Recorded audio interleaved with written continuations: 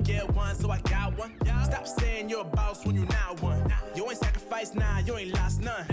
All over the gram like you got a bag. You ain't big dog, we ain't hear none of that. I'm in the gym looking like a running back.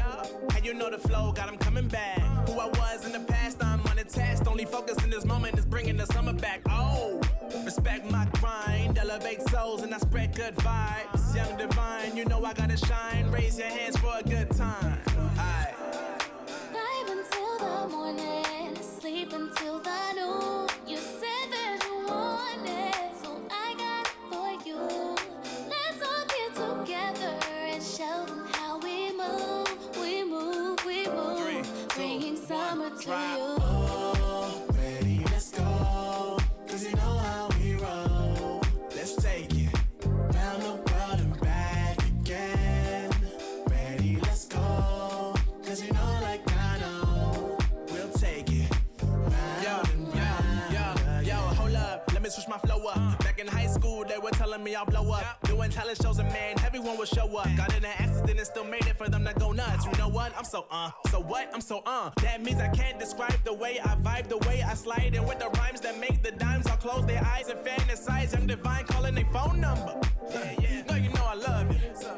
And you know me, I can't sleep without blazing beats on stages for their ones gracefully. And I got a smile that they hate to see. Young black successful, though life gets stressful. Though life gets stressful, go and vibe out with whoever you next to. Vibe until the morning, sleep until the noon. You said that you want it, so I got it for you. Let's all get together and show them how we move. We move, we move. 3, 2, bringing 1, summer to drop. you. Oh, ready, let's go. Cause you know how we roll. Let's take it. Round the world and back again. Ready, let's go. Cause you know like I know. We'll take it. Round and round again.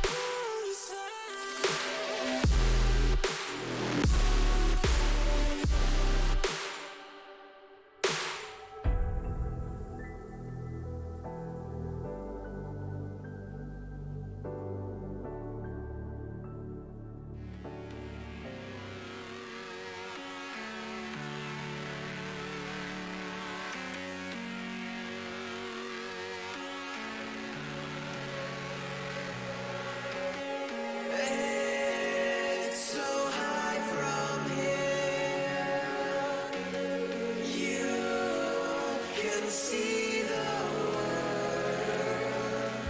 Aren't we all insistent to be small?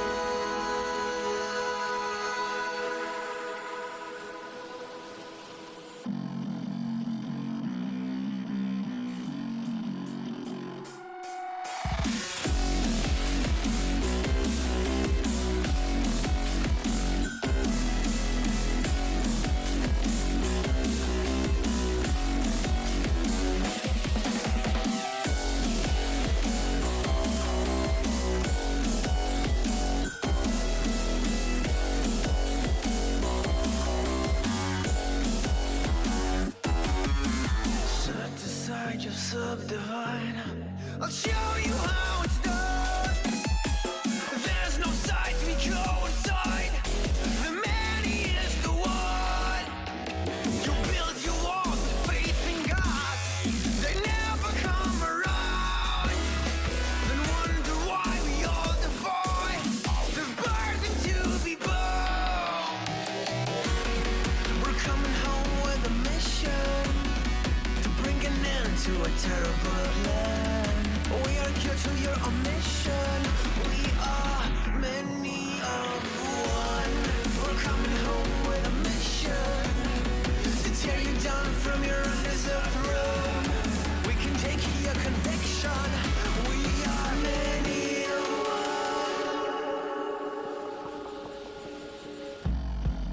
one. You may call it a virus, but we call it the antidote. It's an answer to silence. The future is here to revolt.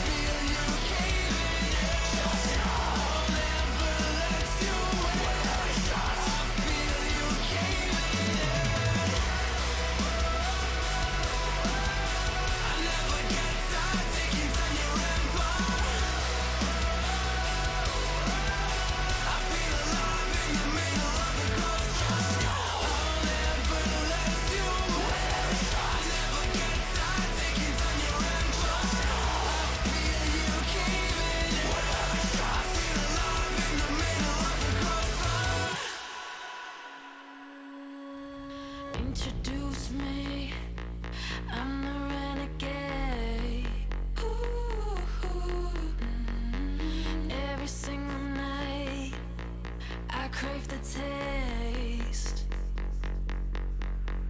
It's the adrenaline running through my gait. It gets me high, high, high. Got no time to waste. Ain't got time for small talk. I tell you the truth. I'm fasting you. I'ma tell you the truth. Not in it to lose, just fasting you.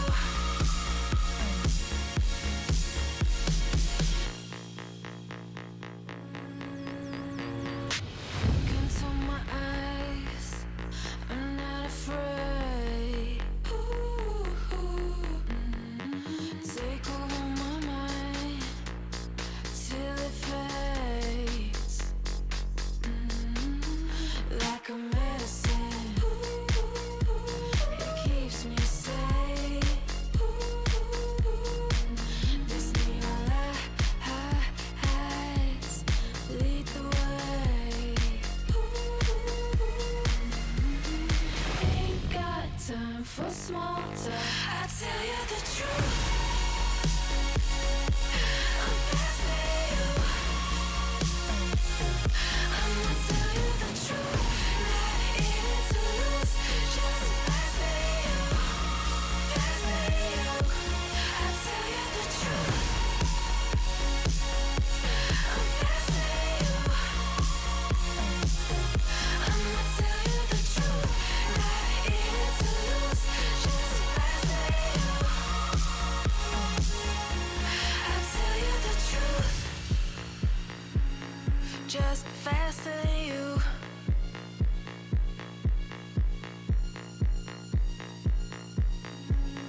Just faster than you.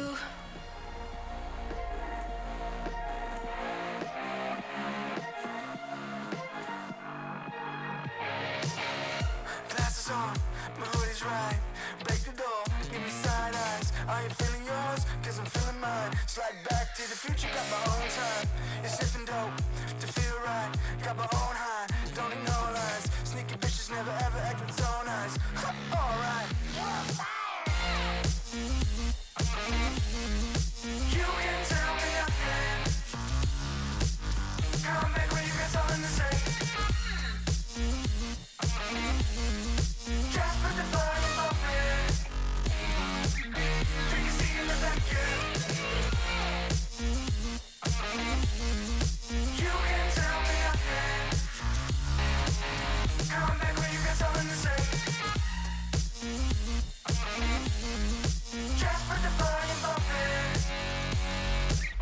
Do you see in the back, yeah? Alright, hot damn. Not worrying about man's got a plan. It's not really about the dough, got a time frame. Matter of fact, about to blow up the whole thing. So good, hell I'm all fine. Got a sweet little ooh, and it's all mine. My shoe games, class high, hear it all the time. You can tell me nothing. Come back when you got something to say.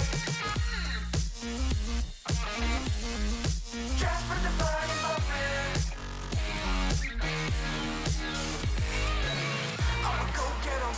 No time looking back, every day gotta do better. I'ma go get 'em. Blow the roof off for I really want to see, now go tell 'em. About to touch the sky, no helmet. Preparing myself on top, no weapons. On my own, I stop caring. Cause they keep telling me you can tell me nothing. Come back when you got something to say. Just put the volume up, man. Do you see in the back, yeah? You can tell me nothing. Come back when you got something to say. Just put the volume up, man. Do you see in the back, yeah?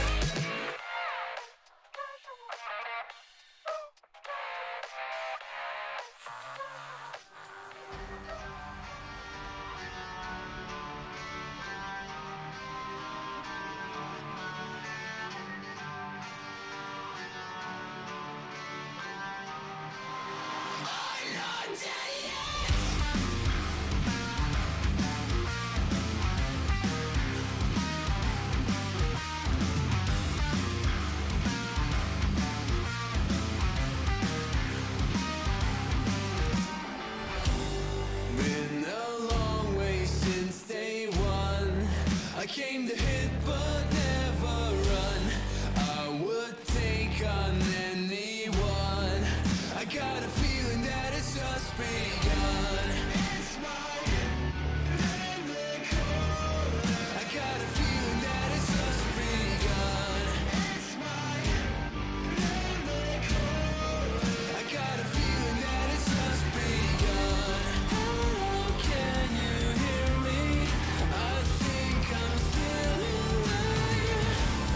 High up in the clouds and I'm never gonna come back, never gonna come back down.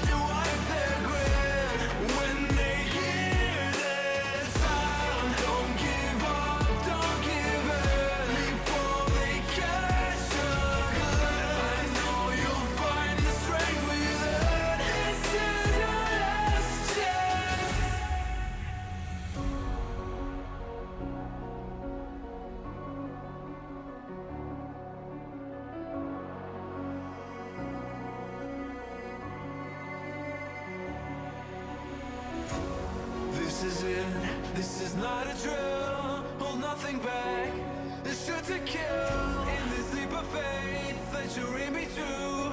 You stand alone, but I'll watch over you. The clock is ticking, the clock is ticking.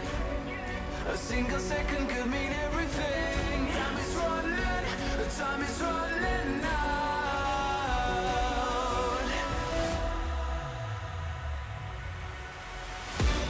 Don't give up, don't give in. Don't let me down. Be the one to wipe their grin when they hear this sound. Don't give up, don't give in before they catch a glimpse. I know you'll find the strength within. This is your last chance. Now's your time to shine. Make it count.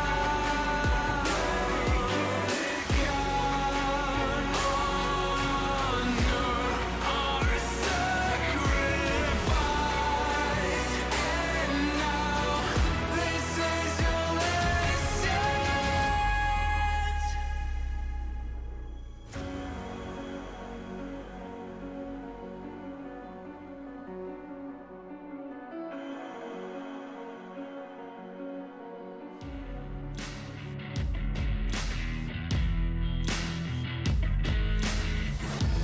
Embrace your destiny, slay your enemy, raise a legacy. No more apologies, trust your abilities, gather the energies.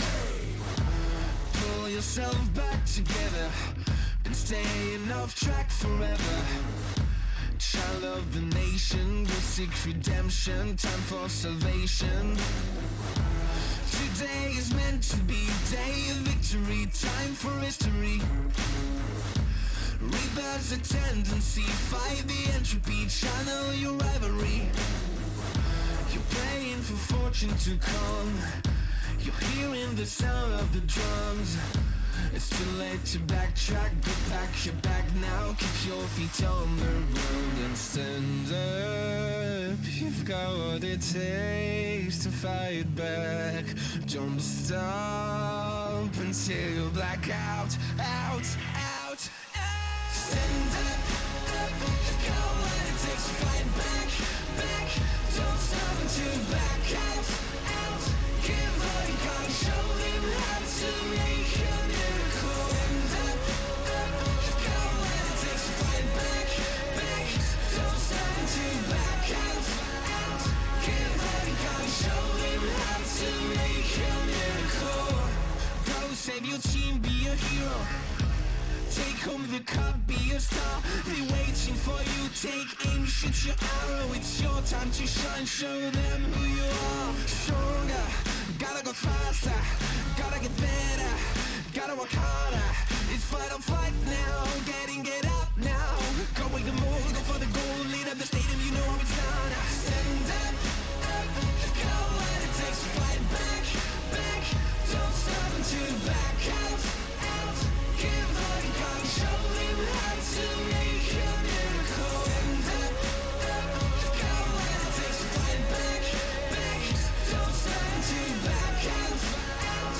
Give all you got and show them how to make a miracle.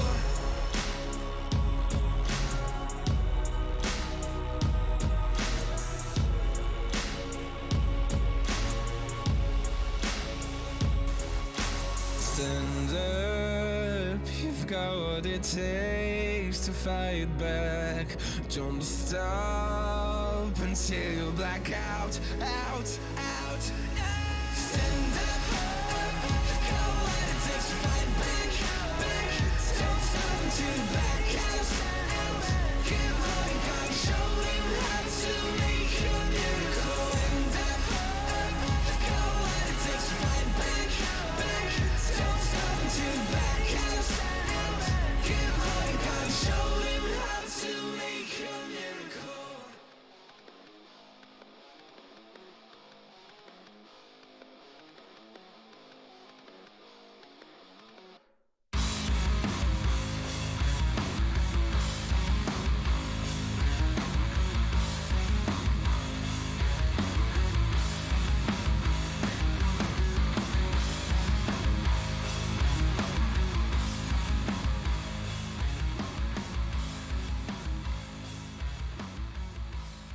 These are those moments I don't think anybody else is going to forget.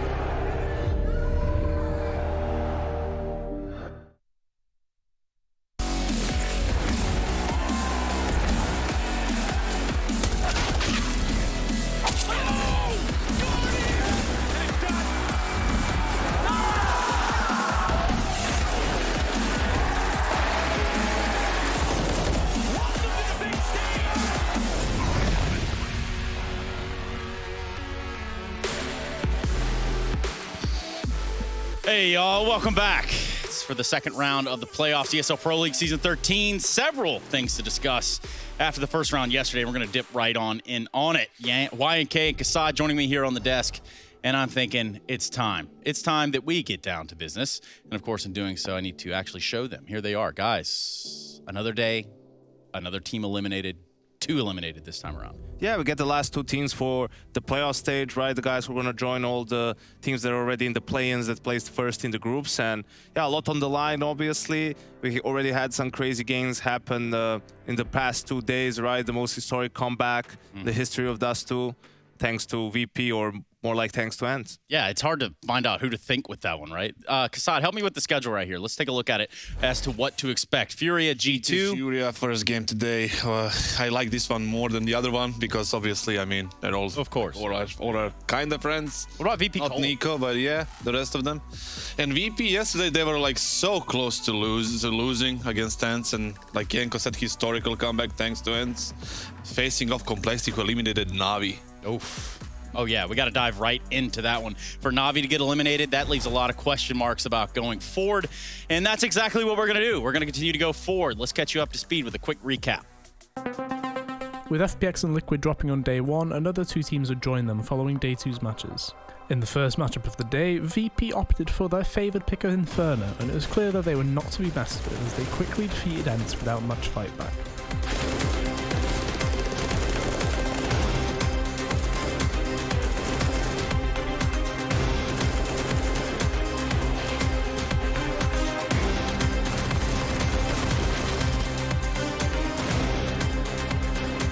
Going into map 2, it was now the pick of Ents, Train. Ents started capably, and once again it would prove that the T side would be an issue for VP, as they would fail to get a single round when they switched over.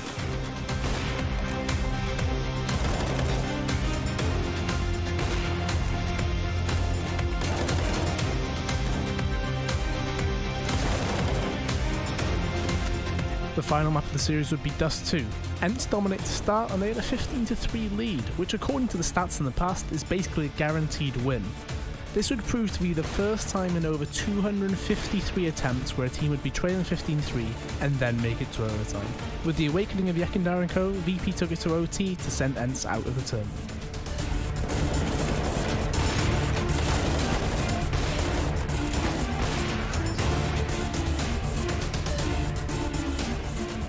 Our second matchup featured Complexity taking on the CIS giants of Na'Vi, and we started with Dust 2, the pick of Na'Vi. Rush was the man of the hour for this matchup as he started strong and finished even stronger, dropping 25 kills over the map as well as 107 ADR.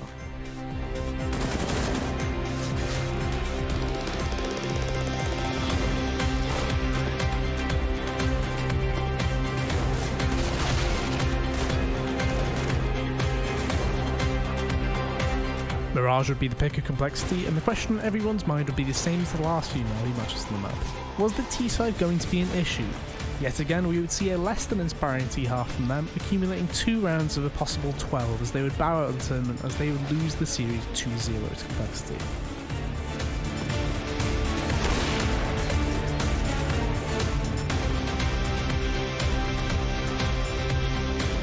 With Virtus Pro and Complexity winning on day 2, they will now meet in the next round of the playoffs.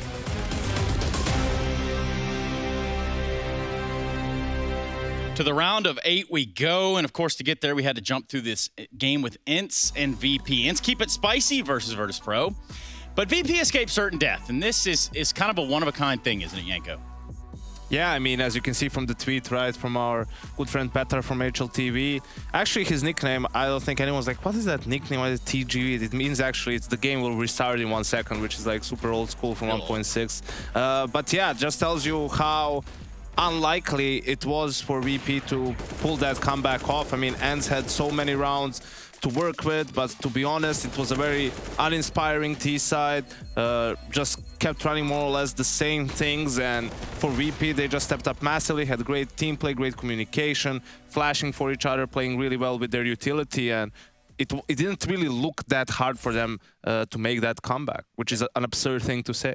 Super absurd. Of course, we'll dive a little bit more into that as time passes. Now, we need to dive over to our commentators who are standing there kind of not as awkwardly, so to say, but here they We're are. prepping our hands. I was actually just checking. I'm just checking my nails. I was like, very good reason. yeah, well, we've got the fancy camera out. Yeah. And Down. yeah, I just realized I've kind of got like leftover nail varnish, and I don't know what's Well, under that's this all right. thumb. We'll focus more on the cards than your fingers. I'd appreciate that. Well, now we're going to look at your fingers. Yeah. but- So last time round, Alex, you opened a pretty good one, right? You yeah, had I got a simple. simple shiny. Okay. I believe that's the official You term. can pick Can your I pack? actually pick one? I'd love Yeah, that. I guess. I'm Okay. making up as we go. half I'm the cool, time I'm here. cool. All right, so we'll leave those packs there so you guys know what's going on. But So- gentlemen, bear with us here. So last time round we opened these cards, and if you guys even did, I think Yanko, you did against Get Right, one of those little Biff battle scenario things. You can download the like app. a simulation. But we're hoping to get a couple of. Ooh, there's Yanko's. So I've got a Brokey. Brokey. I've got myself a Perfecto. Ooh.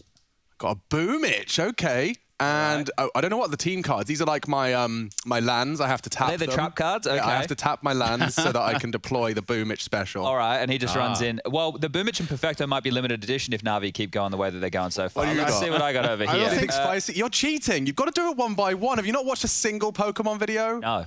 Yeah, No, same, hold Chad, on. same. One at a So- time, Me guys. Here we neither. go. Me neither. Henny, so that's limited edition. We probably won't see him for a while. Oh, true. Gade, the next time you'll see him, I don't know when It's that'll be pronounced either. This guy right here, Yampy, he's now a Valorant Jesus. player. Nice. So I've got a stacked You've deck got here. a super rare pack. Glaive, it's quite nice. And I also have the Liquid team card here. Dude. So I feel with what we've got, Take these though, like legit. They're probably not going to be printing a second edition of No. any Yampy or Gade. that's true. Okay, so maybe they are going to be Keep limited hold of edition. those. Well, that's basically it from us here, boys. We opened some cards. I'm going to grab the Yampy one, just pop it in the little sack. Yep. Is that Yeah, that's the the little official sack. Yes, the little sack. Yeah, that's what yeah. they call Yeah, it, yeah, right? yeah, yeah. I thought so. But seriously, there's a phone app. I just downloaded it, and you can actually Harder than I imagined. play against the pro teams with this thing here. I was reading see, about it. there's like mana gems, and you have to tap the mana gem. Yeah, basically. Yeah. So guys, I hope that was entertaining for everybody at home because Epics.gg is That's what the this one. company's called. yeah. I don't think anyone ever got as excited about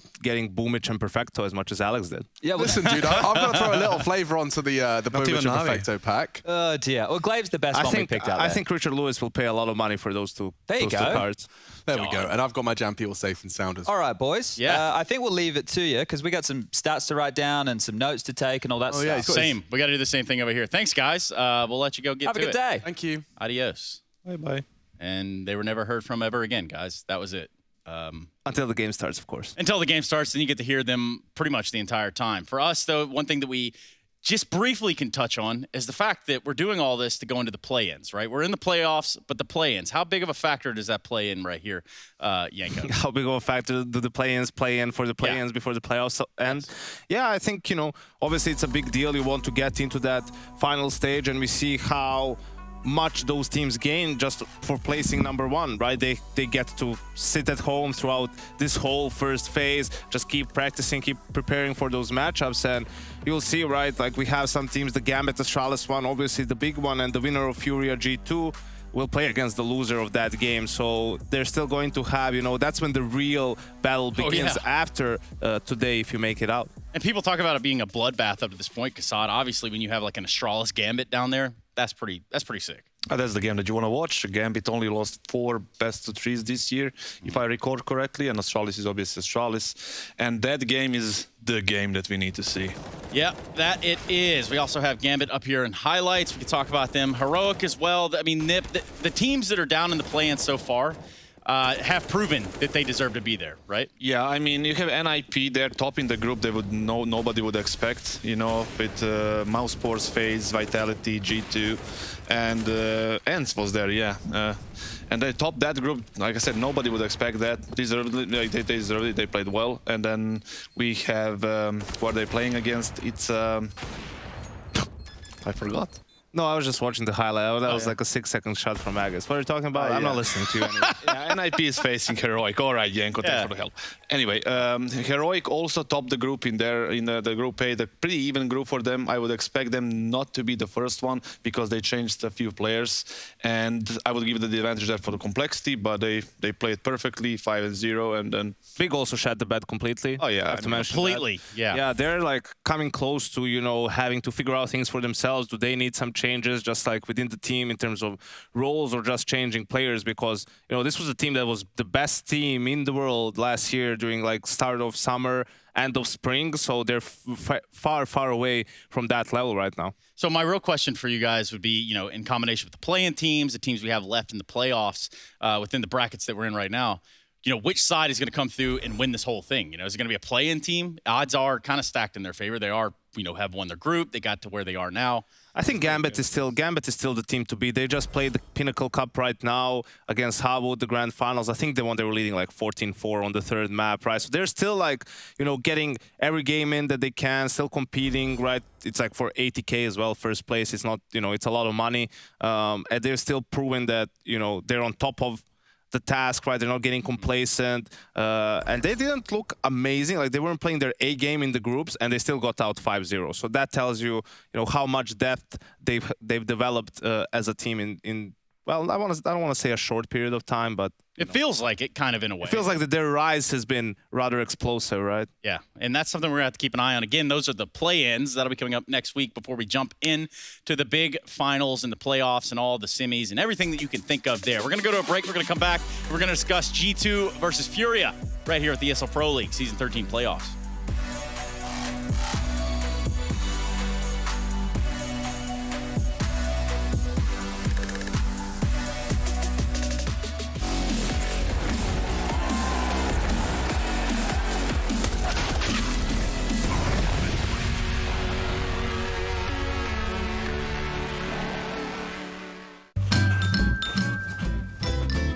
You ready? Huh? Hey, easy boy, huh? You ready? Huh?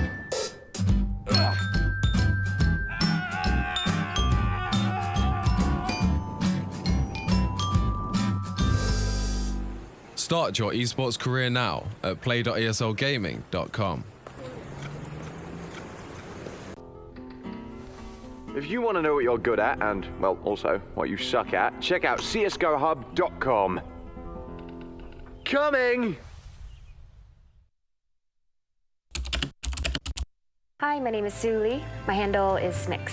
I think it's important for these initiatives to happen. Empathy really, really goes a long way, and it always means so much to us, and I think that's where initiatives like this really help. Good luck, have fun.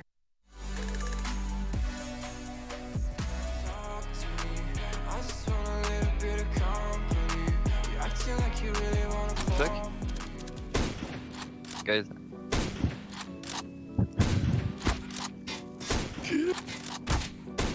Enter, look on your right, enter. Look on your right. What? I am a Formula 1. How did you get there, Jackie? When you are secret, huh? When you are secret. Did you see him, Mama? Yeah, he's dead. He's dead. Bird. T'as niqué mon délire. Ouais. Had to save your ass.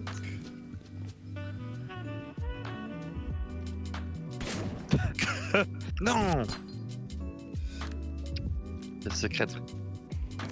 What?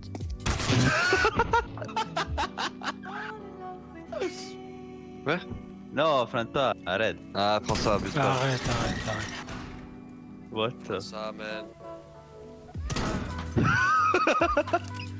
What was it? Oh, it's possible. What? In the middle. Ama, bro, move from this spot. Yeah, I will move. I'm waiting Jacko. Ouais, I try to come, bro. 3 times, you know. And if I come, it's not for nothing. Trust me. Tu me vois arriver, frère. Ouais, je suis là, t'es où? T'es le fou.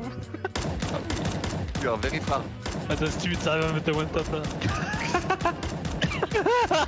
I touch you. Nice, center. Je t'ai touché ou pas? Non, non, non. Ah oui. No, Jack, you have up here. Cool. No. I Of course there is found one up. So, get... Yeah, I get it, I get it. No. No. Come, fils de pute. Come, just swing. Ah.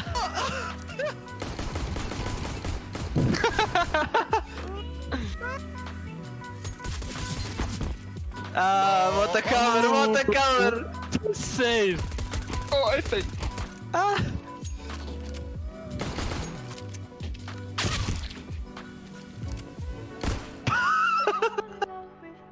Where's the hope? No. Oh my god. Ah, Manek, leave me alone from this spot. Ah, Manek. Bon. Go move, Amma. No, Jaco, I saw you on the camera. You have my hope.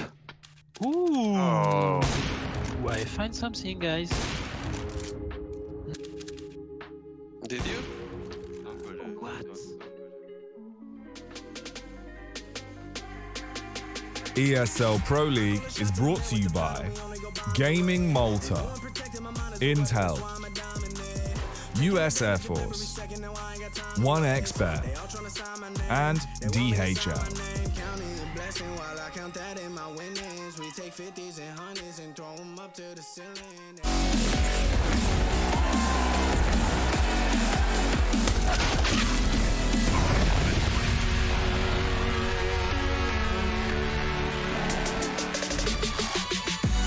Well, we have arrived at Furia versus G2 in an elimination game. One of these teams is going out at the end of this series. Welcome back, everybody. You've joined us for the ESL Pro League Season 13 playoffs.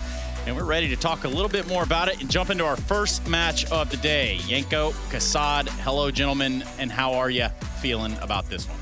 Yes, indeed, Trace. I think this is going to be a fire matchup. Obviously, Furia, with their explosive style, guys like Art, right, going for a lot of early fights, opening duels. Now with the double ups, Elvi Jr. really potent. They haven't really been that, convincing so far. They had the benefit of playing an FPX in the round of 12, who was playing with a stand-in, and on the other side you have a G2 team who just barely managed to beat a really, really good Team Liquid. So you're hoping that that big win is going to give them a boost of confidence to really play on a high level more consistently. We've seen them in the group stage, a couple of big wins, but then also 2 big losses against the underdogs in Ensign, especially Mousesports. And Kassad, I'm looking at this game and I'm thinking like, okay, Furia played FPX and then Art really, they just seemingly had his number, right? This was an uncharacteristic showing from Art, where in which, he goes 39 and 52. That's rough for Art wasn't really on top of his game on that game. But I want to tell you a little story about G2 and Furia and how actually G2 prepared for Furia for Nuke for one of the games they played before. So basically, they were watching a game of Astralis playing Furia on Nuke where they beat them, and they saw that Astralis dropped over 35 nades indoor to counter Furia's default and just going out of the door, Art going down the vent, and in main. And Nico told me about it, that they saw them dropping over 35 nades, and they tried to do a similar thing, and guess what happened? They completely blocked them off. They won that nuke against them. So I'm interested to see how G2 is actually going to prepare for Fury at this time.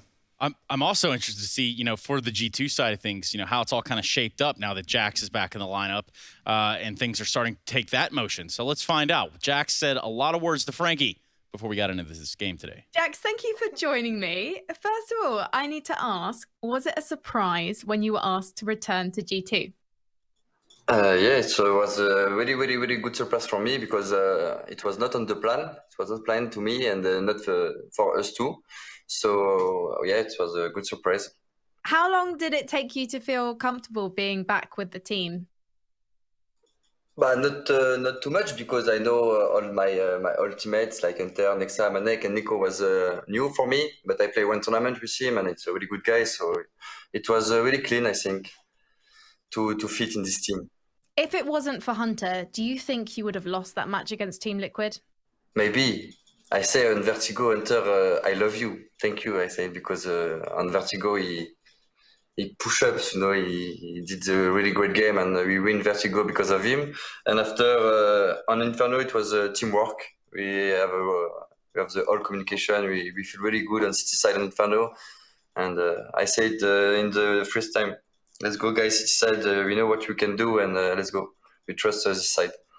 I want to ask you about Furia, and you are going up against Art, for example, who is known as being quite a unique entry fragger. So I want to know what you think of him. Yeah, of course. But we all know Furia player. We all know Art, but we didn't know yet what he will do to us, you know. But we expect the worst. We expect the worst from Art because he's gonna do some crazy shit, I think. Does that mean you don't think you can beat Furia? We can beat Furia, of course. We can beat everyone. Well, how will you beat them? How? How? If you have the solution with any problems, it was easy to say, but we never know, Frankie. We never know how. With the communication, with work, with the hargne. It's a war tomorrow, Frankie. Jax, thank you so much for talking to me, and good luck in this all-important match against Furia.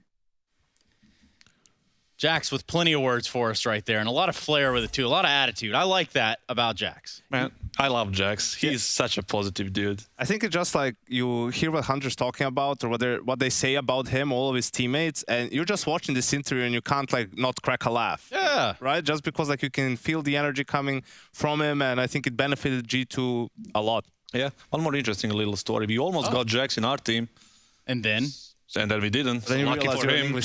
So lucky for him. No, but what's interesting about this matchup as well is they played like 4 times in the last couple of months. It's been the same set of maps every single time. Nuke, Mirage, Inferno, Nuke, Mirage, Inferno, one way or the other, like in different orders. You know, they just changed the picks around a little bit. But I actually think for this particular series, like we're going to see a different map. What I would love to see from Furia, which is not going to happen, I would love to see them pick Train, because it really has been a great map for G2. And also in the game against FaZe back in Katowice, they had a different approach to their CT side. They were putting a lot of pressure on brown holes, had a lot of success with that. Obviously double up setup, very potent on a map like Train.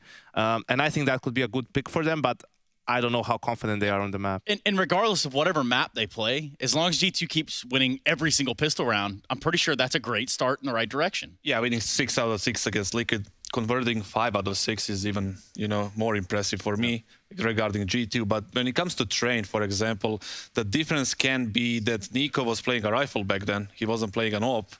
And when you have Nico in the team, you play Train. I remember back in the day when in Mouse Sports in 2015-16, it was always like too tight of a space for him to actually do something that he can usually do. And now that he's an AWPer, it can be a good map for them. So even if Furia picks it, it can be a little bit of a surprise. And, you know, Yanko, I'm looking at this, and we just heard Jax say it about, you know, wow, thanks, Hunter. You really did us a solid there. Well, actually, that's what we should probably talk about. Is Hunter able to bring that consistently? Do we think he'll be able to show up in this game like he did just the other day? I think so. He's been, ever since the, you know, addition of Jax, reintegrating him back into the lineup. I think Hunter has started playing much better. The two of them have really great chemistry on the T side. And I think he's also starting to play with more confidence. Like, Kassad is going to talk about it more than I, but you can just see the reactions from Hunter. Like, his reactions are so fast, so solid. He notices what happens on the map and realizes where there's like space to be taken for free, and that just helps give a lot of good information for his team. Yeah, he's a very smart player, and he doesn't like feel the pressure that much at all. Like, he's gonna make the same play against any team on Scream or on the game, you know. He's just gonna do it because he understands that needs to be done. And obviously he's super sharp. Jax is also sharp player, and then when you have like a combination that he's going to jump in first for you, swing for you, Hunter is not going to miss that trade. 9 out of 10 times he's going to hit that trade, and that's super important when you're executing mid-round, late round, doesn't matter. It's also super important, I think, for Furia on the other side to try to keep up their pace, right? Like, this is a team that we know that can be explosive, and they're able to show it. However, you know, I'm looking at a player like Vinny to carry that torch, because that's what he's been doing so far. Yeah, Vinny has been playing good for them, but I think, you know, when it comes to a game against a team like G2, you really focus more on the stars showing up. Something that's like interesting also in these particular matchups is, you know, Furia, more explosive team, brawly, a lot of, you know, fast plays and so on. But actually, even on Mirage, exactly against G2 in a couple of games, they were pulling out some mad strats like double fakes and so on. They've kind of reintegrated this strat as well, where you have a wall of smokes between, you know, Firebox and stairs on Mirage with the smoke for middle side. Like, they like to throw something different that players are not used to seeing, just so that they're not, you know, preset on how to react to it. What do you think about this? How about a reaction, Kassad? Let's see. Yeah, I don't think we're going to see the same maps. A different map here. Yeah, oh my god. Boy. Unexpected, yeah. And Furia goes for the Vertigo pick. On the other side, G2 sticks with their guns, going for Mirage. And yeah, we'll see as the decider. Furia gets rid of Nuke and Inferno as the third map. No surprises there for G2 removing Train at the very end. I don't get Train, and I'm not so sure about Vertigo. Like, sure, G2 beat Liquid on it, but that was like, you know, both Pistols and T-side, they got the reset every single time, right? That's unlikely to happen a lot of times. So it probably is something Furia saw from that game where they decided, okay, we can prepare for G2 on this map. Kassad, you know, not playing favorites, who do you have winning this? G2. Just straight up? Straight up. All the pistol rounds? All the pistol rounds, all the rounds at all. No problem. Yanko, you feeling that? Yeah, I think even without the pistol rounds, I think G2 has showed us more so far this tournament.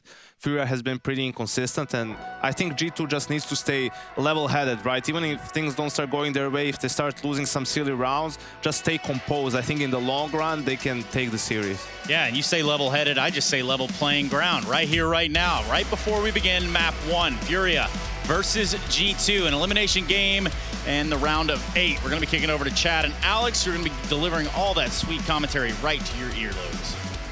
Yeah, I'll be whispering into your earlobe. That's me. My name's Machine, and I'm joined by Chad Sponge Birchall, ready to get this one underway. Now, we aren't perfectly ready. It looked like just before we started, a little bit of an issue for Vinny. He wants to make sure he's got no loss. I don't blame him, of course. That would be a pretty good excuse for loss. You don't want to start the game with loss. You want to lose the game with loss. So either way, we'll give you a little bit of fill right here. I thought we were 52 floors. We're only 51. Well, maybe... Rush. Maybe when you're on like the sniper's nest or the... Why have you been letting us say 52 if you knew the entire time it was 51? Well, there's 2 levels, so I thought the bottom one was 51. Well, that would mean that's 50. That's kind of like 52. So what's the number when you're going down Fork Room? There's a number there. That must be 50, right? MC will be there in a second. He's on his way, but he's doing it stylishly. It's good to have MC back. Yeah, that's true. We love MC out here. Oh, yeah. I saw him get a bit flex with the tech timeout when Harry and Hugo were bringing that Mirage game. Went for a full 360 flip. A barrel roll. A barrel roll? I've seen some of those. Yeah, that was cool. Okay, so we were... Okay, all right. Oh, dear. Okay, well... We've been misinforming the whole broadcast. I'd like to apologize for all of you joining us today. When I've said 52, I should have said 51. Now, 51 floors. How do you think they got everything up there? Do you think they went up all the stairs? Because obviously the building's still in construction. Well, I imagine they just employed their local neighborhood Spider-Man and he assisted them. Okay, that does make sense. Slinging. Yeah, that's fair enough. Well, how tall would the building actually be? Can we count the floors, MC, maybe? What is all right, this? Let's take a little bit of a look here. The extra floors. 1, 2... Let's start, just above. Don't worry about the whole thing. This might take a very long time if we go from the bottom. So we know we're at 51, so what? Are we in heaven? Built on trust. Shrat. So 5 extra floors. So if anybody's doing the quick maths, it's 56 floors, the very top. You can't get up there, but I'm sure that's a pretty nice view. So it is accessible by ladder. Okay. How do you feel about the architecture of the building here, Alex? I think it's got very little potential. Very boxy. Very boxy? But like not in like a a brutalist, like deliberate way. The blueprint says 3 meters per floor. 3 meters per floor. Okay, so at least Rush would be able to walk through. I would hate to do the plumbing in that building. That's all I'd let you know. And why is okay? They really haven't thought this building through, have they? I don't know what you'd be doing in a building like this. The Jenny's temporary. They must be. I missed the squeaky door. You do? We could boost on it. Remember, you could boost on it. You could see over mid. That was fun. I am happy that mid is more like. well, let me think. What's the best word? Occupied now It's on definitely getting more average. traction. It's getting way more traction, and I'm seeing players, especially on the CT side, getting pretty sweaty with their ability to hold it solo. I can narrow in a little bit on this game for people at home, strange as that. With Jax in this server, I really like the way that he plays middle, right? If we're going to talk about middle on this map, I think I've explained it in the past that it's a similar angle for him to hold as ramp. We're talking about CT. CT side, yeah. He just seems to hold that. It's not really an off angle, but he holds that stark angle as they come around that brown box. And because he's so sharp, he's really good at those positions there. And I think that's one of the strengths, having him back in the G2 roster. We've just been touching on that in the desk. I think that's one of the positives he brings, as well as positivity. So there's a double-edged sword right there. Yeah, and you were actually talking to me about some of the stats you were digging up, because I had questions, and I'm sure others do as well. Just thinking about the fact that this has been a very big transition, the void of Kenny S. You know, like G2, Kenny S, synonymous with AWPing success and a big part of their gameplay. My question is how has the AWPing been divided? So I took a little bit of a look at the stats before we jumped into this one, right? And in the EPL matches, we won't include that bit of a show match affair they had against Sinners. It's just 14 maps with Jax and this team, right? Yeah, okay. Don't think about the one without Nico. Just think about the one. You don't happen to have the time, you know, since he was left the team handy?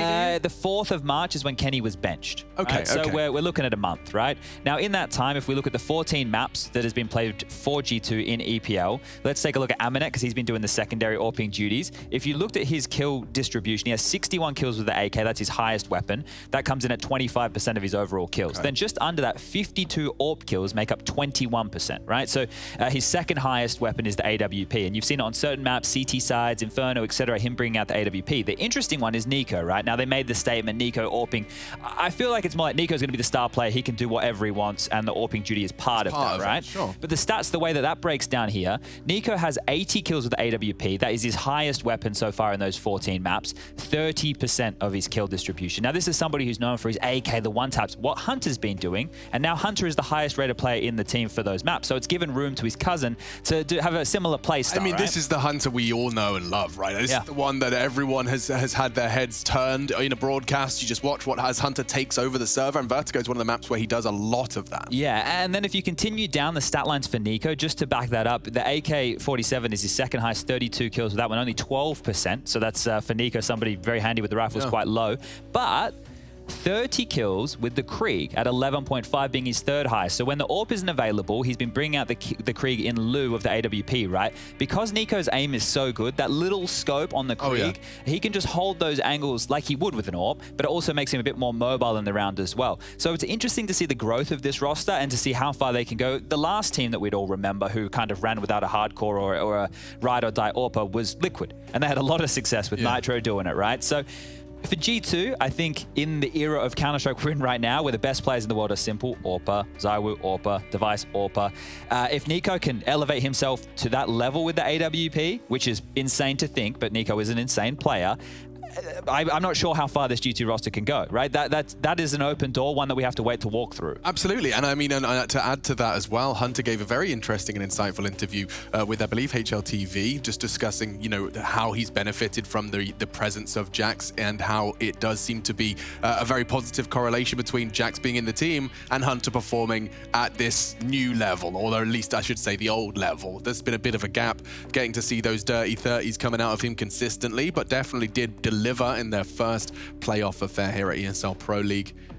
Now, I've just received a little bit of news in my ear, ladies and gentlemen, boys and girls. The problem seems to be a little bit bigger than originally anticipated. Well, I've just saw Vinny say it's 0 now, we're ready to go. Yeah, so we don't have to throw to that break, that pro tip. I think we're good to go. I think we hold our breath, because it does seem to be incoming is the sentiment, and I don't want us to end up hustling and bustling to get you back as the game goes live. You can just listen to us with this lovely, slow, somber song. Somber's the wrong word. You did it before, you've done it again.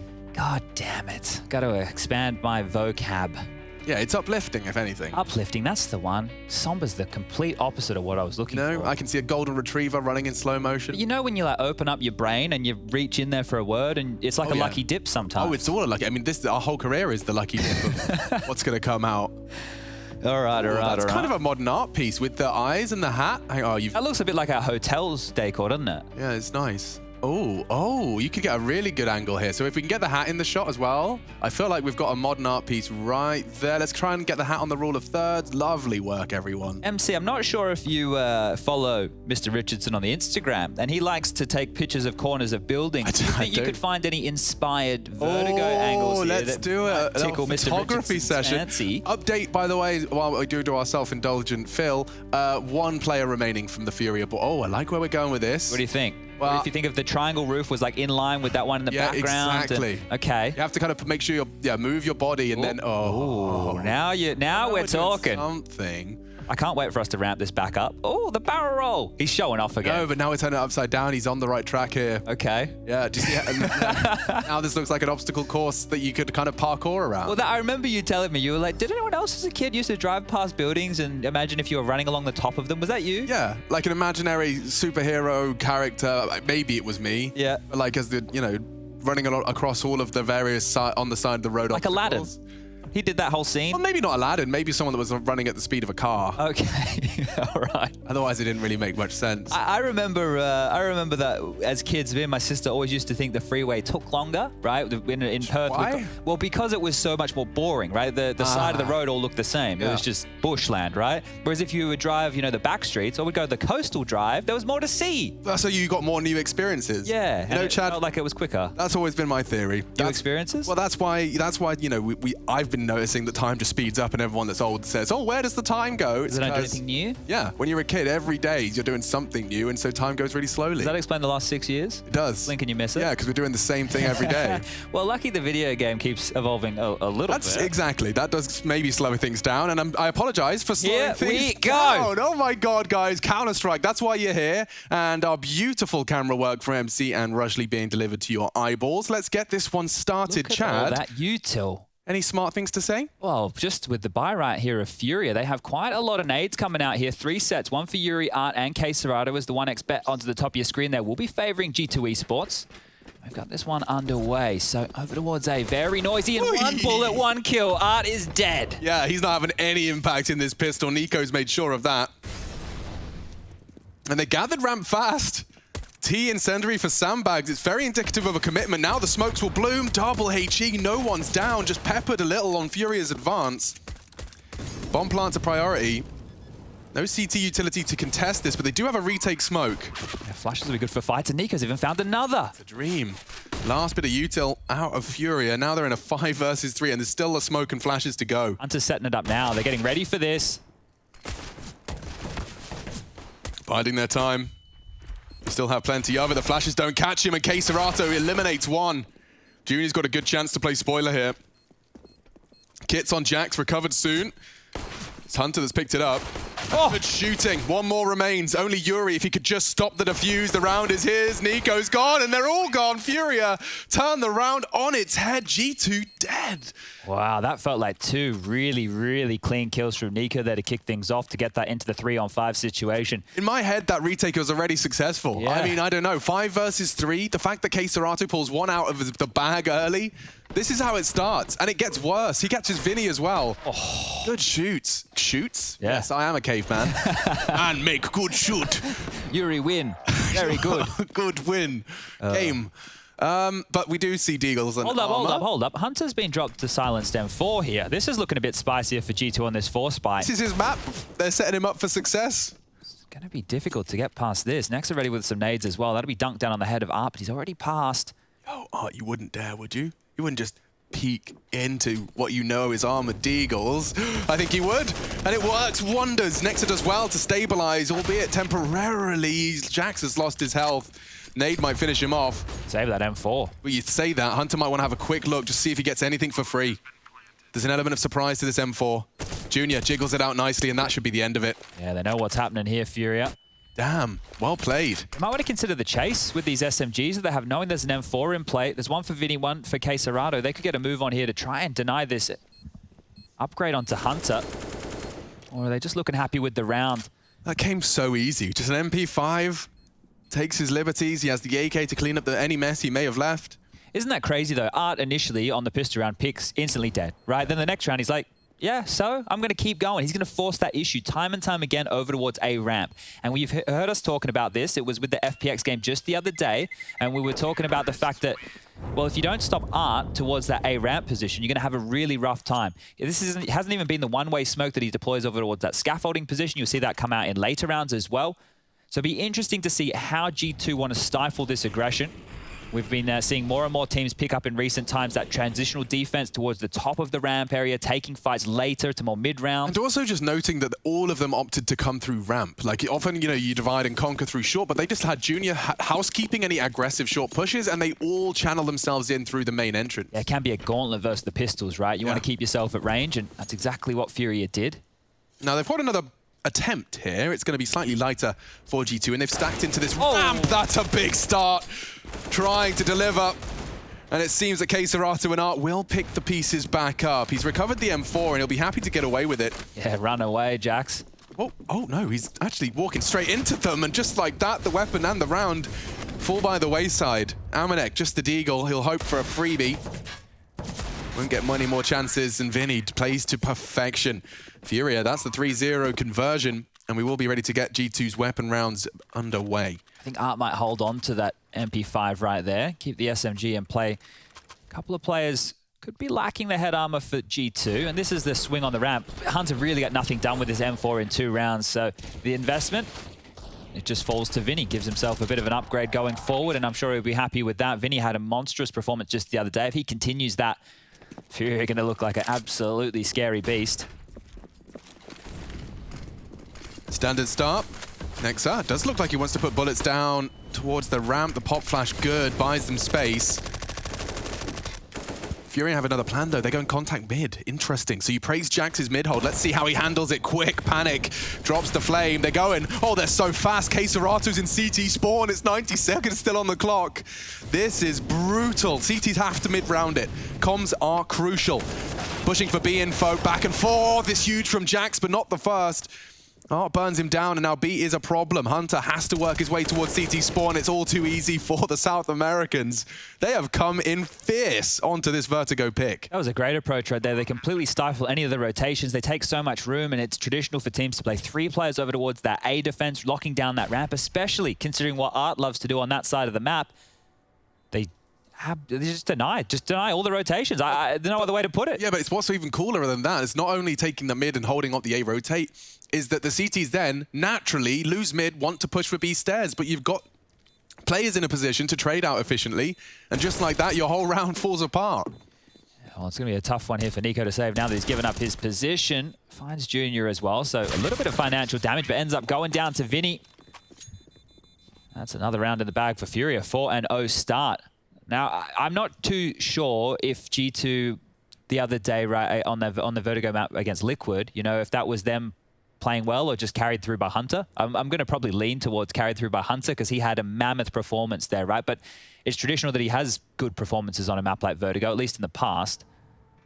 So if he can have a similar level of showing here, this could be a competitive first map. If not, Furia could be running through this. Vertigo coming up. Sorry, Mirage coming up next. Inferno is the third. That'll be interesting as well. How rigid are the flight paths of Furia? Does someone always have that boost under consideration? 2 on short aggressive, 4 set up for these A players. And I say players, it's no longer plural. They're leaving Art. And he's going on a solo mission to sell this. Jax wants info, and he gets way more than he bargained for. A quick frag.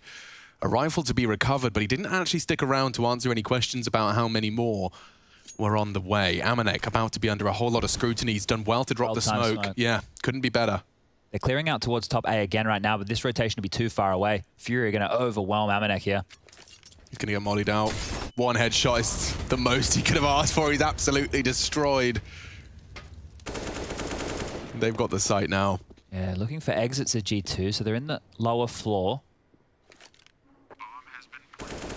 40 seconds has started. Keisaratu won't let these go easy. Holding the perfect line through the boards. Bodies dropped, only Nexa. Now he recovered the AK. He'll likely just be maintaining that safely as best he can. And Jax just catching as much exit as he can. They do practically clear out those B steps. There's no doubt in their mind they'll be able to leave that way. Wouldn't be a bad time for a pause, for a bit of a technical timeout from G2, just to have a bit of a chat, right? These 5 rounds have gone quickly. You think about that first gun round, you lose mid-control, you lost the round, right? Pistol round, had a good start, it fell apart. And that's really how we've gotten to this point right here. You can throw the 4 spy rounds out the window, don't worry too much about that. It's hard to bank on those being consistent rounds. But now with these gun rounds, just to screw on your head tight, understand where the gaps are, go in with a game plan here. See if you can slow this down, because Furia have already shown that mid can be taken. And that they will exploit that rotation right there. Yeah. Like the fact the flash pops as the molly pops, like you just notice your fate is sealed. Yeah, let go of the mouse and keyboard, it's all over. No vision, no idea how you're supposed to get away from the flames if not the 3 people looking at you. All right. This is where we get to see Nico's AWP in action. I hope to see an aggressive peek. He did it with the pistol. Can he find it with the zoom bang? At a slight gap in the smoke filled by the T's. And immediately Art surges forwards and immediately going through the short smoke. He's off to the races. This is so quick. So much quicker than you may anticipate. Nexa admittedly seems hesitant. Too about to swing out on this. It's a good flash. Nexa is sitting duck. Nico tucked on sight. So much pressure. Needs the AWP shot. Has provided the first. And the no-scope's wild. Doesn't hit. The second does. He's hitting all the shots he has to. Will be knocked off his perch. 2 on 2. Vinny. So close to the action. 10 bullets is all he's got. No, Jax has caught a perfect timing. Bomb will not be planted, and Amanek seals G2's first. Huge moment there from Nico with the AWP. That's a lot of pressure to be under. You can see the push coming in from both sides. The timing on Fury, just how quickly they're able to collapse with that space. Him getting a kill there, that's great. The fact he got multiple, that's even better. G2 on the board. And if the fight's going to come their way, that's probably the type of Counter-Strike they want, right? Where they're actually being able to face their opponents, not once the space has already been taken and they're having to claw through. But can we put that one in our Vertigo playbook? Like, if we're throwing that short smoke from spawn, immediately have someone up scaff with a good spawn and walking through it, a quick pop flash short, that's brutal. The fact G2 pull it out is credit to Nico. Great pop on to Keisarato's B stairs control.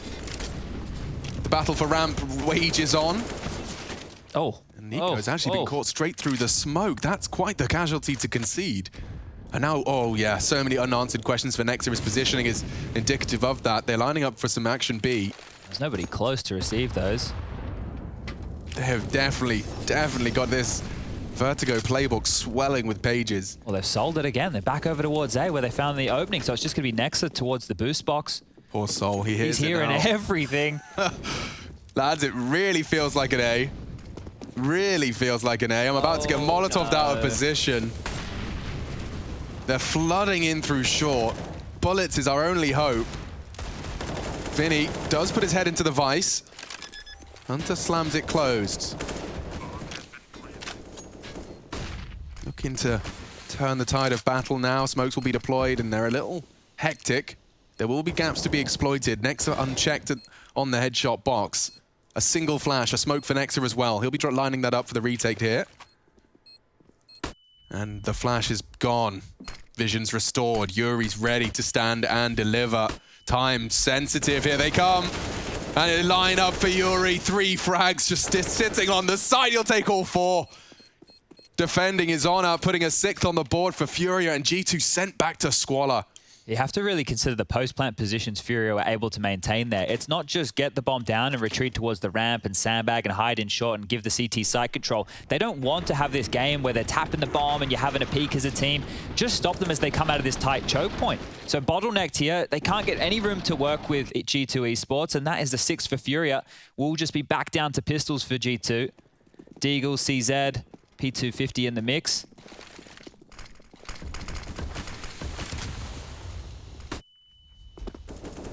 Oh, you don't want to be making those sound cues, no, but definitely not. Furia have been very hot and cold right throughout. When you consider this team, and we talk about, I think it was 23, 24 maps in total since Junior has been a part of this roster. It's not a lot of games, but it's all been top-tier opponents, right? We're talking IEM, Katowice, and ESL Pro League. That's the cream of the cream. The cream of the cream. That's what they say. Or the cream of the crop. Sometimes. Jax, he knows what he's looking for. It's a slight gap, and it's a hard duel. Yuri will best him. And Furia, Just slowly pulling apart the CT defense. Nexus being pushed on. Amanek, though, standing strong with the CZ. Gets away with an equalizer. Nexus Deagle, potent. Chances. Small glimmers of hope emerge for G2 into round 8. Ouch. Nade right onto the nose, and Amanek tries to peek out. Only 2 now for the G2 Deagle defense. Furia very vigilant with their utility. They don't need to force this plant. Vinny's going for it now in the smoke. Impossible to contest. Nico's flank. It's the two cousins working together to try and make this as costly as possible. The round, practically a guarantee now. It's just a question of how much can you take from Furia. They're already building quite the swelling bank. Oh, an 8K recovered for Nico. He'll be happy to maintain if he could take it from Yuri as well. And just like that, nice angles again held by Furia in this afterplant. And it is textbook. Clean as you like. 7 now for Furia. This is the T side of a team that want to prove that Vertigo picking is not out of the realms of their playbook. Yeah, this is picking Vertigo. I mean, the list of teams that do that, Chad, is pretty damn short. Yeah, and I was thinking, like, I was talking to you about the map pool before we got into this. I was like, Inferno, Mirage, both of these teams like that. There's a chance for Furia to punish if they want to go for something like a Train or even a Vertigo. But to be fair, their Vertigo, you know, it's has its ups and downs. I think if they're not getting away with their momentum-based plays, they're getting shut out, can look fall a little bit flat. But this isn't flat at all. This is 7-1. This is the scoreline you'd be dreaming of here. And Yuri's AD 144. So can you help me understand what's stopping them from hitting them with, like, you know, a Gambit, a ramp, Aggie? You know, when there's 2 M4s unloading into the smoke, there's double HEs, there's flashbangs, deep smoke, you're replacing it from elevator, you've got control, they have to go somewhere else. There's a couple of smokes and Molotovs that they're throwing right here to dissuade that, right? There's a deep molly they've been throwing towards the top of the ramp on the back right-hand side, and Art's smoke that he keeps throwing, so he can definitely get scaff control every time. They're already up. That was 3 nades, so you can't fight. They're up, but Nico's caught out. Down he goes. Art has taken the site. The spray is wild. Hunter needs more. Nexus there. It will all be onto Hunter. He throws out a solid flashbang. Keserato still on the site, though, and they can just dump Util now. You're locked out. They even have 2 more mollies to go. And Yuri's trying something new. Right up in the flames. He's going to go down. That's an interesting catch. Perhaps enough of a punish. They re-smoke on the elevator, and the bomb will go down uncontested. How does the afterplant shape up this time? Last time, they wanted to hold them close. Keserato, same position. This is a power position Furia like to maintain. And it led to a triple, if not a quad, from Yuri previous. You've got to force him out of this position. And Junior will be forced out of sandbags, but he delivers a frag. Keserato, no issues, sticking around on site. And it's so potent, so hard to break. Furia take another with a very brazen A push. Yeah, it's so difficult to get past that setup. Like, I don't know what they can be throwing front side. They can maybe molly it to flush that player out, but that late in the round, the utility obviously lied on higher positions to worry about. And yeah, this just seems so simple. You can see the kills coming in at 1:30 there, and well, getting a little bit greedy. Get the round regardless. Yeah, just, I mean, seeing this A-site box just feel like a really, really hard position to force anyone off. That CT retake, it feels a lot more difficult when you don't get that for free.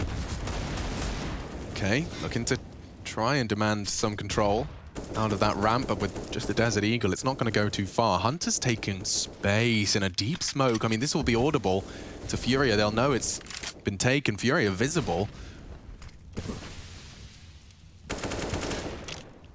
Notice how when they're up against the pistols, right? And this to a lot of people will seem like a very basic statement, but the pace change in the game goes from gun rounds, they're in your face, they're fighting you, they're taking those jewels, to the pistols. You never want to run into a stack, you never want to give up any of those opportunities, and they just slow it down. Now, that's obvious, okay? Against the pistols, let's not run into a stack, let's not get picked off. And you're talking about it as we see a perfect example of it. Art's just waiting as they look for info, and Amanek has weathered the storm. So now they're fully stacked A, they'll flood into B. They're doing so silently, have of course, no idea that the gamble's gone on. But even though Amanek has basically taken down the Art fake, it's worked out well enough. They should be able to hold on to this here. They've got the flank covered. Very noisy on this. Yeah, Keserato, no slouch at all. The frags are delivered. Nico's Deagle is scary. And if he was to find the head of Junior with that final bullet, Junior, what are you doing? You madman. jumps down, takes down Nico. The round surely now is locked in. Amanek, a 10-second defuse is his cruel reality, and Junior doesn't even let him get close. Pivoting off of it gets costly thanks to Nico's individual prowess, but we're back into the fray, and some serious absent names on this defense so far from G2. They have just been completely dominated. Where is Nexa and Amanek? Hunter, just the 4, kept so honest as well. Yeah, I think one of the big problems here is when you think about those two names, Nexa and Amanek, Nexa is one of the A holders, right? He's not getting any kills as they're coming up. That is a problem. For Amanek, he's a rotator coming in. So when we view their contribution so far, you have to make sure you weigh that into this. So Amanek rotating into a lost A site time and time again. We've seen how tight Furia's afterplant is. And now they're not even contesting ramp. Jax is tested on mid instead. 4 of them. He's done well to find one, but that's a completely new flavor thrown into the mix of round 11. They have just conditioned one way. Yeah, here we go. What if they just post Junior up here to play with the rotation, see how long this goes? But Hunter's already pushed. He's taken a lot of space here up the ladder. I'm not sure Fury will be ready for this. Oh, this is perfect. And with a silenced M4, no less. Hunter. Oh, someone's watching. Is being held, and Vinny executes another perfect play. It's brutal. Wrapping into mid B. We talked about him now. Maybe Amanek can show his worth. The first time in 11 rounds they come his way, and he's got to make the statement that they don't try again. Through the CT smoke, ambitious. Nexa prepared and has the bomb delivered. This avant-garde strategy from Furia is being pulled apart. Nexa nearly finishes it right there and then. Instead, Yuri lives on, and a small chance. He'd need to find Nico, and that's what he's looking for. Worming his way through the hallways. There we have it, quick from the draw. Nico puts G2's second on the board, but my God, they're not out of the woods yet. One of the things with Furia that we've noted in a couple of their games, right, they can get off to these flyers or these really good starts, and then they, I don't want to say let their foot off the gas, but this can be a part where rounds just seem to evaporate from them. This is a good one for G2 to pick up, and maybe the start of many more. The half's not done yet. 9-6 on the nose. Wouldn't be too shabby whatsoever. Certainly not. Well, they're going to need to start converting round after round here. Furia will have another bye. And they're able to just go back to this A play if they'd like, because they were getting so much traction. G2 have to respect it, but focusing over towards B, and Hunter's going on a little looky-loo again. Oh, he's been tagged up. They know something's close. They're trying to molly him. Oh, I think they missed that one. Yeah, I think so too. Don't know what he hit. So Hunter re-smoking's good. The nades for Amanek. Oh! Damn, he's working at just 30 now. Feels like he's under a lot of pressure. They're boosting for him. He is seriously going to struggle to find a safe haven. There'll be mollies onto quad for the execute. Furia. Is it all smoke and mirrors? Art being so pushed up is going to convince many. There's 3 of them here to deal with just Art. It's so convincing. I mean, they're throwing up smokes. They've boosted up. Nico, however, that's the first on the A ramp return. Confirms that it's not all B. G2 want to reshape and rejiggle their CT setups. It's very loud now on ramp. A lot of the potency of that fake on B has been lost. There's no nades really for this either, just Case Rider with a smoke and a molly. Nico's frag was enough to really slow this down. His next choice or next shot will be a very big determining factor. I think he realizes the same. Bomb to be planted. The spray from Nexa does tag and warn them. But Keisarato's getting another uncontested plant. Furia, they've looked great in these positions. Once that bomb goes down, can G2 prove? Oh, the flank. Oh, you're right. He's already working his way through mid. And their attention is so drawn. No one's looking. No one's ready. Oh, it's a massacre. Art strikes from behind and pulls a 10th round out of the hat. You can't focus on the retake now. Art's disappeared. Even though Amanek's coming behind, this round's completely just fallen out of G2's hands.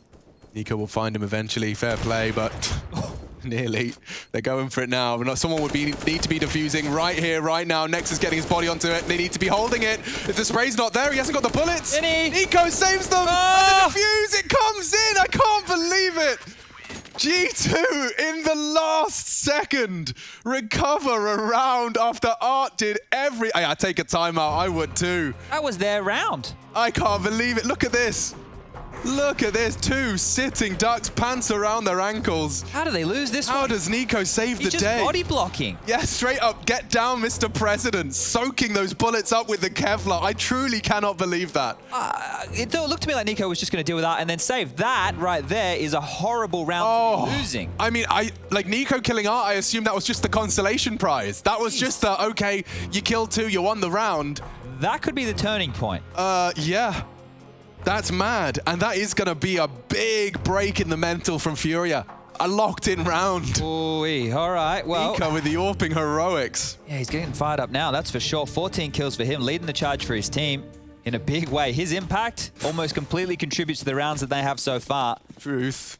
All right, well, the gap smoke's coming out over towards Ivy, back towards B from Art. He's been getting a lot of room. Hunter. Oh, a real opportunity. He was to end this round right here. The entire B push gone. There's a bigger problem behind that. Fury are out of money after this one. Sure, the loss bonus is starting to build, but it won't be enough to guarantee them a buy. Uh-oh. Just an aggressive maneuver like this falls flat out the gate. Down a man, a minute 30 on the clock, and Hunter's already flanking again. That's brutal. Wait, they've just passed each other in the night here. He's about to call this clear. He'll call A clear. Does that mean they're going to operate under the assumption? They need to get somebody back over towards B and quick. Yeah, Jax is going to be the first one, like, remotely close. He's in mid. I don't know when he'll start. Hunter must know. 3, 2, 1, everything clear. Get on over to B. Care B. Jax, what's your reaction? Stands his ground in mid. They are walking into B. And they have some util. If they can get away with planting without... Oh, they can. Oh, this is such a dream. If they can plant now, the util can be used to buy time. Jax trying to disrespect it through the flames, the smoke extinguished. And now Jax comes in trying to lay down the law. It's only Keserato and he can't quite weather it. Good plan. Got something out of nothing there. I thought as soon as they lost those fights over towards B stairs, that was the round done and dusted. But look, Hunter found a lot of space, a lot of room, confirmed it wasn't going to be that A bomb site, and then an easy retake. There was still a lot of utility left for G2 in this one. But this fight right here, you can see turning anti-flash, gets back into the thick of things, and they're very important kills for him to make. And continuing with that aggression, that seems to be the way that Hunter is dealing with this Furia problem. We've seen it over towards A ramp multiple occasions, just continuing to push the issue. Same here. So if they want to go heavy across the map, well, he's going to take that space away. They have been able to make a buy work here, Furia. It's light, though. Not great. Junior doesn't even have armor, so he's dropped something. Nico wants info early. And he peeks in. Hard shot, nothing to connect. Furia losing ground on B. Now, Vinny does like to hold from spawn, and that's exactly what he's doing. Oh, swings into the first. And Amanex is next victim. 2 from Vinny on the T-spawn hold, and they're still wrapping into A. Oh, and it just comes so quick. Only Nexa. Oh, and the sound cue. Just to make matters worse, Art will secure it. And Furia will find themselves not only the round, but a whole lot of upgrades. Their financial woes for the final round of their T-half have been completely absolved. Yeah, that was good stuff. I think it's an important bounce-back round as well. I'm talking about a swing round. Well, they've taken that out of the picture right here, right now. G2, the best that they can muster in this first half will be 5. This has been quite a quick showing. I think that's what we expect with Furia in the server. This has been some blistering hot stuff. And G2, final round to play here for their CT half will be 3 MP9s, silenced M4 and a UMP, so SMG heavy for this one with util along the side. Oh, Nico wants to bring a spurt of aggression into the mix, and he runs straight through the incendiary, and it's not going to end well. Far from it. That was CT Molly. And he's lost his teammate as well. That's 2 early doubled kills from Furia to start off proceedings. Hunter claws one back, and Nexa this is madness. Is pushed up so aggressive. Hunter knows he's got to survive. It's a great nade onto Keserato. If only he could have found Vinny. Now Amanek to clutch up. Vinny's low, super low. Doesn't get caught on the spray. Going back. Amanek found, and there it is. 11 for Furia's T-side. Strong case to take their map pick. Let's see how G2's T-side shapes up.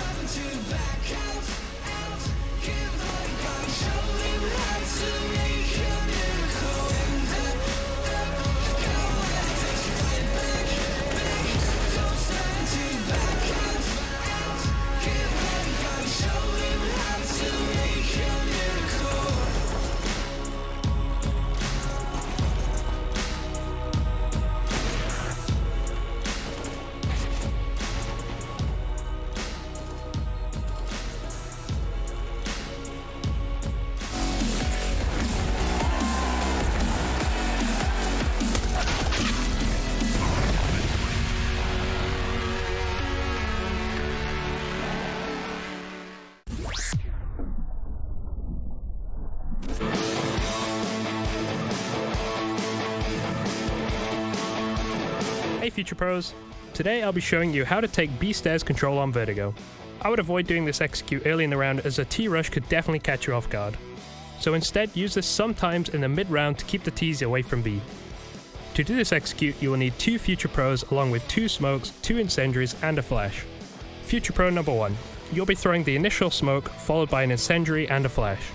To throw your smoke, take a quick peek to see if any Ts are on the stairs. Then position yourself so the corner of the back wall lines up with the edge of the metal block next to you. Then aim along the bottom of the window off to the left side and throw the smoke. This will block off the B entrance entirely. After this, move back a few steps, aim about 10% up the girder on the left side and walking throw your incendiary immediately. This will deny access to the area below the stairs.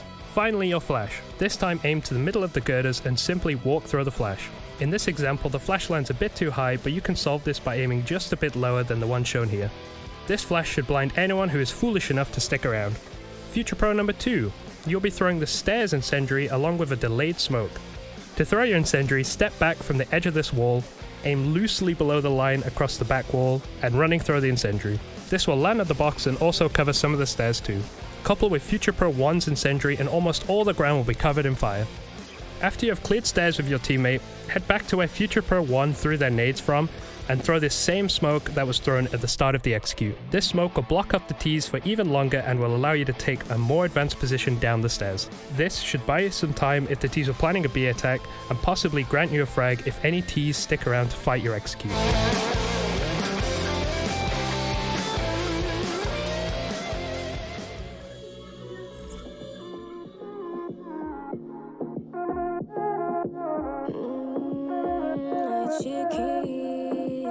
Escucha loco, siéntate y relájate un poco, que en esta vida el tiempo es loco, puedes perder momentos preciosos y sepas que cuando pides ayuda yo me levanto, todo lo que tengo lo comparto, y aunque me sienta triste yo canto, ay canto, vive una vida llena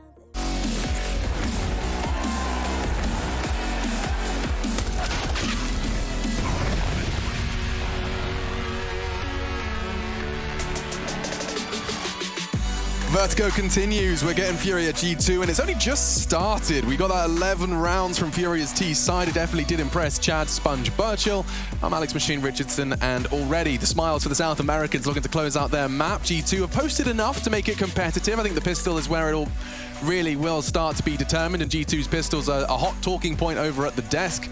Yanko and Kassan talking about G2 and the fact that they've kind of turned their pistol successes on their head. Previously, one of the worst teams at converting these sidearm rounds. Let's see if they can continue that spree. Heading to B. At least early.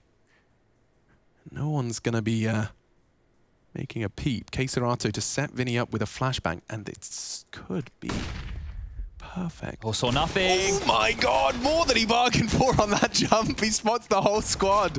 Oh, and the nade from Keserato does land square on the jaw of Jax. Look at all the utility they have for this BX if anybody from Do they G2 really goes just down, do it again? They might have to call cancel if they go down. Oof. Vinny's going to have a good angle as they pop up their head here. Very strong angle. Oh. No. No. Heads are getting ready. Here they come. Vinny, prime position, so much util, and Nico finds him immediately. Keserato's still there, don't forget, he's done a lot of damage and they're jumping all around. It's going to be chaos for a moment. Art stabilizing. He's only got one bullet, needs to reload. Good God, they finally chip away at him. Oh. Yuri hitting some great steaming headshots. Jack steams over the others, and it's only Junior. He can clutch this. Oh, and 2 in quick succession. Snatches away a G2 round. Very, very dicey scenes there. Keserato living in a smoke bought a lot of time for that rotation. I mean, Yuri and Junior, both of them finding 2 quick kills. We'll see Vinny doing a lot of work with the info. Look at that. Everybody. Hi. 1, 2, 3, at least. So much info off that jump, and then just to stick to their guns, G2, they wanted to carry through with that execute. They got what they were looking for. But Jack's being low from that earlier nade. Junior, easy one there. He's hyped up, dude. I love to see it. There's a lot of fire in their bellies, especially when you realize, you know, you've worked so hard, you've gone through that whole group stage, so many scalps you've had to best, and now it all hinges on this best of 3. A bit of a peekaboo setup here in middle. You've got Yuri in towards that mid sandbag, just keeping his head down. Junior behind, taking the initial contact. They'll be swinging, looking for Junior. I got to look at it here. Jack's the point man. Nice mid setup and a very quick reaction out of Junior. Peekaboo. G2 get it over nice and quick. Yeah, well, that M4 will be saved as well from Junior's corpse. They could pick up the Famous. They still need to take out Nico. Now, with 1:10 left on the clock and a Deagle in his hands, anything more that he can find will be fantastic. Financial damage is good. The hole that they found themselves in is a big problem. One, hand cannon, obliterates Art. Jeez, he didn't even get a chance. Didn't even make a peep, didn't fire a bullet. And now 3 CTs are looking for him. If he rounds this corner and finds another headshot, there should be no way with 3 people ready to click. Nico, if you snatch another, all the credit to you. Jiggles out and there's 3 ready to unload their mag. There we have 13. So now really our Furia are sprinting to this finish line where G2, they are just going to have to hope there's one error in the run of 3 that they can leap through. They can, of course, force them themselves. It is going to be AKs into our 18th. So this is where we need to see Hunter come alive, right? And there's a lot of pressure to put on one guy's shoulder, but you guys saw how well Art handled that A ramp position with his teammates' utility. Hunter does it with a little bit of his teammates' utility, but basically his aim, right? He'll just walk up as a bit of a marauder here, ready to take some fights, ready to take some biffs. And Nexa leading the charge on this one. Oh, he's very quick to the smoke.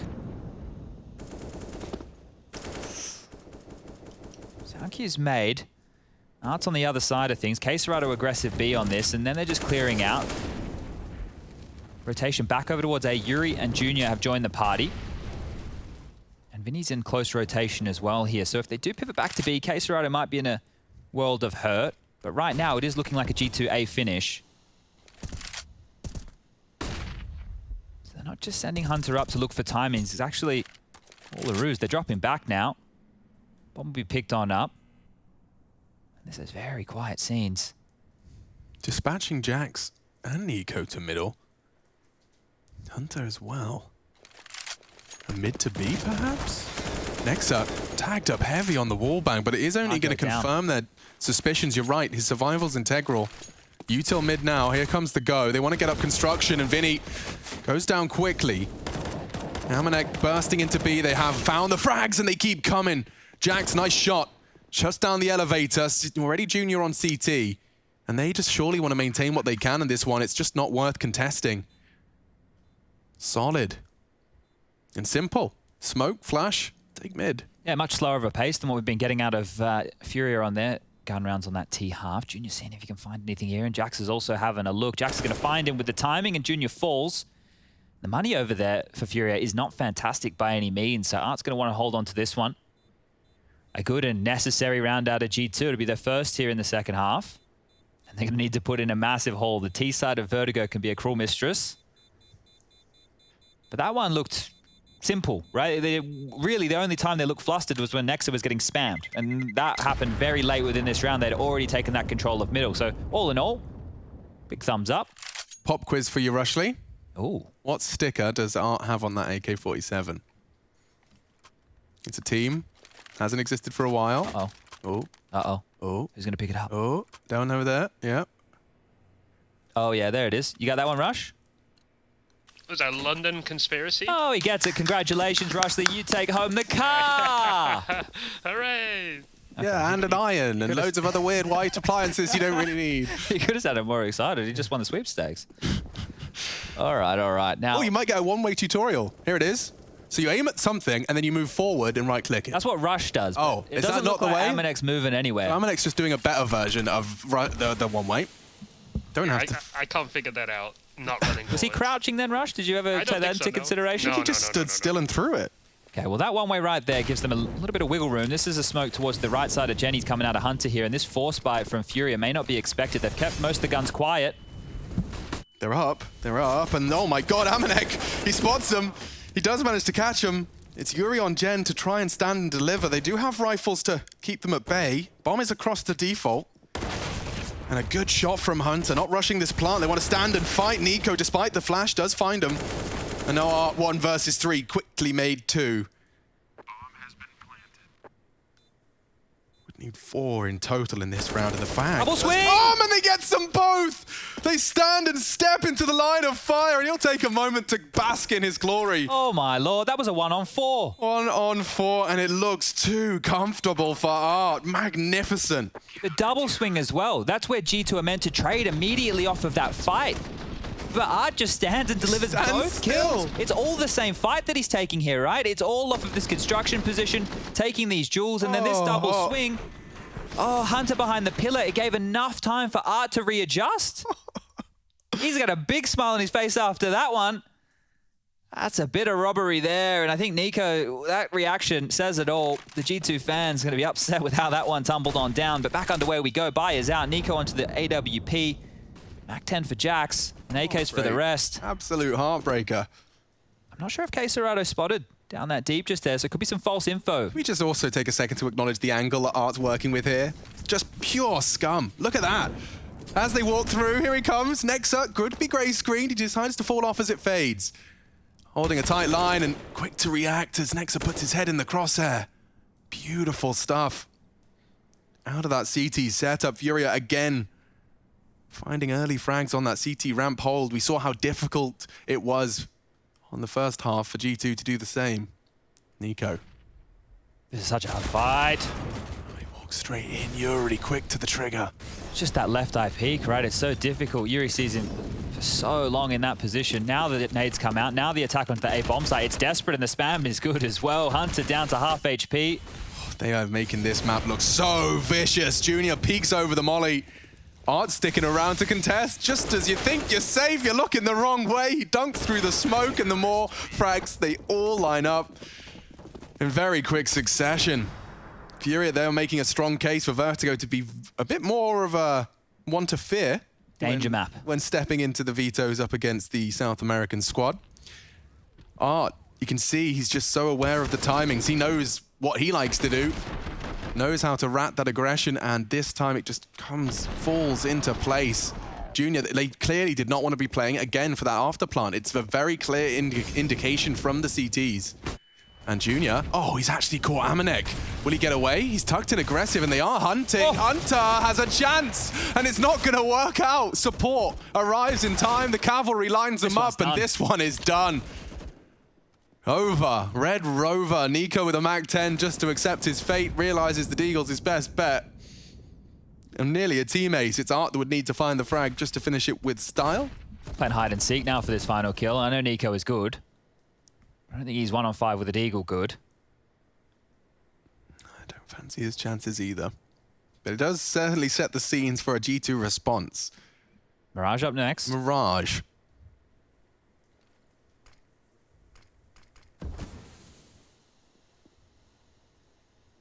Very potent smoke. Can peek around it. Spot it now. How long is he going to draw this one out for? Nico giving it the best crack he can here. Utility, he's getting flanked. Wouldn't want to see him give up. 45 seconds. Art is closing that gap. I think they're trying to knife him. Like, no joke. I actually think they're trying to knife him. Keep him busy long enough. Oh yeah, Vinny's actually got his knife out in the smoke. Yeah, they're actually trying to knife him. Knife only. Vinny, your shoes, they're going to be visible. There's the first from behind. It's magnificent.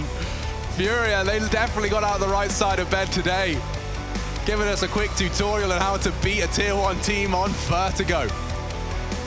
We'll be back to see how Mirage shapes up, but first to break it down on the desk after the break.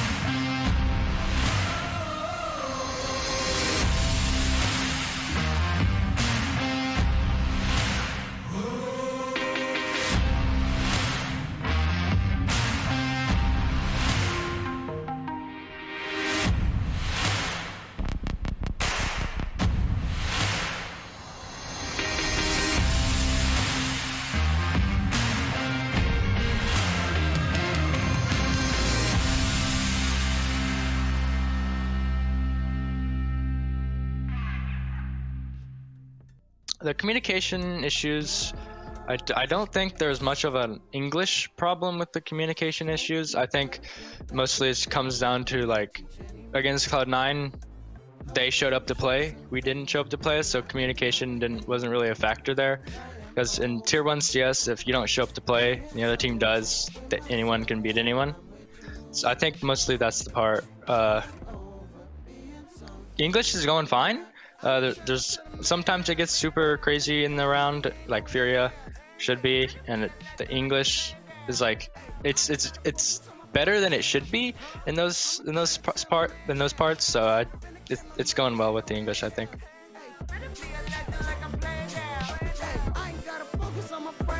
You just gotta love yourself, yeah. You just gotta love yourself, yeah. You just gotta love yourself, yeah. You just gotta love yourself.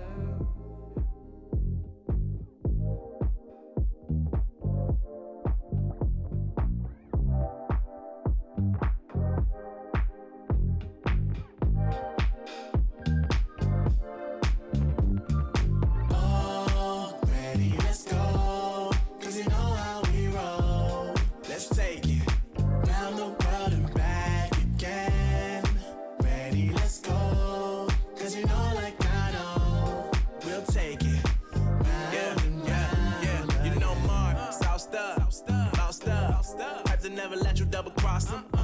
Moving through the city like it's Gotham. They told me get one, so I got one. Stop saying you're a boss when you not one. You ain't sacrificed, nah, you ain't lost none. All over the gram like you got a bag. You ain't big dog, we ain't hear none of that. I'm in the gym looking like a running back. And you know the flow, got him coming back. Who I was in the past, I'm unattached. Only focus in this moment is bringing the summer back. Oh, respect my grind, elevate souls and I spread good vibes. Young divine, you know I gotta shine. Raise your hands for a good time. Aight. Vibe until the morning, sleep until the noon. You said that you want it, so I got it for you. Let's all get together and show them how we move. We move, we move. 3, 2, bringing summer to you. Oh, ready, let's go. Cause you know how we roll. Let's take it round the world and back again. Ready, let's go. Cause you know like I know. We'll take it round and round. Yo, hold up, let me switch my flow up. Back in high school, they were telling me I'll blow up. Doing talent shows and man, everyone will show up. Got in the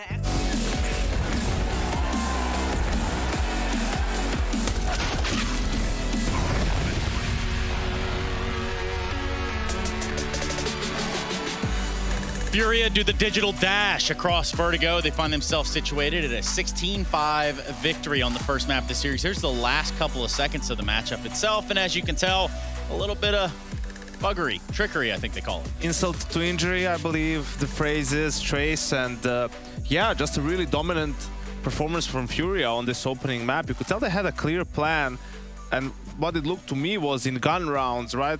They wanted to group up and like just go for a contact play, like walk in until they have contact. As soon as they have contact, they just increase the pace. Like first gun round, it was on mid. As soon as they had an exchange with Jax, you could see Xerato just pushing in, getting inside of CT spawn, and it felt like the G2 players were getting a little bit caught off guard by the sheer pace. Nexa towards the A side, it happened a few times as well. He doesn't even have enough time to pull out his utility to return some of the nades. He's just going for the fight, and it's always like a 1v3, 1v2 fight he's taking. It's not optimal. I keep saying this. This map is 2 years in the pool right now, and throughout all the versions, it's been shit. No, it's been great. But the main thing is obviously A ramp, and then G2 had no control of A ramp. They try to fight, they lose. They try to go for a side holes fight, they lose. They go for a retake kind of positioning, they lose that too. Post plant, they lose that too. Once you like, this was also like a big reset round.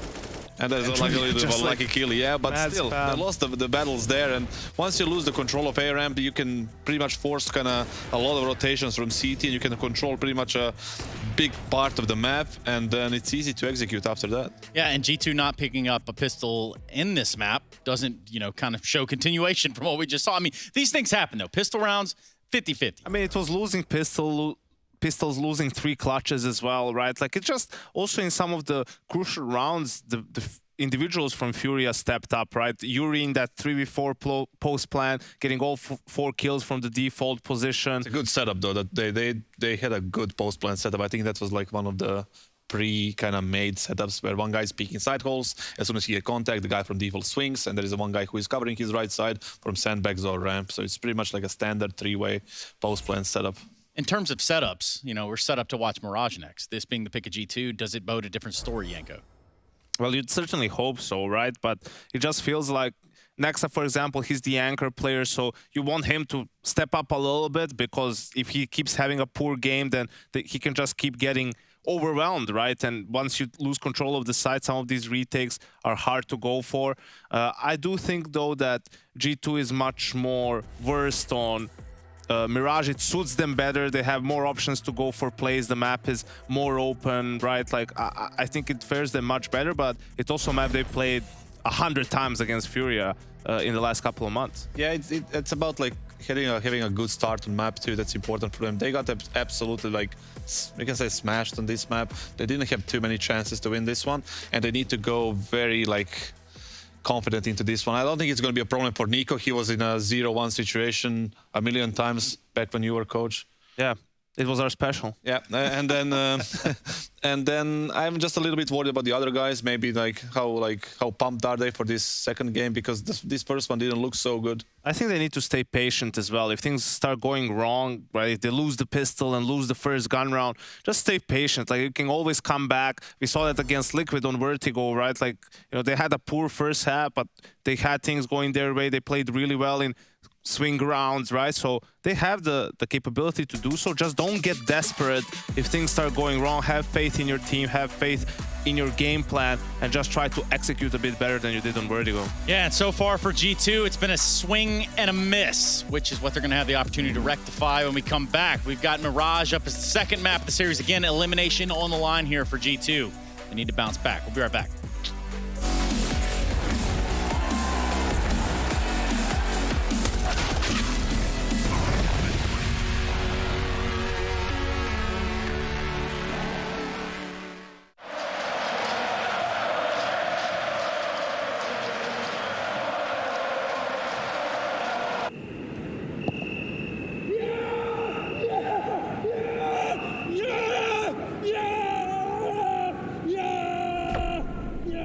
Start your esports career now at play.eslgaming.com.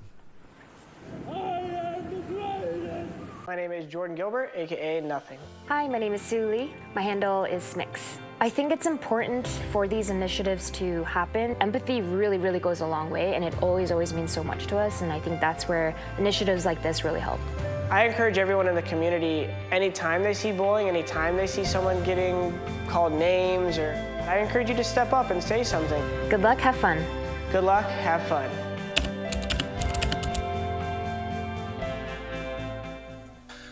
Yeah, I think we had like good matches against Navi, and that's mostly it. We played some maps well against Gambit, but we could not close them. And we played very, very poor CS against Cloud9, and I think that was about it. Or like Group C against like T1 and MBR, we played like okay CS. And I think inconsistent is something that a team that changed players has for some time. So I think it's going to take a while for us to be constant. It's just a matter of time, because that's on some maps. If you play different maps against Cloud9, it would have been different. And it's just the factor of winning 2 or 3 rounds in a row, and it changed completely the entire match. So I think it's just more about time and practicing more.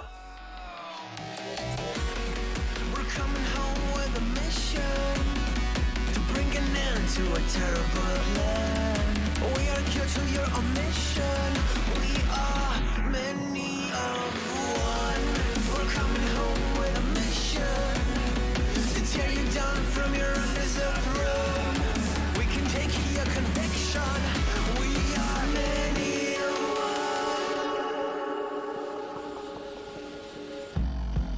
one. You may call it a virus, antidote. It's an answer to silence. The future is here to revolt.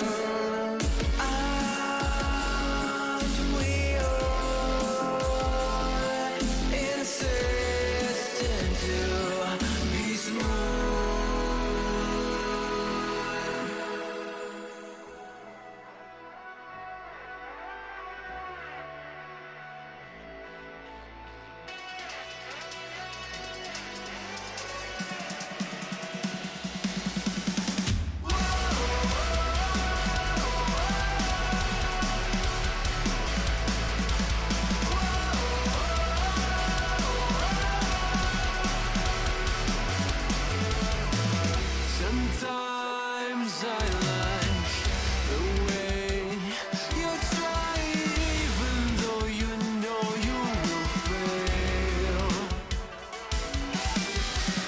Sometimes I give you hope before I take it all away from you.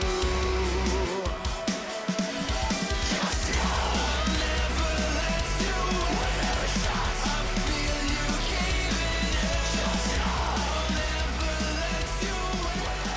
you ESL Pro League is brought to you by Gaming Malta, Intel, US Air Force, 1xBet, and DHL.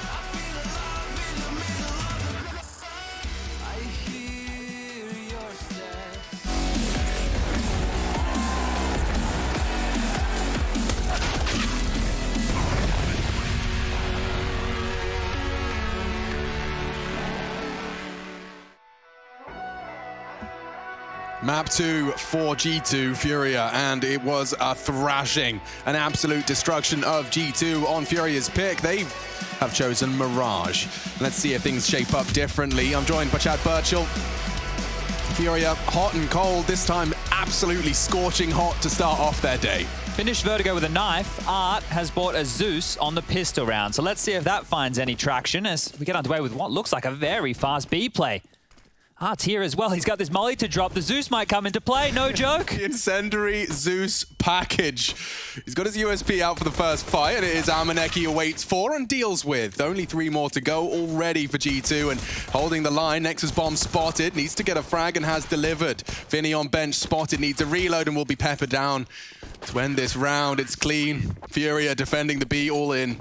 That was crazy. Art just dropped a molly and completely negated the pistol round. Like, people buying mollies on pistol round on the CT side in the first place, that already is something outside of the box. The fact that he was that ready for it, that was the one gap that they had already identified, drops it. He did 50 damage to 2 players before he even needs to go for a kill. That's the perfect way to kick off here. And we were talking about the pistol round success for G2 the other day against Liquid. Well, today it's not looking good whatsoever. Just completely isolated the front 2 Ts. The rest just had to respect the flames unless they wanted to be jumping into that site with half health. Now it's just one P250 in the hands of Nexa, the rest of them on Glock. So it will be the rifles coming out next round. And Art, well, he's been an absolute menace already. He wants to continue that type of play. Up the guts with a Famus. Nobody's covering underpass right now, so he is completely on his lonesome. He's called for a friend. Yuri will bodyguard. Didn't know we were playing Who Wants to Be a Millionaire. It's perfect.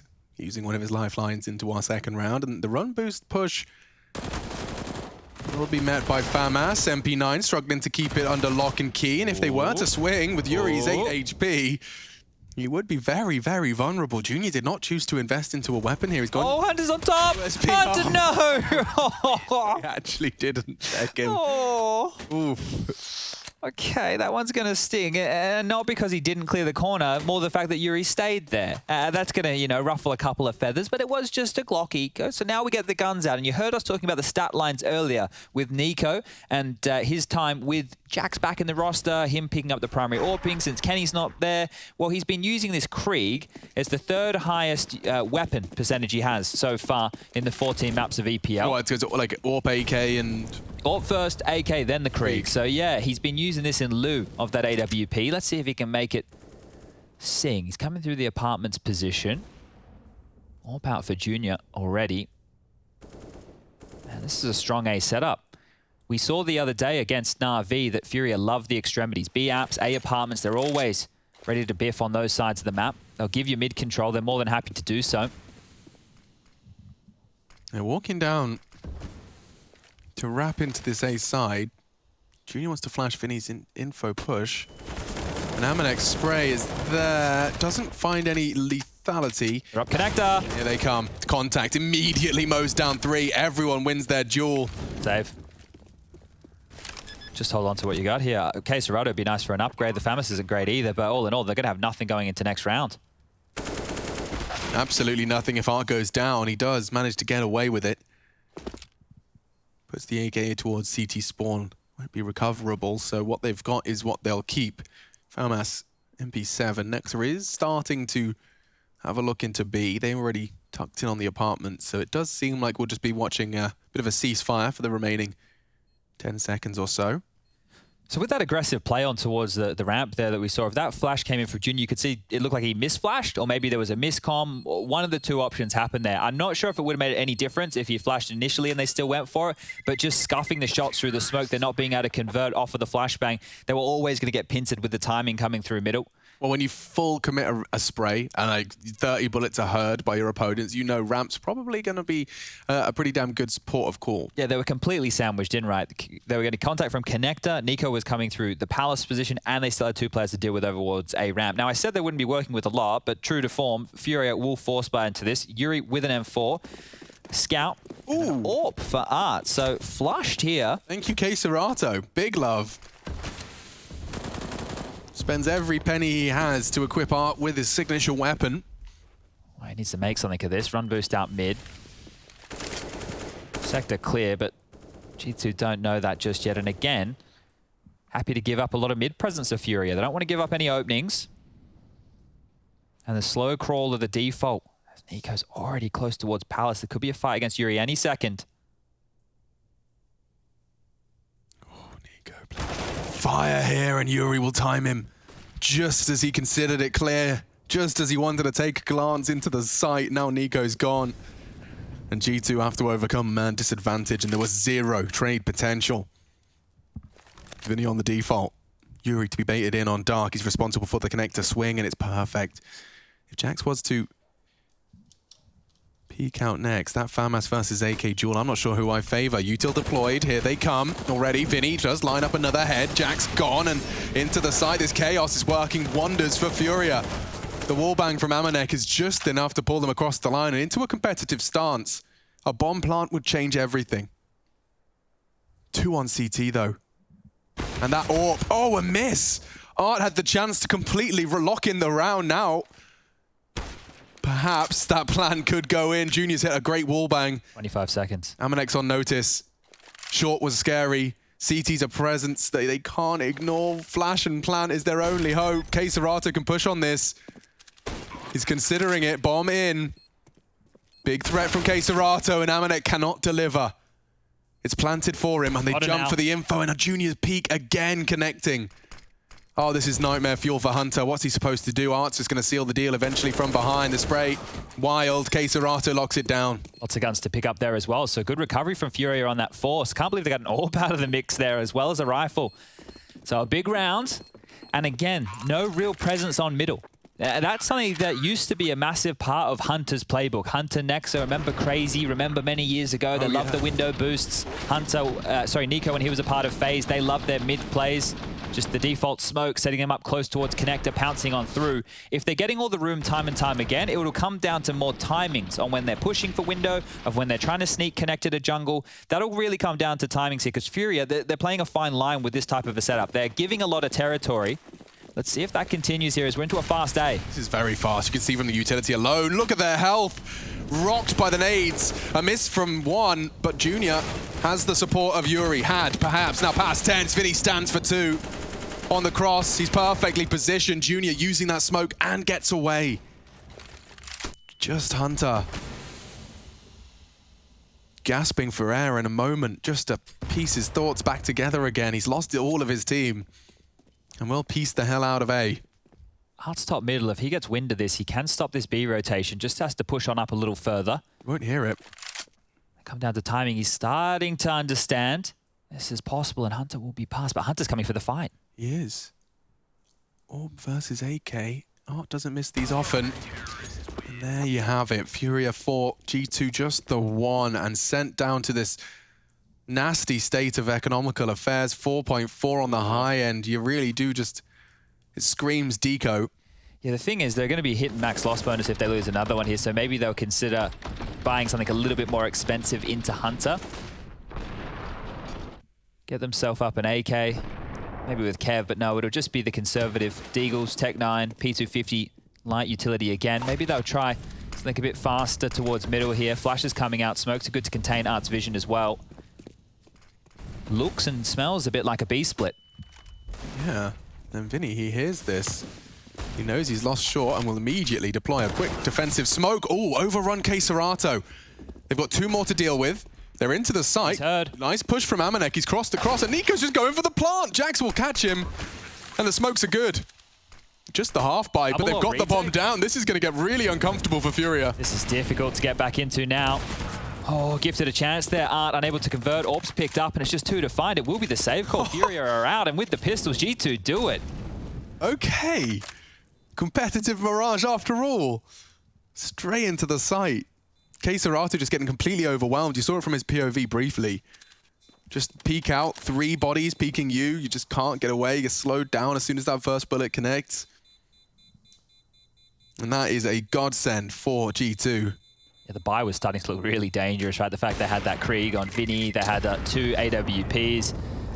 Looking very, very good as far as the buy was concerned. But now we find ourselves in the question marks for Furia. Now, they already made a lower buy situation work. I think they'll try and go for the same here. There's that opening kill and basically the closing kill of that one, because as soon as they have all this control on the site, you can see Vinny trying to play a little bit of silly business around the smokes, hoping to get gifted an opportunity or 2, but Jax comes through. Amanek, credit to him. Not only did he get that first frag, but his movement was perfect there. In that blind spot, wrapping around and making sure they got control of that kitchen side. That's one of the things that an entry player does, or someone who goes out first, right? It's not just about getting that kill, it's about opening the space and making sure that those crosshairs from the defending CTs are not just all placed to the tight choke point. So he's done a great job of that. And now they're discussing things through. A bit of a timeout called. And they do have finances to try and make this work. Guns are being dropped. As we mentioned, there was a saved AWP and a saved rifle. And they've actually found themselves sitting very, very nice here, Furia. Everyone has an M4. Junior on the AWP. Utility, look, it's not great. Wow, so we've got an AWP, a Krieg, and MAC-10. It's an eclectic mix across the board. Isn't it just on that CT side? Well, the T side with the MAC-10. Bloody hell.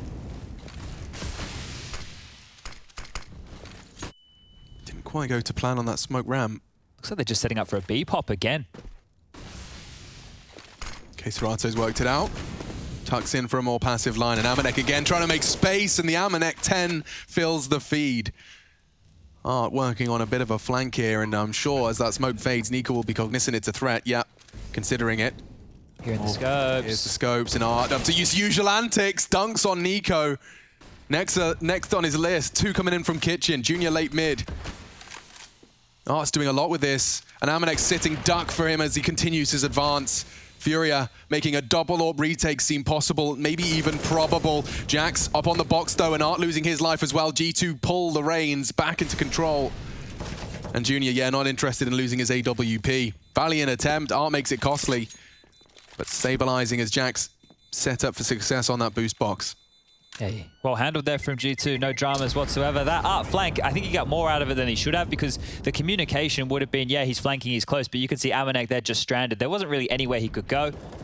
This is Art nutmegging that smoke, perfect timing from him. And then, yeah, Hunter coming in with the late flank. He was just dealing with any top mid presence, finds it easy, and they close this one out. Now, with the saved AWP and the finances where they currently stand for Furia, it should be a save, right? They've gone for a couple of the hodgepodge buys. They've made it work. They dropped guns across, but this time it will have to be that save call. And if you want to activate Junior, you're going to need to set him up. So where are they going to look for picks here? He's going B with the AWP. Don't mind the call. They'll boost him up quickly. And they got underpass presence, so if Hunter... Oh, he found them both. They should be dead, yeah. Locked in. 2 early frags from those aggressive pistols is a dream, and now they can just surely avoid this AWP. They just need the info. 1 shot from Junior. The first click is the priority. If he doesn't find a kill with it, if he doesn't start something special with it, this round will fall apart. Well, there you have it. Amanek going down. They know where the AWP is, and you can see that G2 will spring to life to take space away from it. Junior as well springs to life in the rotate. He knows what they're up to. They have the A site. Jax is waving a big flag saying this is the one. Couple of sleepers here though. Vinny, if he gets a kill at all, never mind. Denied by that molly. The excitement immediately fizzles on out. Yeah, I mean, Junior's still sitting around in kitchen. I think it's just a question of what's Vinny got. Might try and deny this plant. Anybody watching? Yeah. Nex has got him. Covered off. So this is handled by G2 again. Stabilizing here. Set up very nicely for what should be a 4-4 scoreline. This would be a nasty way for Nico to go 007. Shot in the back. There we have it. The barrel baiting him in. Whew. Jack secures it. And the round, as you expect, shouldn't have many more twists and turns. In terms of Junior maintaining his AWP, the only threat really is Hunter, as our fantastic observer is highlighting for us. So they should be good for the save here. Quesarado and Junior very lucky they're not being hunted on down. Bomb will go off any second now, and well, with the loss bonus coming in as well, Furia can make that buy work. You can see everybody above the 4K mark. Junior and Quesarado can drop guns if they'd like. That means a bit more money for utility for the players on their team, but all in all, easy round for G2. Not too worried about that saved AWP in the scheme of things. Now, in response here for the buy for Furia, we're getting a couple of orgs out. Vinny into one, Art into another. That AWP still here. Let's see what type of a setup they go for. Will we see anything more mid-centric? Will they continue with the heavy leans?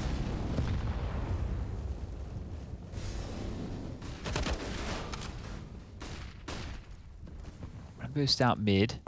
Standard utility over towards A. Jax gets control. Still down towards T-spawn, so this is just a default spread, but Art might have him. Yeah, he sees his head. Oh, and he's already hit the damage. Jax is lucky to be alive. A nade or a molly can finish the job anytime. Wants to get his util out, makes sense. His last smoke, a little glimpse of Junior, which they peek back into for the frag. Nico provides his first. G2 snatching away. Denial of that AWP.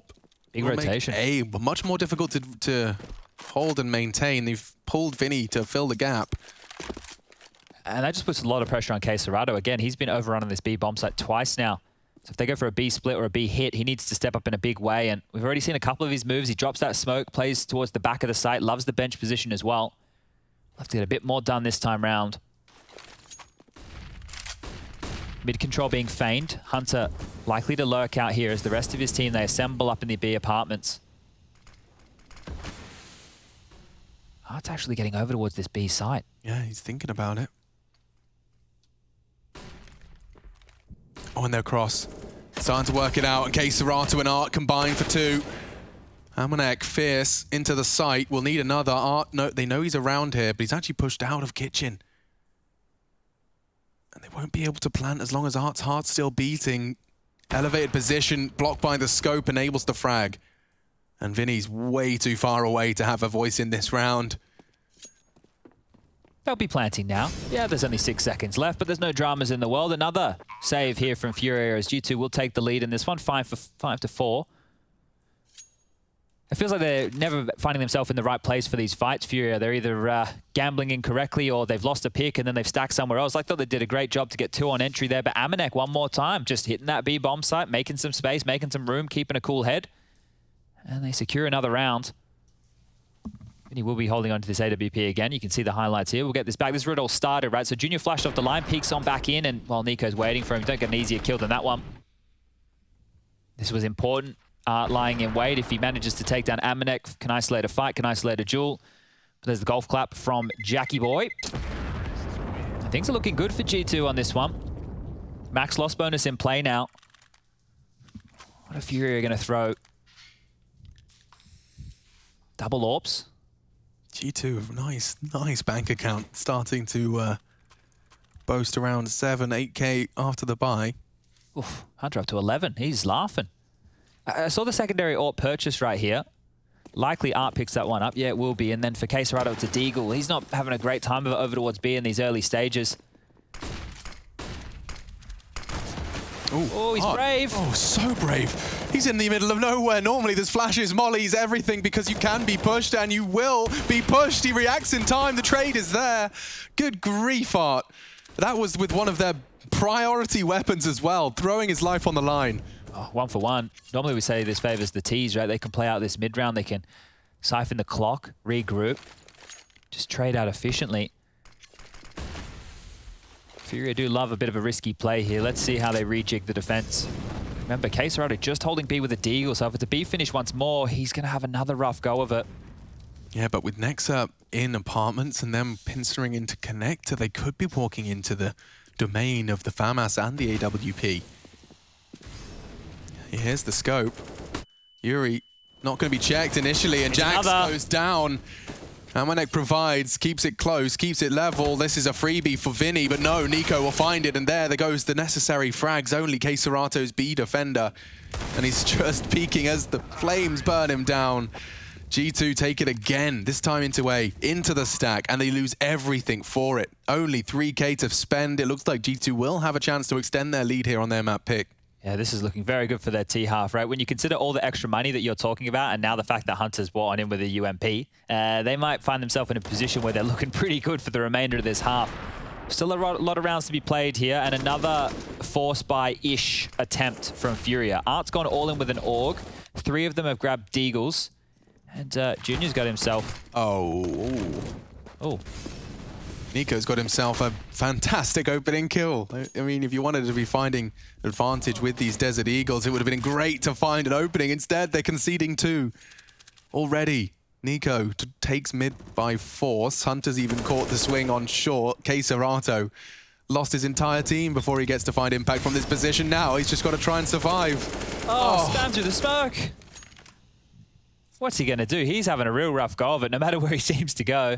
Weaponry hasn't been his friend either.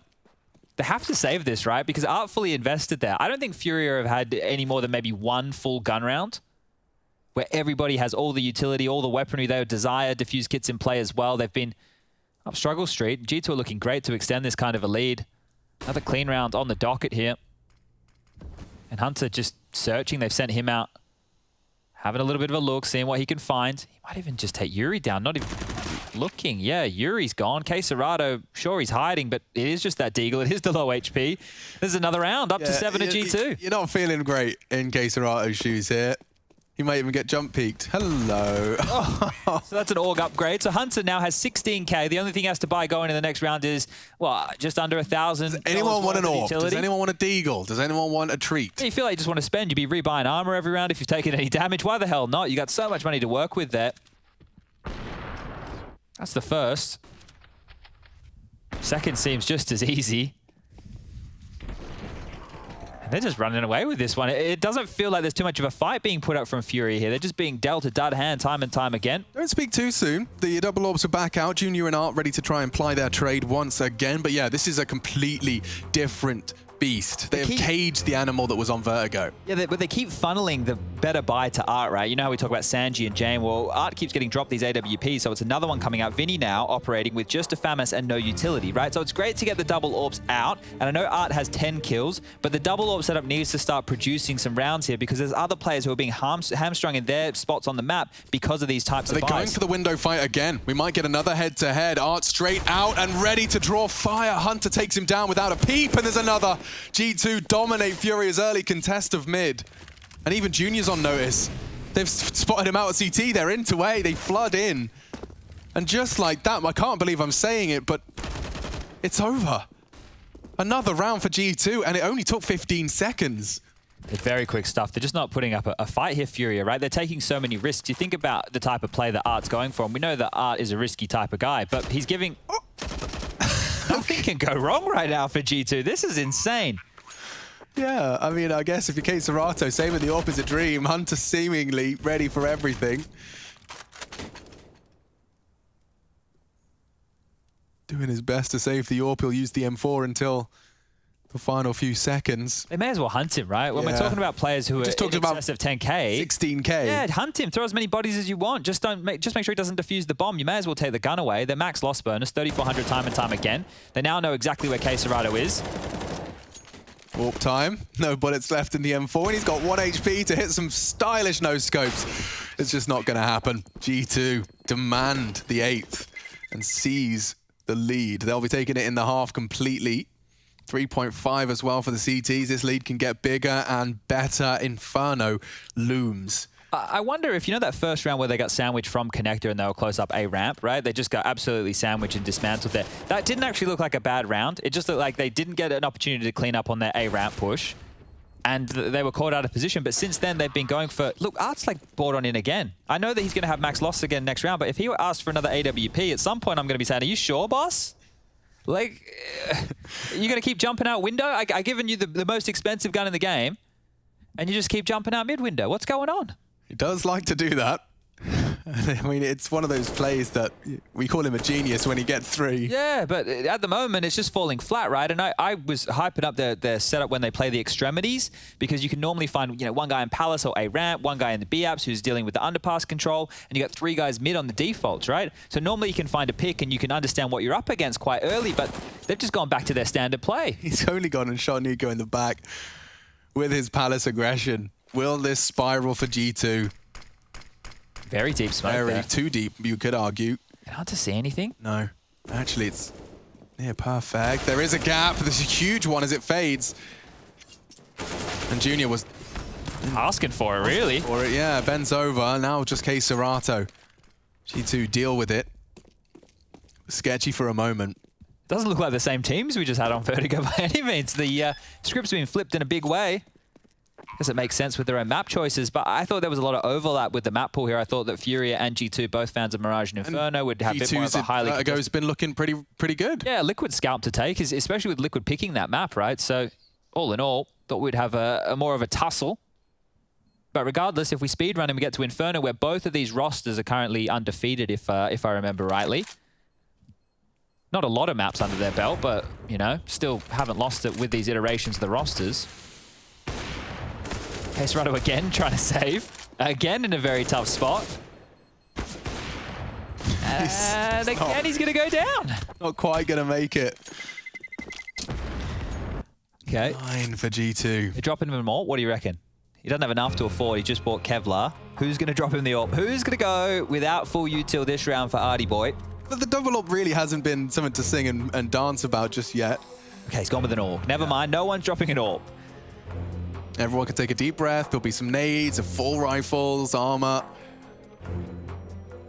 And the 9-6 half still within reach. Yeah, I can't really tell you anything that G2 have done special, right? Because all the decisions they've made, you can just see with Hunter, like when he's on his hunts, he finds all the kills, shooting through the smoke, finds some kills. Nico AWPing in middle, just gets what he wants. Everything is going G2's way. It's one-way traffic. This spree of rounds, I would say there's been, what, maybe 1 or 2 that have looked semi-competitive. The rest of it's just been a blowout. It hasn't felt like Fury have had their forces in the right place. And I know you can't be strong everywhere across the map. Maybe, but I mean, we've seen, as you've continued to highlight, CTs, or rather Fury in particular, having great success when they forego that mid-control. It does seem that'll be where they're opting to present themselves this time around. G2 were leaning for some ace smokes early. This was like the A pincer they did before, where they just came up through connector and split on the A ramp players. Oh, it's going to go looking. Or window boost. If they do it silently,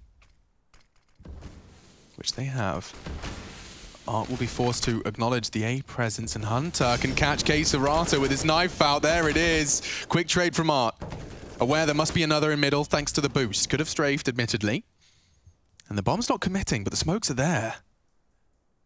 Well, Quesarado's the B anchor, right? Yeah, he's killed one on B, or on the rotate from it. Yeah, so that information might be enough for them to think it's an over stack here, and Amanek taking down Yuri as well. So this is falling apart quickly. Yeah, confirms not only that, but he's killed one. Junior was on site as well. This is an interesting call. Piecing this one together.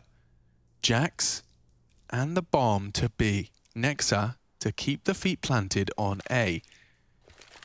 Well, Vinny's playing this very smart. He just dropped a smoke, so that's going to completely deny this B access. If they want to wait, they'll have to wait deep behind it. You can see it's covering off the entire kitchen position. It might be either a late pounce onto the site or down through connected to A. Either way, the clock is the issue right here for G2. Damn, that smoke. Look what it's done to them. They had a plan. And now they have to pivot 20 seconds. This is awkward now. 15. Have to get a move on now, surely. Yeah, they're charging in. 10 seconds. And Junior readies for the fight. This is the fight. It comes too easy. Art will catch him. Nex has not got the time for this. A wallbang hero play into Junior. Won't even get him across the line. He doesn't find it. And will go down. Brutality as the fifth is secured by Furia. Yeah, look, you understand what G2 are going for there. When you know that one of the B defenders was rotating that early, you think that there's a weakness, and that smoke from Vinny just dropped at the perfect time. That completely denied them. You can see here, Jax looks a little bit silly running into the site with the bomb out, but with 7 seconds on the clock, and you haven't even put yourself in that green zone, what are you going to do? So, 5th round for Furia. Guns are out for the final round here of play in that first half. And yeah, G2, if you thought they were going to have any woes with cash, you haven't been paying attention. Flushed right now by everything they want and more. They could drop the CTs. 10-5 on the half. They'll be happy with that, considering this has felt like one-way traffic. It's after the pistol, the conversion.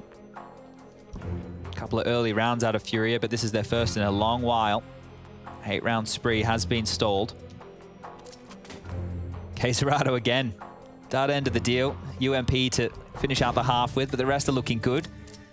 Art with 1750 doesn't buy a kit, so that's the rush the 1, 2, 3, 4, 5, 6 tactic. We'll see if that one plays out. Into the last round. Into the last round, yeah. Ooh. Normally he's dead in the first 30 seconds, so he might not need it anyway. He doesn't want to leave the kit in Palace. That's true. He's probably going to find his way all the way into T-spawn. He did this push before where he took Nico out. He might find 2 this time round. Oh, he's actually gone for it again. I mean, previously caught Nico completely slipping. If Junior comes in here and fires off a shot to bait them in as well. Hard clear for Junior. Not easy whatsoever. Amanek is well and truly aware of it. Oh, this off angle should be good, Art. Oh, they got both? And they take them both down. An assault from both sides. And ramp is confirmed clear. That's more like it. 6 looking likely now for Furia. It's late spurt of rounds, but nonetheless, they get the pistol in the second half. We're back underway with a competitive game. More damage done. Hunter chipped on down to 87. And now they're all 3 just funneling through mid, right into Furia's hands.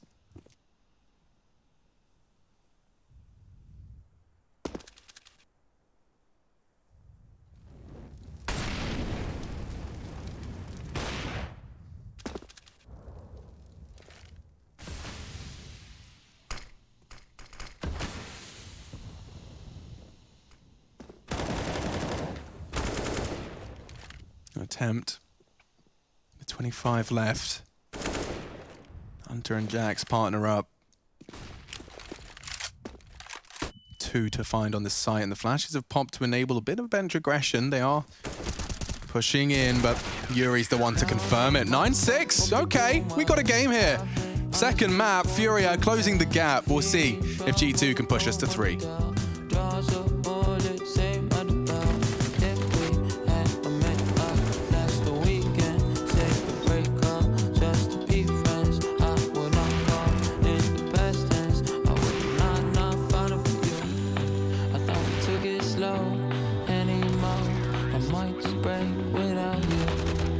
Can't stop thinking about you. Found on myself, hope you're doing well. I've been honestly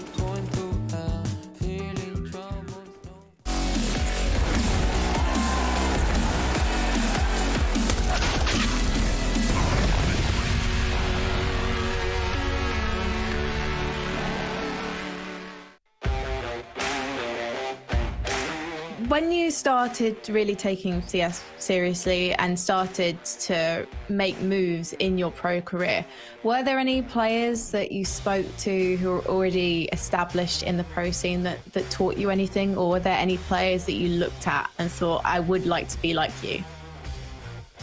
Yeah, definitely. I think I saw Fallen as one of those players, because at the time he was one of the few Brazilian rosters and IGLs playing outside of Brazil, and he started playing in Brazil. He played for a long time, but he started playing in Brazil, and just seeing that he can make it, and a Brazilian player going to outside of Brazil and taking the world and winning majors, I think that's something that inspires you to actually try the same thing and follow the same paths.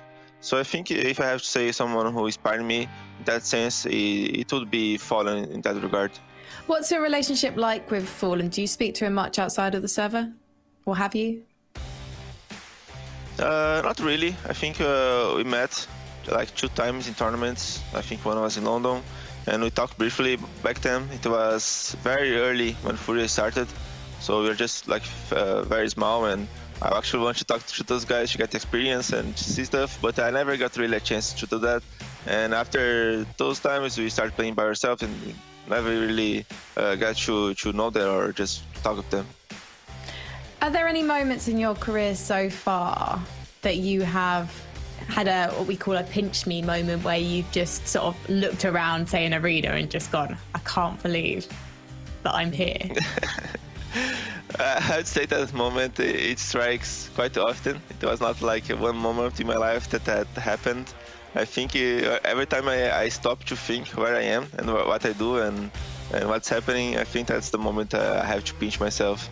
And what's been your favorite play of your career, if you can pick just one? It's hard because in my head, the favorite plays I did, they were not highlights. It was mostly calls I did in very important rounds, like 14-14 and things I did. And mostly I remember the bad ones. So those are the ones that are stuck in my mind the most. The bad calls, the bad decisions, the decision making on very important rounds. I think those are the ones that stick to me the most.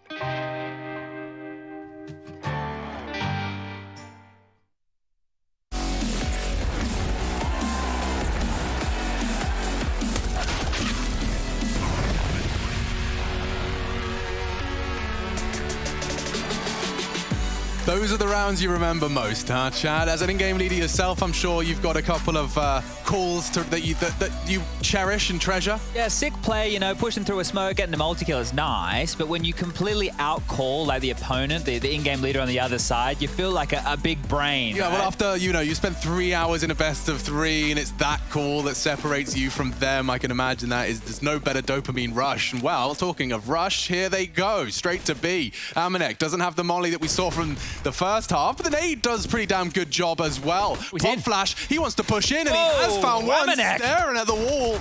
Big providing early frags in the chaos. He will be caught. Now they have the sight. Cleared him out. Oh dear, they've hit bullets as well. Jax put on notice. Shots through the smoke, but look at this. Speaking of smoke, I mean, you're completely locked out. Well, Jax has the smoke in the kit, but low HP to defuse, and it's not going to be easy.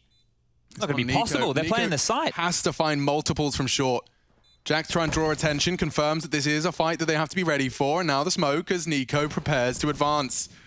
Oh, it's over. Pushing in now. Nex is lost. Yeah, K-Sorota's got him any second here. There's the kill, and there's the round.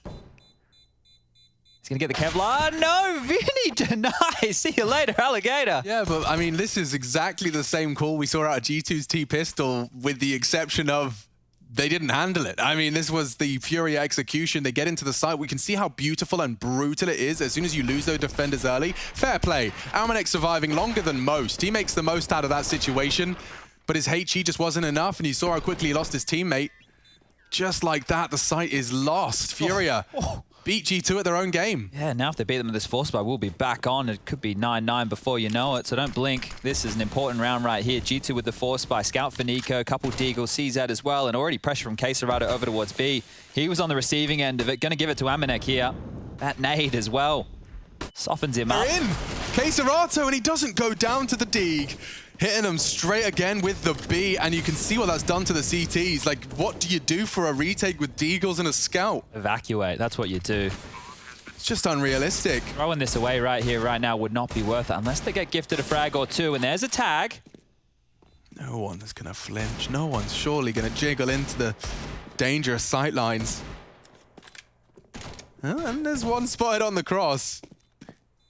Yeah, they're saving. They're backing off. Two of them through spawn. If you want to get a hunt on here, Fury, you could send one man out just to take away a gun, but also you don't want to give anything away.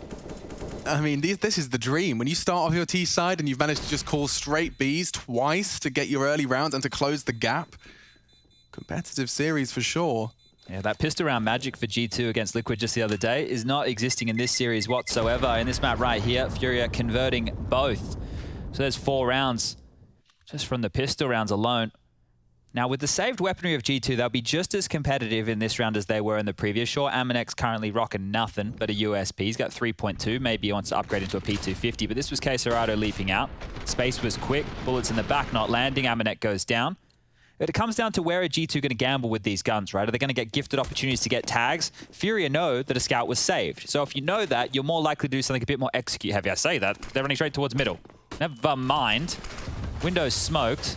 Nico cannot see a thing. There's 3 crossing, 4 at the top, and Art's already down towards Connector. Yeah, look at the liberties he's taking. He's still holding double. He's still into the site. My God. And then pushes through it straight. Oh, come Nico on. looks away. Oh, this is very Furia on-brand Counter-Strike right now. Infuriating. Infuriating. Yeah, that's brilliant. It's exactly what's happening. Damn, just to push the smoke, right, against a low buy. Like, sure, they know that the scout was there, but who's to say that there wasn't a Deagle next to him, right? Like, imagine going through that as a Deagle, bullets in the belly, you lose a couple kills, rifles. It's not going that way whatsoever. It's just Hunter now. He's doing his very best. Up mid, straight out. No one's holding it. Oh, looks like they're likely to hold on to 3 of these SMGs here as well. That's going to facilitate Furia for faster rounds going forward. Can really keep this pressure on against G2 off the back of the bonus. So bomb explodes. We are tied up 9-9, but this first gun round here for G2 will be telling. Are they going to be able to handle what could be another fast play? They've upgraded one of those SMGs into a Galil, so not going to be as light on as initially thought. With the money situation as well, this is a map where in the past when we had Kenny and Amanek, they would do double AWPing on this map. Nico's bought into one. Is Amanek going to buy into the second? Here's that push we were talking about, and I'm sure for Nico, he's going to be unhappy with that one, just really questioning what the bloody hell are they thinking. They're just running us. Yeah, that's it. That's what you say. Well, the double AWPs are out, so Amanek did invest. He's gone glass cannon, but he's got himself a bucket load of utility around it, so trying to ply his trade in other ways. What are you up to? What are you up to, Furia? You sly, eager beaver, fast rush against double AWPs. Surely not. Yeah, Quesarado, he ain't stopping for anyone. Straight in, hunting like a bloodhound for the AWP, but he takes him down, makes the space, and Junior locking him down. A miss from Nico. More utility to come. Oh, they can lock him in completely. Save. Oh, it has to be. Furia just put their pedal to the metal. And another one added to the list already. That was sprinting quick. Right now. They obviously haven't read the one about the tortoise and the hare. Good grief, these rounds. Like, you just have to be so vigilant in your opening 30 seconds as a defense when Furia are happening. You have to be reacting so quick. Like, you have to get answers safely. I mean, I don't know. I don't have the answer. I couldn't beat them. Brutal the way they're playing this. Vinny's just hidden the AWP over deeper in B, so when the bomb goes off, it can't be blown in their direction and scavenge. We can see G2 weren't going to pick it up anyway, but just the housekeeping, right? Those are the details you want to be seeing out of top-tier teams, just making sure they don't give up those kind of options to their opponent. So to be the 3 guns carried across, AWP for Nico, 2 rifles, and Vinny still has an SMG. And I'm not going to lie, there's really no reason for him to upgrade right now. They can still use him aggressively with this. Bucket loads of utility behind it. G2 will have a full buy. They can drop guns. They can look competitive again based off of the saved weapons. But if the rounds continue like this will be over before we know it. At one moment there, it didn't look like Furia were competitive whatsoever. I'm not sure when the turning point was. Then he managed a couple of late rounds there to make it 9-6. Yeah, but this T side, it's got that Furia flair and yet to be dimmed by G2's defense. Maybe Art will be kept honest this time around over the smoke. They confirm he's there. Hunter supporting cast of this mid-hold. They're just harassing all the early positions, right? They flushed them out of connector using their own smoke against them. And now they have no mid presence at all. They have to retake this, G2, and it's not easy to re-peek into middle as a CT against AK-47s. They've taken all this space, and now they've evaporated. Look, Furia quickly back through the underpass, now to T-spawn. Vinny's been up in apartments with this SMG the entire time, and Nexa looking for space. He's going to call it clear, but the attack's coming his way. Oh, if he doesn't stand his ground. Okay, he's going for an aggressive ramp hold. Now, Art often seems prepared for this kind of maneuver. This time it's Nexa with both. Important. Puts it on a silver platter, bomb down on ramp. Vinny from the Palace Lurk will have to push back around to partner up with K-Serato for the regain of control. Now, Nexa's dropped his own smoke. He can peek above that. Here they come. Oh, perfect angle. Nexa's played this to perfection. And Vinny, he knows where you are. He'll take it as well. Goes down with the nade, but round delivered by Nexa, leading by example. Oof, did it all just with a bit of aggression of his own right there. So fed up of being dictated to by Furia, takes the fight to them. And yeah, now Yuri, he's just going to hold on to this AK. Money is very good for Furia, right? Consider the bonus rounds, consider the spree that they've been on. It will only be the 1,400 loss bonus coming into the bank balance after this one. And we're tied up at 10-10. But at the high end right now, Vinny's just under 10K. You've got 8 on Junior and Art. Yuri in the mix for that as well. So there's enough money for a buy now and maybe 2 in the future, depending on plans. But this was masterful from Nexa. And nobody came to back him up. You could see that they were just sticking to their guns, letting him do his thing. If you try and move and just plant your feet on that bomb, you can give your position up to lurkers, give a lot of space, and then get punished later. So everybody was like, yeah, Nexa, you can handle that. We've got a big number advantage. Thank you very much. Let's see, how much more do we have to tell of this story? Round 21.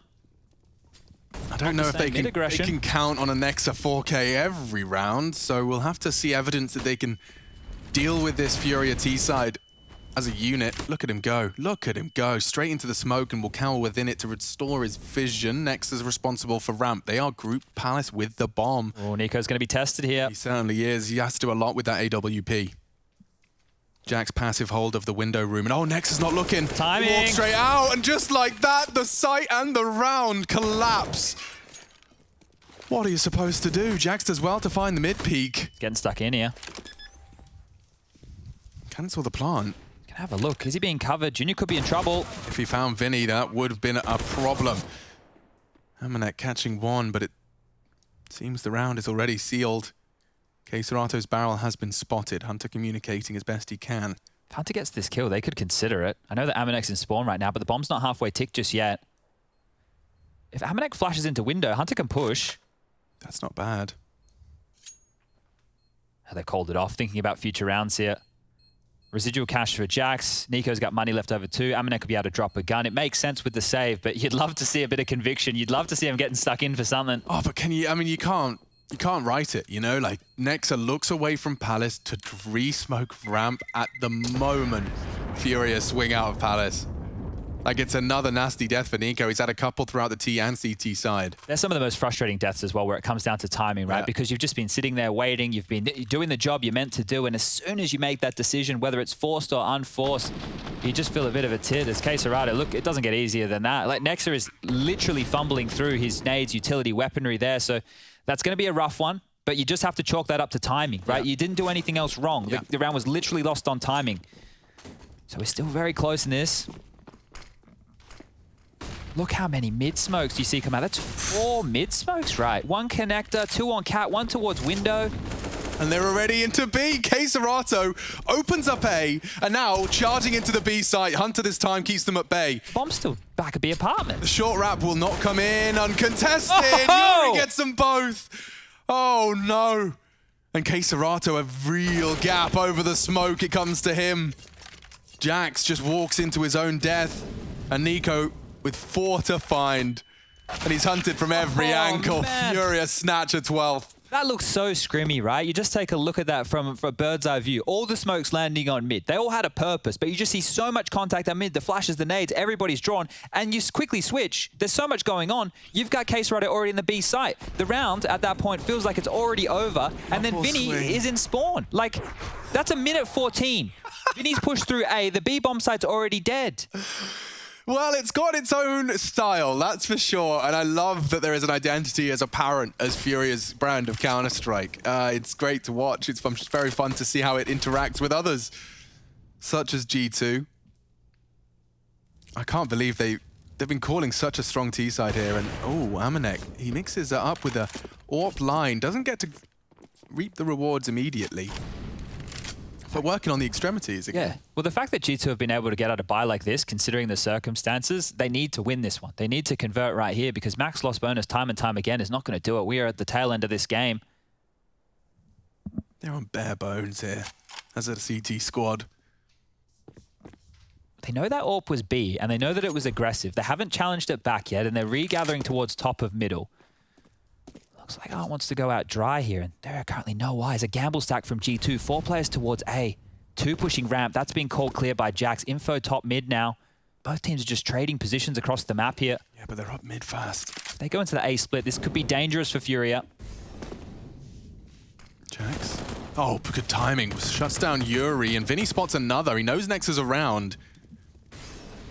Swinging in. Art meets Nex's M4. The spray, he's only got 15 bullets. It's Junior to find him, and he does so with the Glock. Amanek baited out. Nico will punish. It's double AWPs, though. If that bomb goes down, this retake won't come easy. Junior's indecisive. The bomb is now down. He's done it a couple times. Junior just can't let go of his flashes. But this spot is everything. Okay, Serato can win the round exclusively. And the barrel is the cue. The headshot is there and the double kill is delivered. G2, their advantage snatched from them, and you said just how compulsory this one was. Amanek, he's got a good idea, a good understanding, but the AWP is such a prized possession. He just doesn't have the kit nor the time. K Serato wins it with the jungle double. He can even stop the AWP from being saved. K Serato's doing everything in this round. He can, yeah. Amanek is going to be walking back towards the spawn. Oh, no, catch that! Puts him on 20. Okay, he'll save the day. He'll keep his AWP, but Furia, they are running now towards 16. Oh, this is 7-1. The scoreline in this half is 7-1. G2, they've been saving as best they can, but another double. First Yuri, now K Serato. This is great. K Serato in that first half. I was talking about round after round. He's dropping guns for Art. He's got a UMP. He's got a Deagle. He's rotating over. He's getting bullied by rushes. Amanek is destroying him. Now, he is leading this T half, just absolutely dismantling G2. And back they go. Fast A this time. Deal with this. Ooh, okay. Jax came to play. Good dig. Yuri gone. Into the site. Default's a hard site to flash out. Another with the Deagle. Jax has put them into a good stead to compete. Amanek can't lose his AWP to a spray. And Nico's Deagle, definitely not one to be laughed at.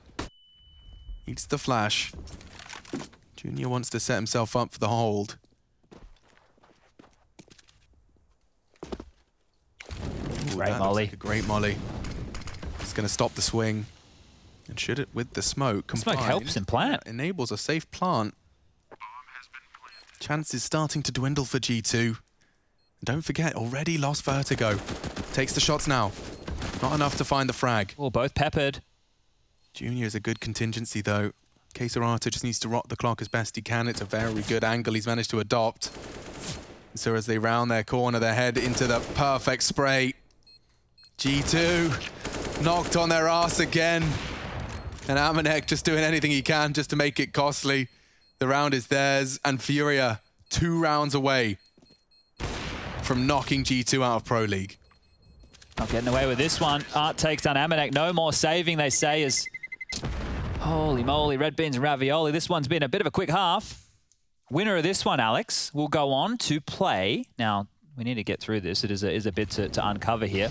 We'll go on to play the loser of Astralis versus Gambit, which will be one of our play-in matches, which are going down next Thursday, or Thursday coming, the 8th of April. So we have to wait and see who the opponent will be. But right now, it's looking very likely Furia are taking this one.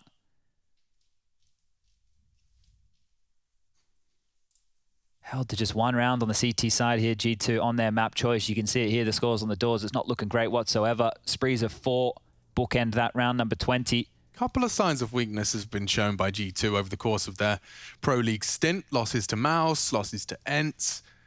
Of course, paired with wins against some of the big names as Liquid and Vitality. So, you know, it has been a unpredictable and volatile set of results from G2. But they need to prove that they can defend this Furia T side because they have just been running towards that 16. G2. Margin for error almost entirely gone. This has to be perfect.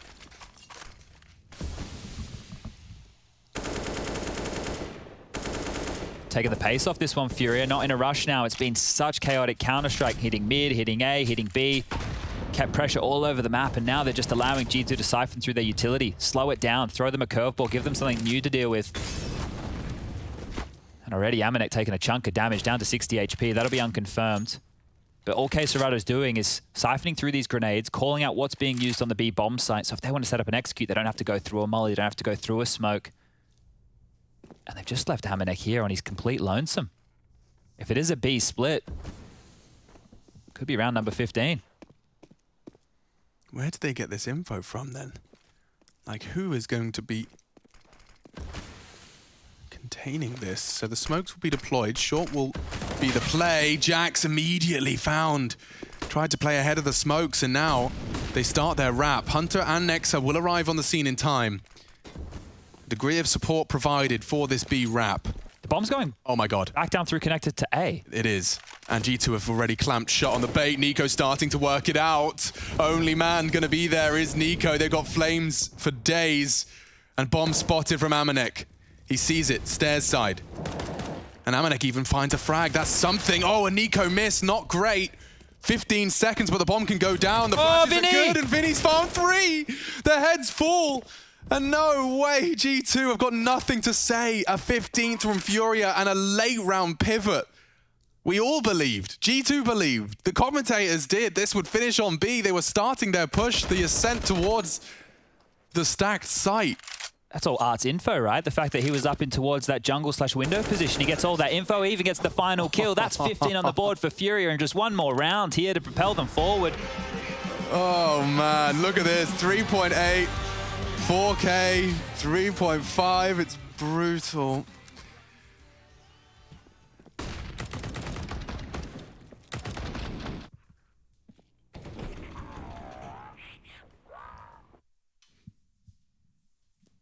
Well, the Famouses are out here for what is likely the final round of play. 3 pushing mid and straight on towards A. These kills are going to fall like dominoes here. Jax has isolated the rotation. It's going to be far away. Held at bay by smokes. Molly naded, dead. Yuri's got him. Oh, and Hunter's completely blind. They have the site already.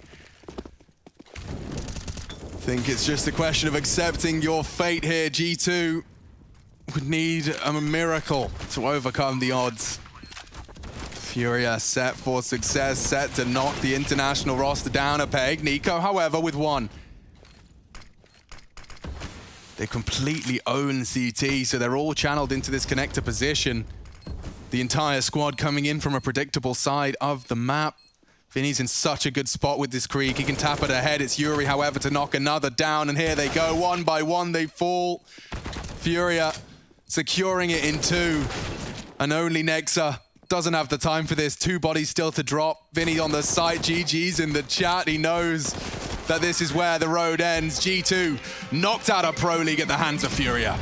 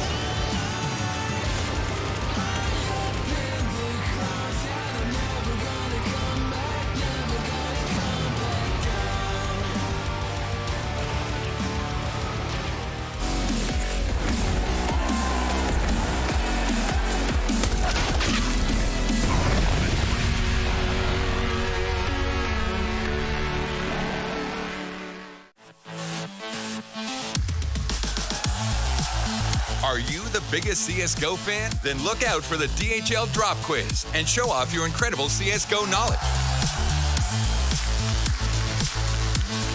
Reply with the right answer in Twitch chat and track your position on our live leaderboard. Will you make it to the top and win €1,000 in prizes?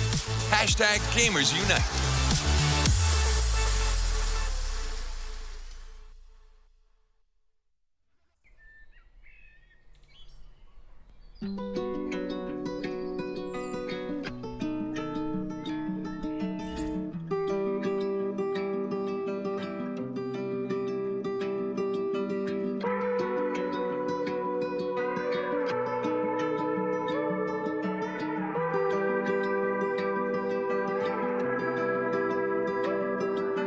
Down on myself, hope you're doing well.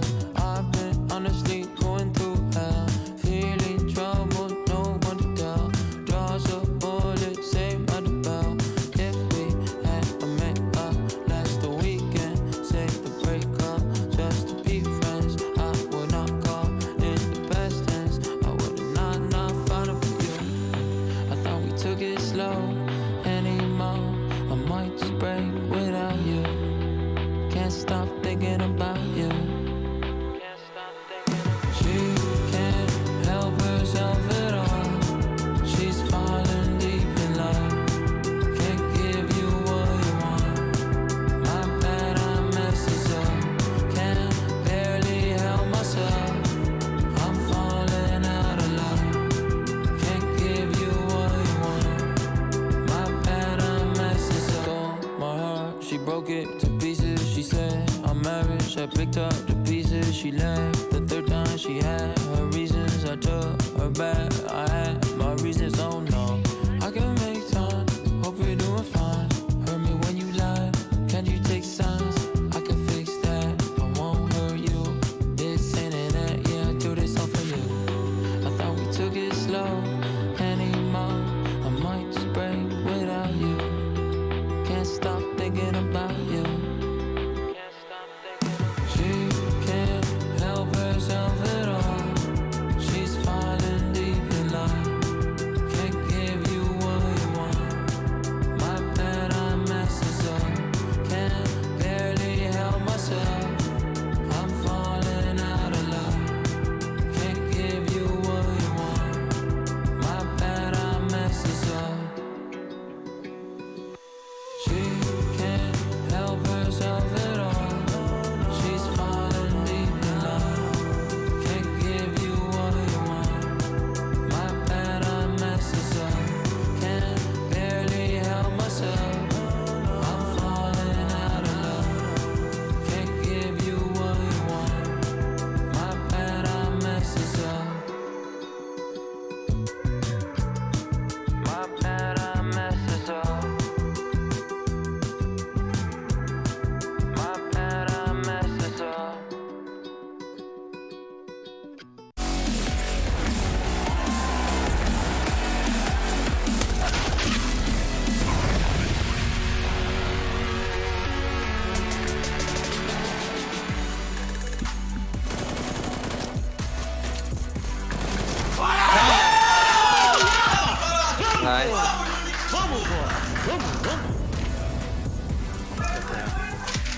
A monstrous second half from Furia do put G2 in the bin. They are out of the running, and that does put Furia up just a little bit further here in our playoff bracket. Welcome back, everybody. What a showing of force from Furia in the second half. Meanwhile, even if you look at it, G2 in the first half, a little bit of the same thing. So back and forth battle ends us up on a 16-10, and overall it's Furia that gets it done. Before we jump into the analysis, we need to do a DHL drop, guys. Don't everybody jump to it at once. Let's go ahead and take a look at that question. DHL drop brought to you obviously by DHL. And for you to answer, you need to type your answer in the Twitch chat. Here is the question. When Dennis landed his pistol ace against G2, well, that would have been a few months ago, huh? Maybe a few years. When Dennis landed his pistol ace against G2, what ended up being his pistol round rating for ESL Pro League Season 3? Here are your A, B, C, and Ds. And of course, if you've got to look that up like any normal human being would, you then type your answer in the Twitch chat. That's what you do. That's the DHL drop, and that's what it's all about. We'll give you the answer at the end of the segment. Now, for us, G2's out. Yeah, I mean, that was an extremely weird game. I don't remember seeing a map go that way for a long time. You know, at some point in the first half, G2 had 16k on almost all of their players. That's how dominant their T side was after being down 4-1. It looked like they had it in the bag, right? But we were talking about it in the green room during halftime. It's like, it's 9-6. If Furia wins the pistol, converts, it's 9-9, and all of a sudden, you know, no one cares that you were so dominant in the first half. Doesn't matter. And that's what happened. Furia just came out with a blistering pace in the second half, going fast every round, right? Using Art as the spearhead in most of those rounds, and G2 just couldn't find an answer for it. It was a classic T side from Furia, chaos all over the place, pressuring different sides of the map. Everything worked out. A couple of weird buys there for G2. Amanek in the first gun round without utility, with the second op against 3 or more SMGs. 3 saved like SMGs. It's some weird cost. I guess it was their game plan. Didn't work out. Massive performance on T side by Furia. Yeah, it was that. Perhaps Furia has some words to say about it. We have Junior, who is ready. I think he's ready. Junior here? Yeah, of course. I'm here. Awesome, man. Congratulations. You beat Yanko and Kassad's friends. A little too much. I just want to ask, man, right off the top. So we get into Mirage, you get into the second half, you guys hit a stride. Like, you really start firing away. Did that feel good? Did it feel like, hey, you know what? We got this? Yeah, once like the fast plays just kept working and working, that's like Furia's special, right? So you run it until they can stop it, and it looks like they couldn't stop it. Yeah, going back, first congrats on the win, right? It was a great series from you guys. Going back to Vertigo as well, it seems like you guys were really well prepared for their CT side. You know, it was a bit unordinary, I guess, a bit uncommon what you were doing. Would you say that that's the case? Like, you guys really knew how you wanted to play against them and felt like you had a really good answer for their Vertigo? Yeah, for sure. Gehi gave us the analysis for their Vertigo, and they did everything as he said, and we countered it perfectly. Yeah, I have a similar question, but just for Mirage. Did you guys obviously knew they were gonna pick Mirage? There was a big percentage. I don't know, because I wasn't involved with I just shoot people. I wasn't involved with. All right, when it comes to preparation, there, did you have something special for the Mirage coming in? Yeah, our CT side, we decided to play a certain way and didn't work out, so we just tried to get as many rounds as we could. It looks like that. Yeah, it looks like that eco round that you lost on B destabilized your game plan a little bit, and then like kind of they start rolling. Yeah, for sure. Yeah. Yeah, I have a question also just in general. You know, it's been a little while now that you've been on the team, obviously, right? It's an international team, but you're the only guy who's not Brazilian. So how has it been for you now after you had a couple of games, a couple of tournaments, you know, integrating yourself into the team? Do you feel like you're fully comfortable now, or is there still ways to go for you? There's still a couple of times where I get shot in the side because they're everywhere. My teammates are all over the site. Nothing's cleared. There's a couple of rounds that happen like that, and I die playing the bomb 90% of the time, thanks to my team. So it's also like, as an opera on this team, you don't have much to do except support your like 4 insane riflers. Unless they die, then that's when you come in. I see a Brazilian flag behind you. Getting a passport soon, or? Yeah, I guess that's a yes. Yeah, we got jokes as well. Yeah, we don't know. They're pretty good jokes. It's not all serious questions here. You know, can you keep up, please? It's good. Yeah. Well, the question for me about Furia keeping up, you know, you're either going to have Gambit or Astralis, depending about how the play-in goes, and that can't be an easy one, man. What do you think about those two teams? I think Gambit is the best team in the world right now. Their play style is like, it's hard to beat. It's hard to beat. They don't make mistakes. The only mistake that you can punish them is if they whiff. That's just about it. So I think Gambit might be Astralis, because Gambit's really good right now, and we haven't seen Astralis play in a long time. Yeah, I mean, they're definitely still Astralis. You can't write them off, right? Like, yeah, for sure. The whole thing. Hey, man, I'd ask you about North American Counter-Strike. No one really wants to talk about that right now. Keeping it happy on the desk. Yeah, but more so, I guess for you have a message for the Brazilian fans that have so embraced you within the Furia lineup. My message to the Brazilian fans is salve tribo, tamo junto. Hey, you must have said it right, man. Good job. Yeah. Outstanding. Well, thank you, Junior. Well, I'm sure we'll be seeing you around, bud. Thank you, boys. Have a nice day. Adios. Thanks. Yeah. See, I like that. He comes on here, kind of just tells us how it is. He said, you know what? I just join the server. I just shoot at people. Very nice guy from Must be America. nice. Unlike some people. Yeah, unlike some people, not going to point any fingers or anything. But anyway, we can take a look at that pistol play from Dennis real quick for the DHL drop. Oh, yeah, let's do that. That is kind of what has to happen. Let's take a look at that play from Dennis. What did it look like?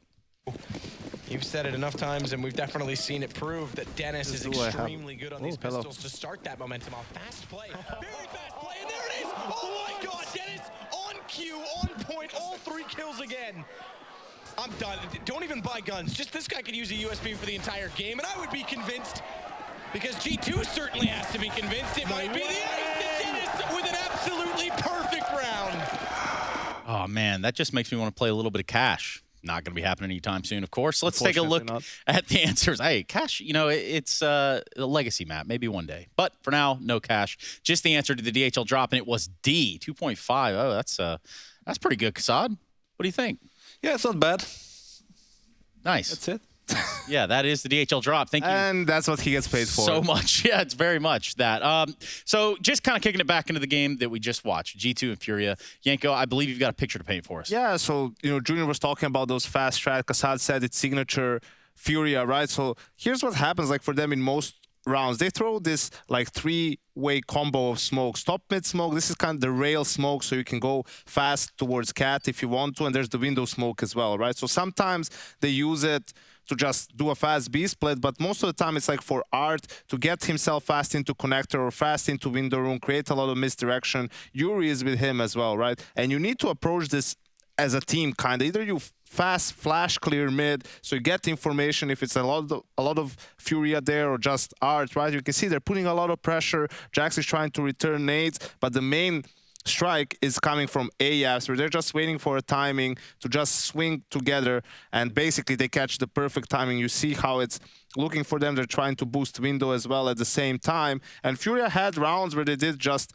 you know, a fast connector split, a fast B split, and they have a lot of things they do from this combination of smokes. And you can see how there's no information really for G2. They're all just kind of, you know, separated in this round, and that's going to be the problem. Very unfortunate timing for them in this round, right? As soon as Nexa pulls out the smoke, they swing from Abs, they kill Nico, who's, you know, not even looking towards Abs in this situation, and just with those 2 entry kills, the round is over. But the problem is you never know for sure what they're going to do, right? Like, you see these smokes, and you're like, okay, they're going to do a fast B split, they're going to go fast mid, but they don't, right? And then they just explode on you apps. So you need to take risks on CT sides yourself. You need to say, this round, we're playing for mid, and if they do this strat and hit the side, we're just playing full retake, right? You can't expect to play for both all the time. And I think that was the problem for G2 in some of these rounds. The anchors also, you know, Amanek, round after this one was when they boosted 2 guys into ladder room, G2, right? Yep. But Amanek insta-dies just on B, and they're pressured to come out of ladder room, search for a fight. Yuri gets a double kill. Another round falls apart. It's just been a lot of things going wrong at the same time for G2. Yeah, and on the other side, you know, with Furia, with the pacing that we saw, we see them just running through smokes. They find any opening they're looking for right here. Yeah, allowing the Furia to do all of these things to you is going to create so many problems. And on top of that, when they're getting multi-kills and you're not getting the proper trades, it's just going to create even more problems. And most of the times, the halves is going to end up like this, either 10-1 or even more. Like, it will be like 12-3, 11-4, something like that. But you need to go for a more timeouts. You need to go for a more set place at the beginning. Maybe you can catch them off guard a little bit and try to get an opening for yourself, and then trading needs to come in as well. And, you know, nothing came in for G2 in that half, and just on an end note, like, on top of that. Yeah, this time they lose all the pistols, right? But I think also, you know, throw that all away. Like, G2 is again out before the, you know, main playoff stage, right? Like, it's been a while now that they've, you know, of course had Nico on the team. Sure, like, Jax recently reintegrated into the team, but still, you know, another very disappointing run from them. They're putting in the work, but the results are just not showing. And, you know, I think they have like 1 or 2 more tournaments where they have to figure out like how they're going to do better.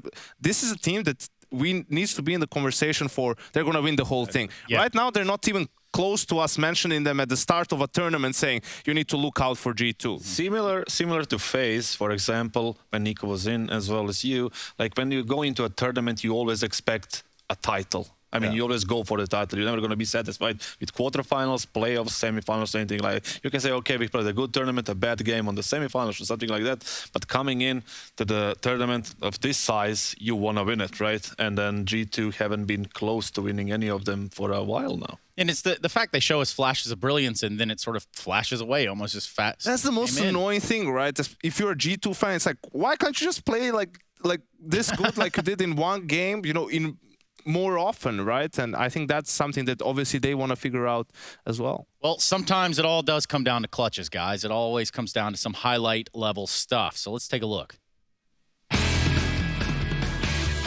Is he coming long? Is he coming short late? Questions they want to answer. Zen into this though. Okay, but a double orb retake, dude. Are you sure? They have to go for it. There's no way out for Sicko. So the double orb retake begins. It's actually in the open. Oh, they can see he had to hit the shot. Stiko, however, he's doing enough. He's done it all. Bombs loose on hay bales, and Cadian's been requested to pull out the 1v3. One beneath. Everyone staring at the smoke. And information for everyone. Farley will convey that out. Oh, what a shot from Cadian!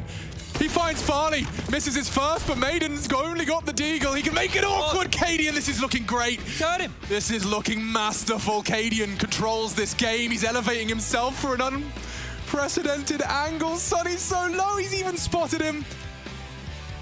Oh, he's cut back around the corner. Drop the smoke, try and plan. That's the play. Opting for the AK is the perfect weapon for the job. He has time for this. Bombs in the weeds. Scoops it up. 10, tucks in, confirms Sonny's position, he's being pushed on. He's gonna wait in the smoke. Oh, and he hits him with the spray! Cadian clutches up for heroic. My God, is that stylish.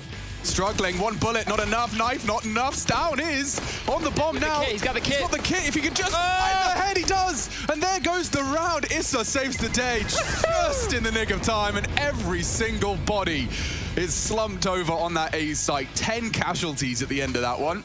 Spray control is huge. The fake's there. Oh, this could be the hold.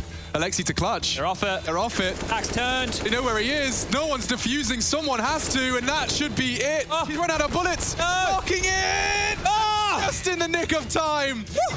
Inters doesn't get checked, and he can get the bomb. Oh. He's denied the plant. This is chaos. Na'Vi in trouble. Only Perfecto. He's already hit the first two of the 1v4. And another one. Oh, Perfecto to save the day. He could very well do it. It's only Inters, and Perfecto does the most ridiculous clutch.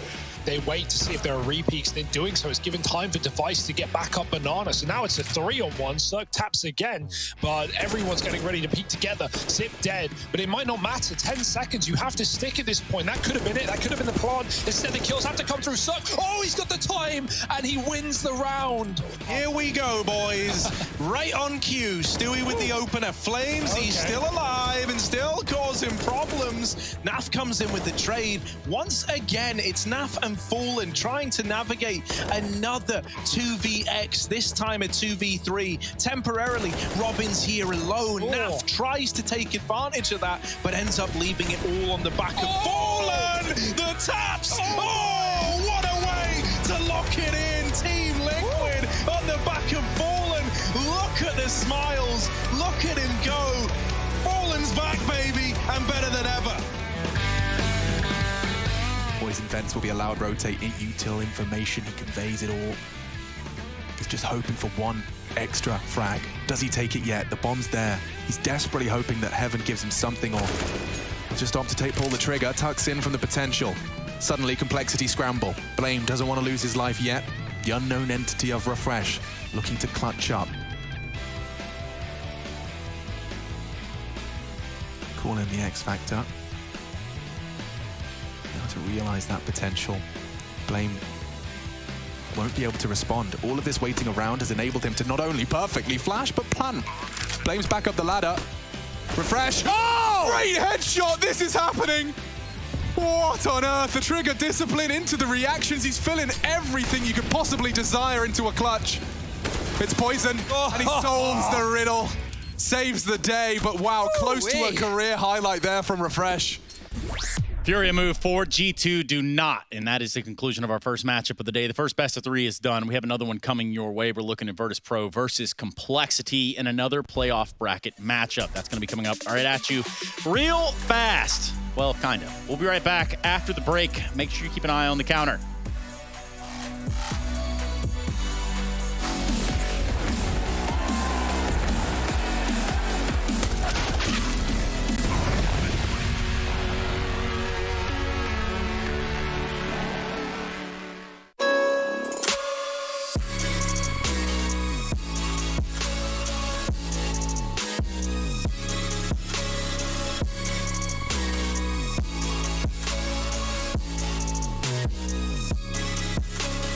You love it, you wear it. What's your style? Get your merch at shop.eslgaming.com.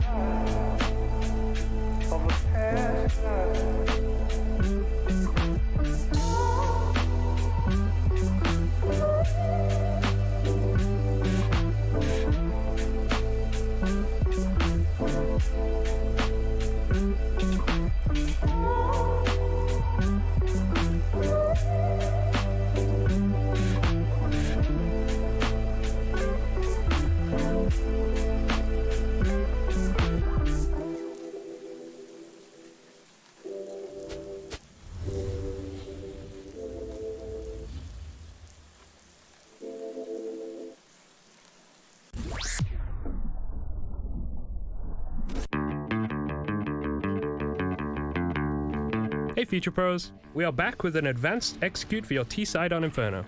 For this execute, you will need 4 Future Pros along with 3 mollies, 3 flashes, and 2 smokes. Let's break it down. Future Pro number 1. Your first job is to boost up Future Pro 4 onto the half wall. After that, get into this position and aim your crosshair above this point where the roof tiles combine. This molly will land and force out anyone playing first or second oranges. Then bank a flash off this window to blind anyone on site or in CT. This will allow you to get a quick smoke covering off CT spawn. And for good measure, lob this deep flash over CT spawn, which will further blind anyone playing on the site. Future Pro 2, you'll be smoking off coffins and also provide a supporting flash. To smoke coffins, get right up into this corner with the logs. Aim upward along the line of this fence and stop when you're at this line with this other fence post. This smoke will block off behind coffins. It is thrown this deep to discourage CTs from pushing through and hugging the side of the smoke, so be aware that someone still could be holding coffins. Alternatively, you can throw this smoke a little higher and coffins will be fully smoked off, but be wary of an aggressive CT. Finally, aim above these wires over the left of the plant pot.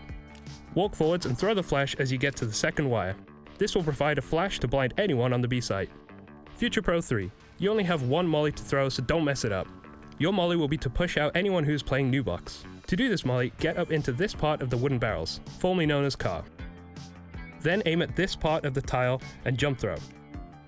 Now no one can play from new box, great!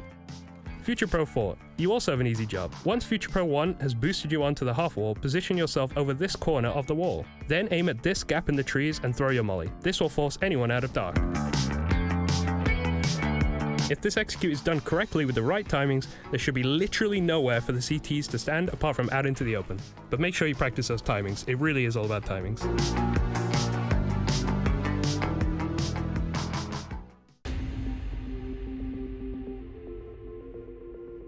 2018 will forever be known to the Counter-Strike community as the year of Astralis' dominance. But their year didn't start as well at all, as their run at the Major ended in disappointment, followed by Kiabri's surprising decision to leave the team. They were left in a cloud of uncertainty until they signed Magisk less than a week before the season opener. When the Pro League Season 7 started, Astralis were nowhere near the dominant force that they would become throughout the rest of the year. Losses to teams like AGO, Hellraisers, It's a 1v1. But no matter what, it would be Hellraisers. Close it out in the end. and Heroic did them no favors. In the end, Astralis just about scraped by, qualifying for the finals in second to last place. Coming into the season finals with more preparation, 2 grand final appearances, and 1 title already under their belt, Astralis looked ready to show their true form. And they left no player unfragged and no question unanswered as they plowed through the group stage, dispatching the likes of SK Gaming and Team Liquid without dropping a single map. Going into the playoffs, Astralis quickly eliminated FaZe from the tournament, the European mix getting only 9 rounds over 2 maps. In the grand final, they faced Team Liquid. It was the first of 5 grand finals these two fought out in 2018, and it would be telling of how the rivalry would look for the rest of the year. Astralis started the series off by running over Liquid, picking up the first map, Dust 2, with an astonishing 16-1 scoreline. Coming into the second map, Team Liquid recovered and was able to bring the fight back to Astralis. Debris shuts down 3. Nitro gonna try and do what he can. And a 1v2, he's pulled it back, 1v1 now, and 1 man left to topple. It's gonna be Glaive, Nitro gets them all! And there's the round for Liquid. However, it wasn't quite enough, as Astralis went on to take the map with a 16-14 score on their favorite pick. Liquid wasn't ready to pack up just yet, and won a hard-fought fight on Mirage. They say everything's bigger in Texas. This retake has to be exactly that. Oh my God, from Naf! 3 kills! Magic's gonna help him out, and at the very end, Naf does it all! This set the stage for map 4, where Astralis closed out the series 3-1 on Inferno. With this win, Astralis started to cement themselves as the best team in the world. They also picked up their second notch in what would eventually become their run for the first Intel Grand Slam.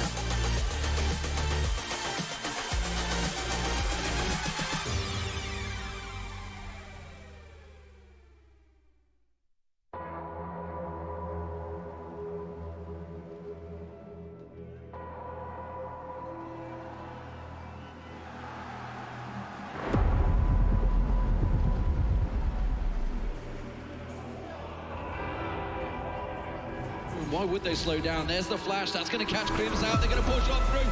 MBK gets one, but Crims with the spray down. He gets himself the triple. And Fnatic are not done yet. Can you believe it? What a spray down that was. Apex is trying to stop them, but it's not going to happen. It will be overtime in the first map of the Grand Finals.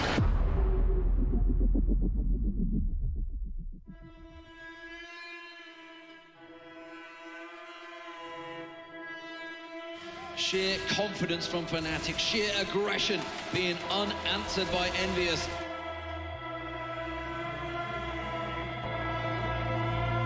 And look at the guns, 4 AWPs.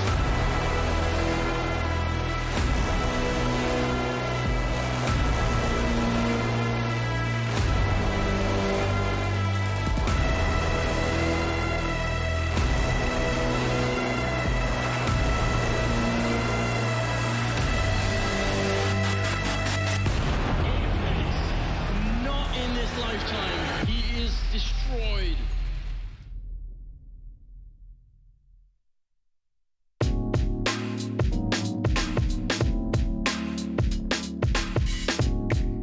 We as pro players and coaches, we say this so many, stats don't tell the full story. So not always the most impactful player in the match is the one who had the most kills. Of course, you do have to headshot people in order to win the round most of the times, but you have some supportive players. Like if the player plays the solo side, an anchor side, he's not gonna have those amazing stats most of the time. The last is like that one-off game. But if he's using his utility correctly, blocking, when he's a man-up advantage, he doesn't give away the difference. He doesn't put himself in a situation where he's full committed to the fight. He's just jiggle peeking, getting information. He's able to delay, survive, something like that. He's playing such an important role. So I think in leagues, team dynamics, and matches, that's where we always have to be scouting. There will be the occasional one-offs, which will be in a rank cast or just a pug, or they'll just come out where they're so mechanically gifted and talented that their talent shines through. Other than that, it's in team environments, and you'll normally see it's never one person. It's a big team because, like I said, this is a team game. So not only that player will have to have it, his entire team will need to understand that. So you normally don't see just one player popping off unless he's just that talented. You'll see a whole group evolve together. You'll see the entire squad get better because they'll get more fundamentals, more team play, a better understanding of the game, and that raises the level by so much it's not even fair. Well, if you'd like to develop the qualities necessary to be a pro player, be like my boy Naf. Right here in the upper left section that I'm pointing at right now, it's 8 a.m. in the morning, and he's in here watching VODs, watching demos, studying his opponent, and becoming the best player that he can. If you learn how to study like demos, and you learn how to study VODs, and you learn how to study your opponents, you will gain more from watching a demo than you ever will from playing in like a late night professional pug system game. If you kind of learn how to understand, oh, I like this play that this player did. Now let's go deeper and let's discover why he did that. Now let's go deeper and discover what did his teammate do along with him while he was doing that. I think once you start looking at it on that level and breaking it down to the smaller details, you start to really investigate why players are doing certain things. It's very easy to kind of just, brush off the intelligence of pro players and just see that they're playing the game and just see the decisions and not think there's a deeper thought to it. And I'll be honest, in some cases that's true, but I think for the large majority of pro players, there's a very good rhyme or reason for every decision they make in the game. Even if in the moment they have the wrong read, there is a reason to why they did something. So I think once you start to learn how to kind of dive into that and understand that, you're going to learn, you'll learn so much more from watching a demo and watching a VOD than you will from just playing the game casually with a bunch of other pro players. One of the most important things you have to do is sacrifice your own gameplay to help others, and you have to play together and have a hive mindset. So your teammates and you are one, so you can help them and they can help you to improve. And I think that's very important to be like this in a team game, like agreeable, a person that helps others, and just don't think about their own game. So I think that's general for most team games, and there's a lot of stuff about it, and you can just study it and just get better at it because it's very important. Thinking, moving, touching, and well, all of the other things, all of the other pieces that you need to compete in Counter-Strike Global Offensive. Welcome back to CS Psychology 101.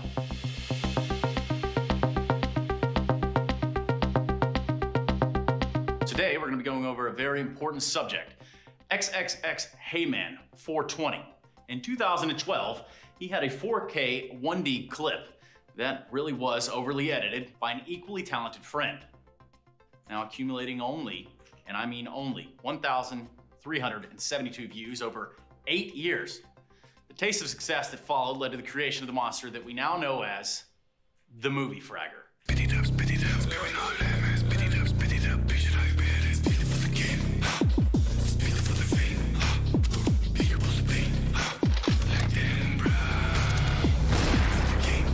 baby, this one is going viral. Top 3 Reddit easy. Zai Wu, Zai Who, more like it. Check out this shit. Oh, don't you worry, Movie Fragger. We are definitely watching. In fact, we'll just start on the appearance. We'll note that the cap is backwards, albeit he doesn't have a headset on, but don't let that sway you from the idea that this guy means business. Oh, is it serious business? Yeah, we can edit that out. It's all right. Some general traits about the gameplay can be observed, such as the famous buy an op and then use the deagle. Take this example. Where an ordinary player may see this round win as a certainty, the Movie Fragger sees it as opportunity.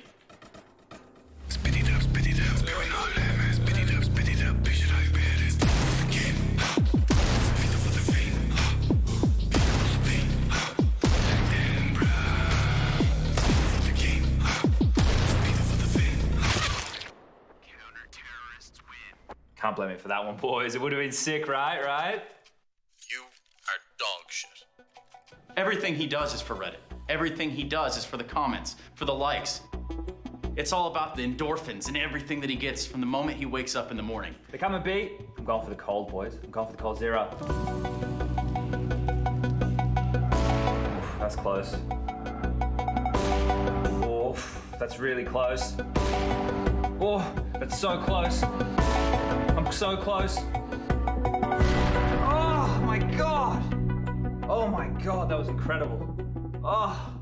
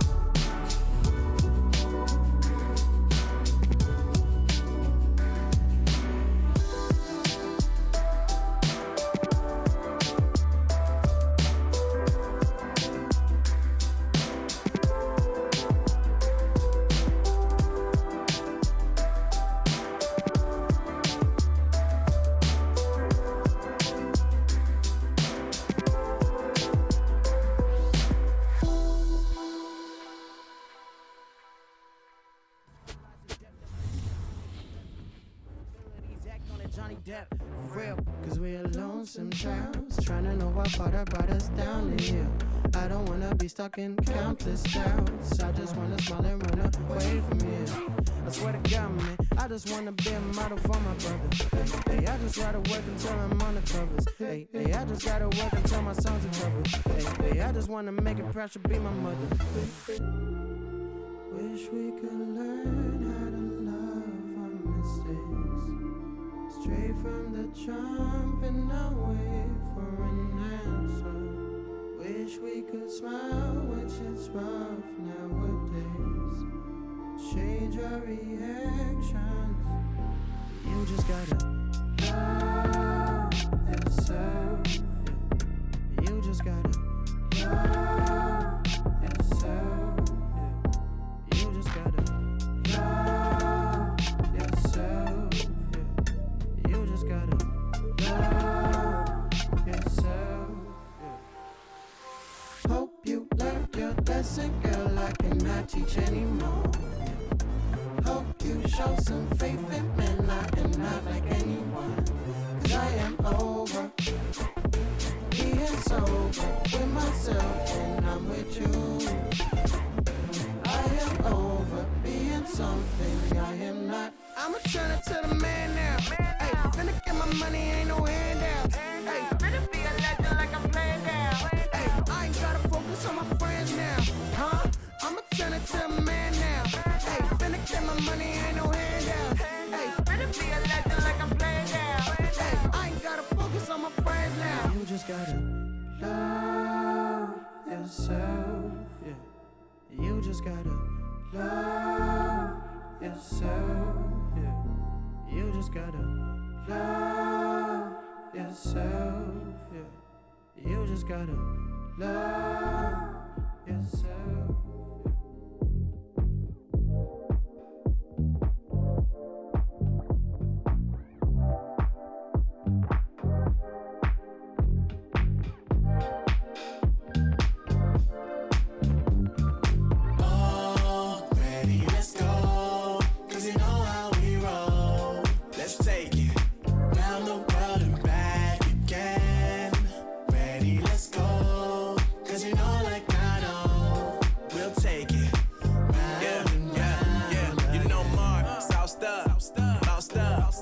Never let you double cross them. Moving through the city like it's Gotham. They told me get one, so I got one. Stop saying you're a boss when you not one. You ain't sacrificed, nah, you ain't lost none. All over the gram like you got a bag. You ain't big dog, we ain't hearing none of that. I'm in the gym looking like a running back. And you know the flow, got him coming back. Who I was in the past, I'm unattached. Only focus in this moment is bringing the summer back. Oh, respect my grind, elevate souls and I spread good vibes. Young divine, you know I gotta shine. Raise your hands for a good time. Aight. Vibe until the morning, sleep until the noon. You said that you want it, so I got it for you. Let's all get together and show them how we move. We move, we move. 3, 2, bringing summer to you. Ready, let's go. Cause you know how we roll. Let's take it round the world and back again. Ready, let's go. Cause you know like I know.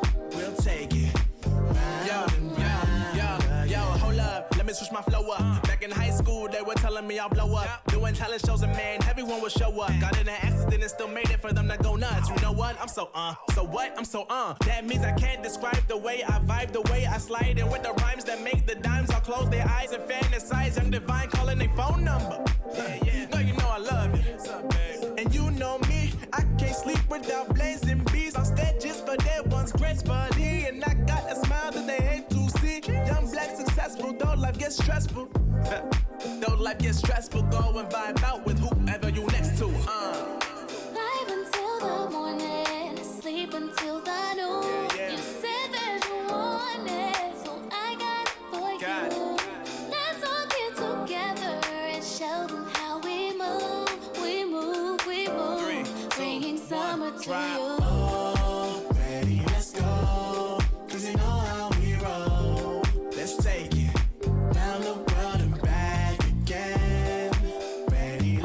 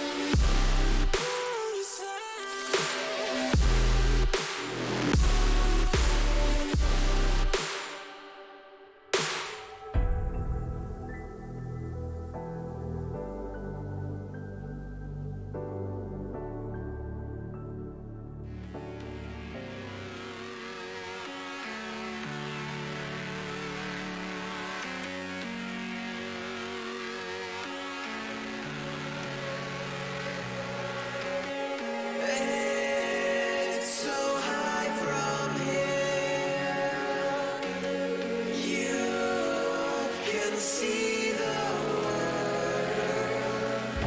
Aren't we all insistent to be small?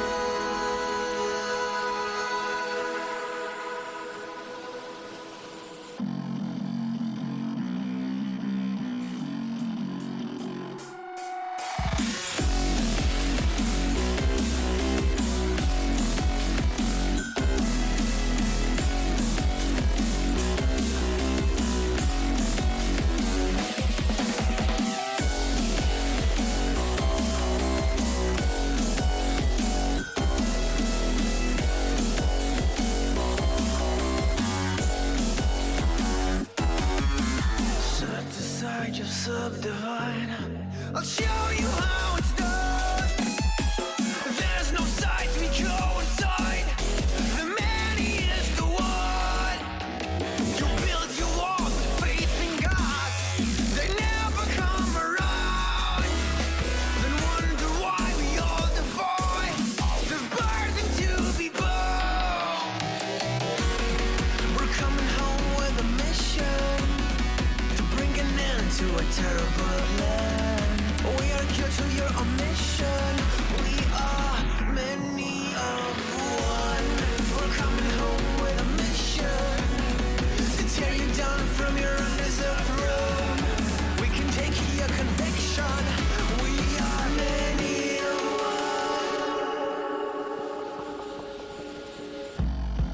one. You may call it a virus, but we call it the antidote. It's an answer to silence. The future is here to revolt.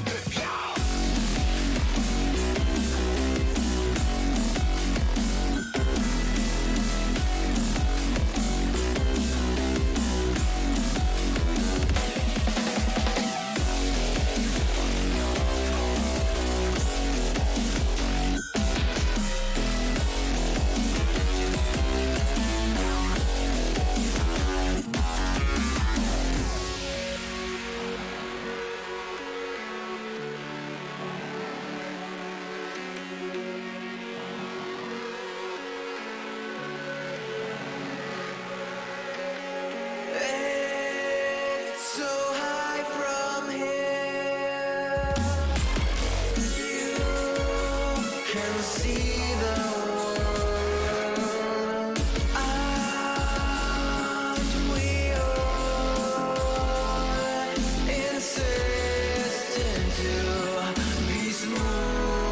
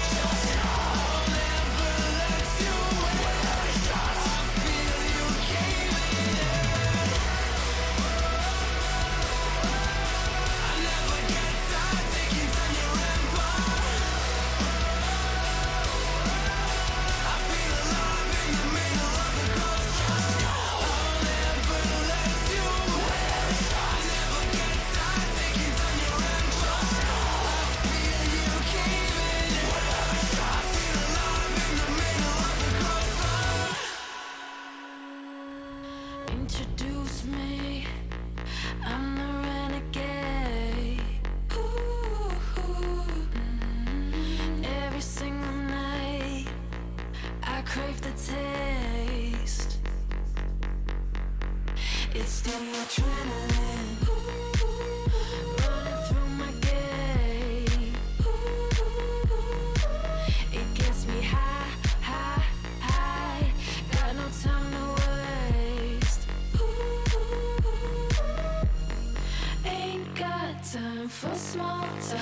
I tell you the truth. I'm faster than you. I'ma tell you the truth. Not in it to lose, just faster than you.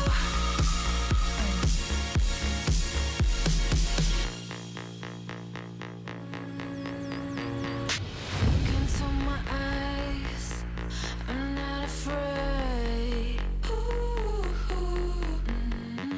Take over my mind till it fades. Like a medicine, it keeps me safe.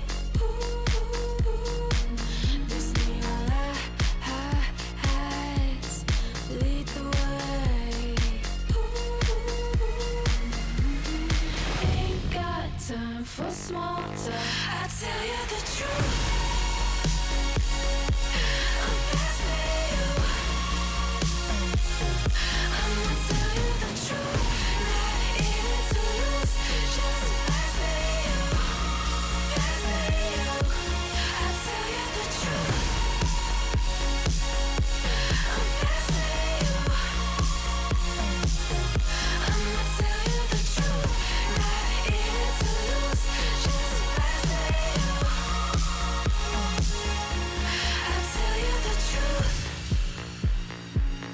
Just faster than you.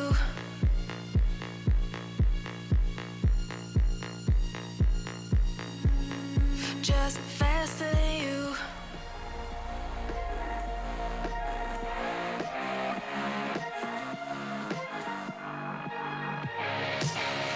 Glasses on, my hoodie's right. Break the door, give me side eyes. I ain't feeling yours, cause I'm feeling mine. Slide back to the future, got my own time. It's sipping dope to feel right. Got my own high, don't need no lines. Sneaky bitches never ever act with zone eyes. Alright. You can tell me nothing. Come back when you got something to say. Just put the fire above me. Take a seat in the back, yeah. You can tell me nothing. Come back when you got something to say. Just put the fire above me.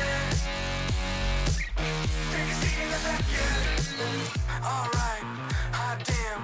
Not worrying about man's got a plan. It's not really about the dough, got a time frame. Matter of fact, about to blow up the whole thing. So good, hell I'm all fine. Got a sweet little ooh, and it's all mine. My shoe games, class high, hear it all the time. You can tell me nothing. Come back when you got something to say. Just put the fire above me.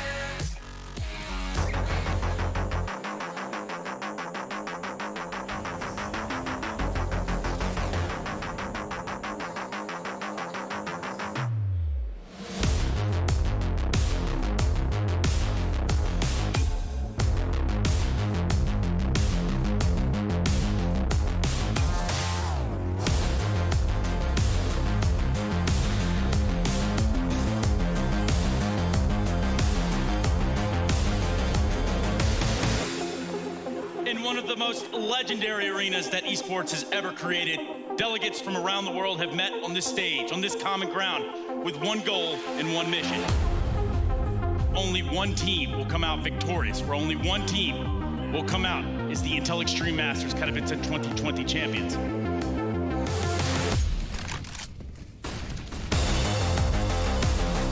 JW You're going to go for more, and he's got it. You have to stop them right now if you're 100 Thieves. If this keeps going, it's only going to get worse. Trips! Oh! He just swept the entire horizon with that AK-47. JW now, he sees the shadow. There's the no-scope, and I think they're going to do it. JW over the top.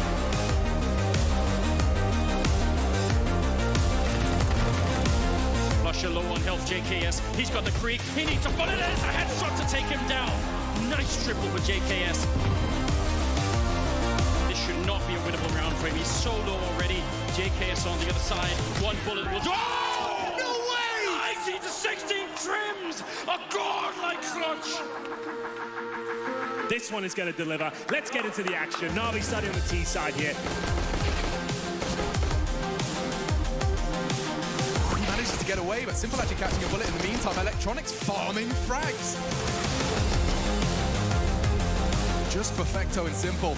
He needs a multi-kill, first found, Twist aggressing. They have to double peek, he's getting a shot, he's hitting another one! Simple! No! Simple, that's unbelievable!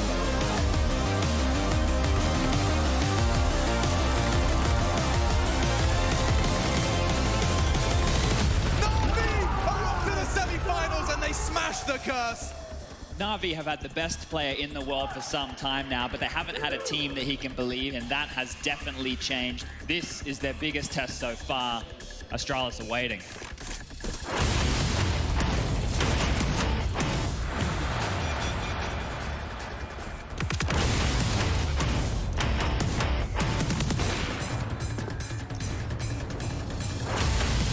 This opens things up. And remember, Golden isn't playing this B bomb site. They might have thought that there'd be only one player here.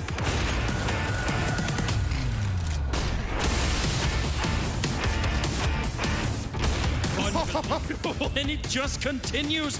Coming. Oh no! How many does he have him in a round?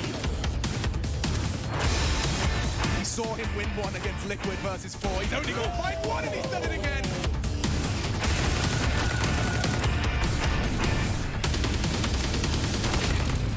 Now, can he get the bomb plant? Kenny's on the one side there. That Krieg, I don't know if it's enough to buy them this round. He's so low on health. If they knew how low he was, they'd just be using the pistols.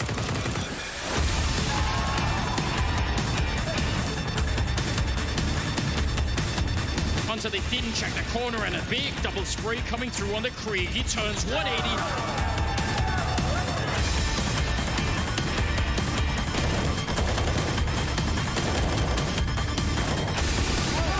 Kriegs pulled out by the Astralis squad.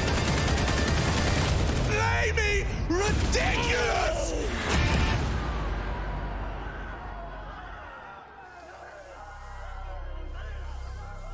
Welcome to the Intel Extreme Masters 2020 Katowice Grand Finals. It's time to see the two teams still standing tear each other apart for the first ESL Pro Tour Masters Championship. Na'Vi has never won an IM Katowice. Simple has never won an IM Katowice. Today, they take that stage to change that fact.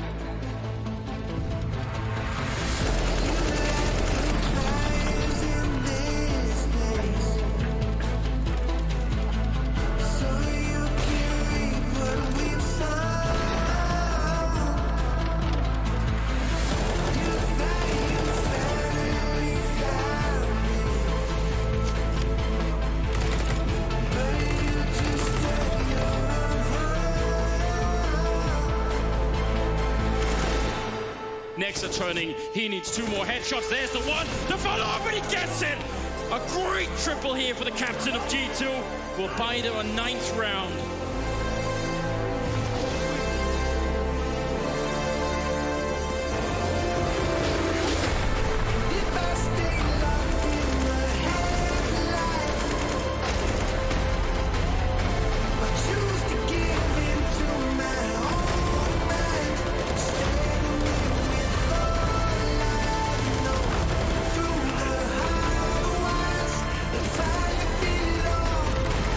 I can see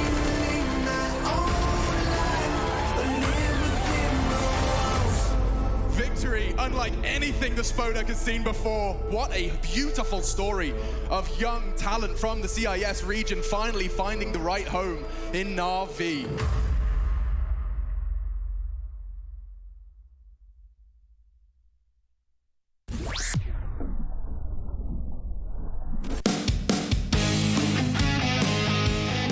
Hey Future Pros, we have another execute for you and your friends to learn.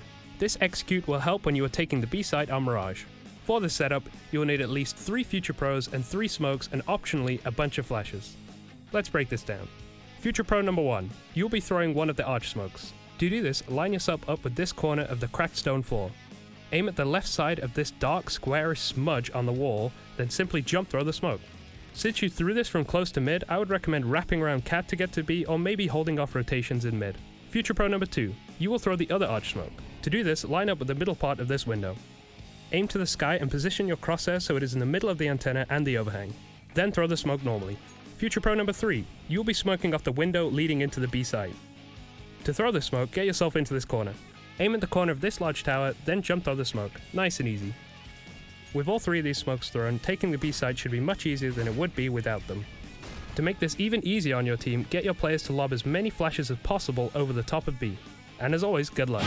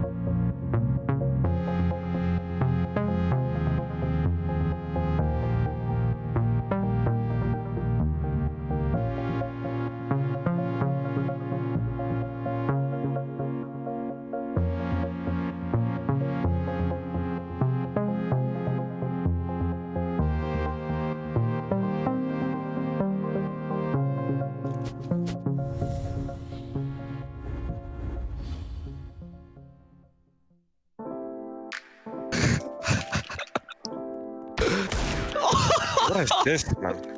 Did you get flashed? Yes. Oh, I'm sorry. Oh my god.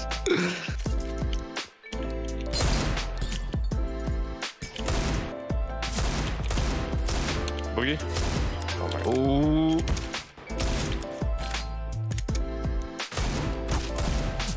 You cannot see me, right? Almost. Oh. It's like I can only see your helmet.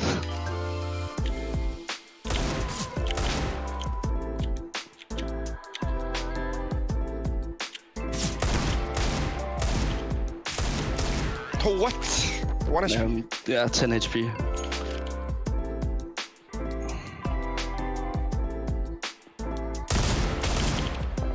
Oh, where's my shots going?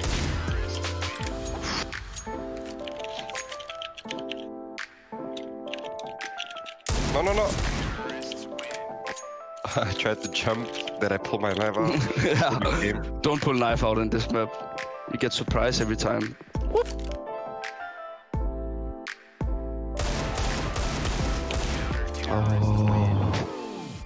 Oh. Oh. Oh no. Why are you jumping? Jumping jack?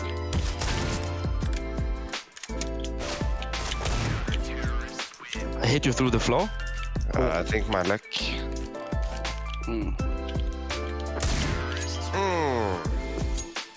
Nasty.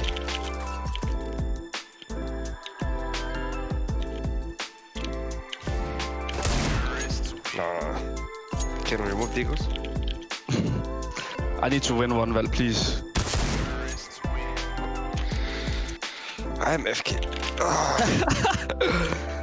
Oh, no, you're still insane.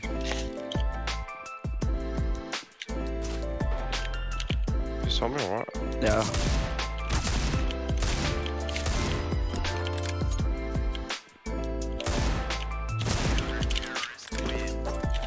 No hits, not good. Oh, you saw me.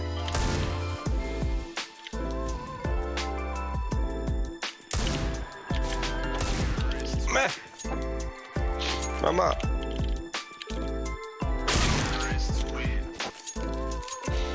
You have spider sound or something? Like me? Spider senses.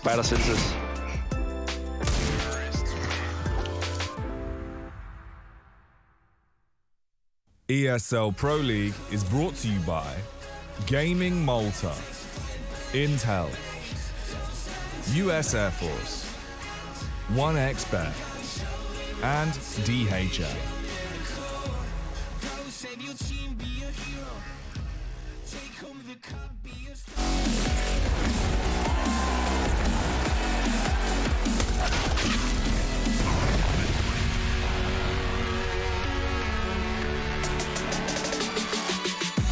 We've arrived at Virtus Pro versus Complexity in a matchup that has all the weight in the world and much more. You waiting. Thank you for sitting so patiently with us as we get ready to jump into this next matchup, this next bracket played matchup of the day. Imagine that. We're in the playoffs. Well, we're almost through the playoffs. Right now, though, with Yukinder and company sitting on one side, it is crucial that we hear what he had to say.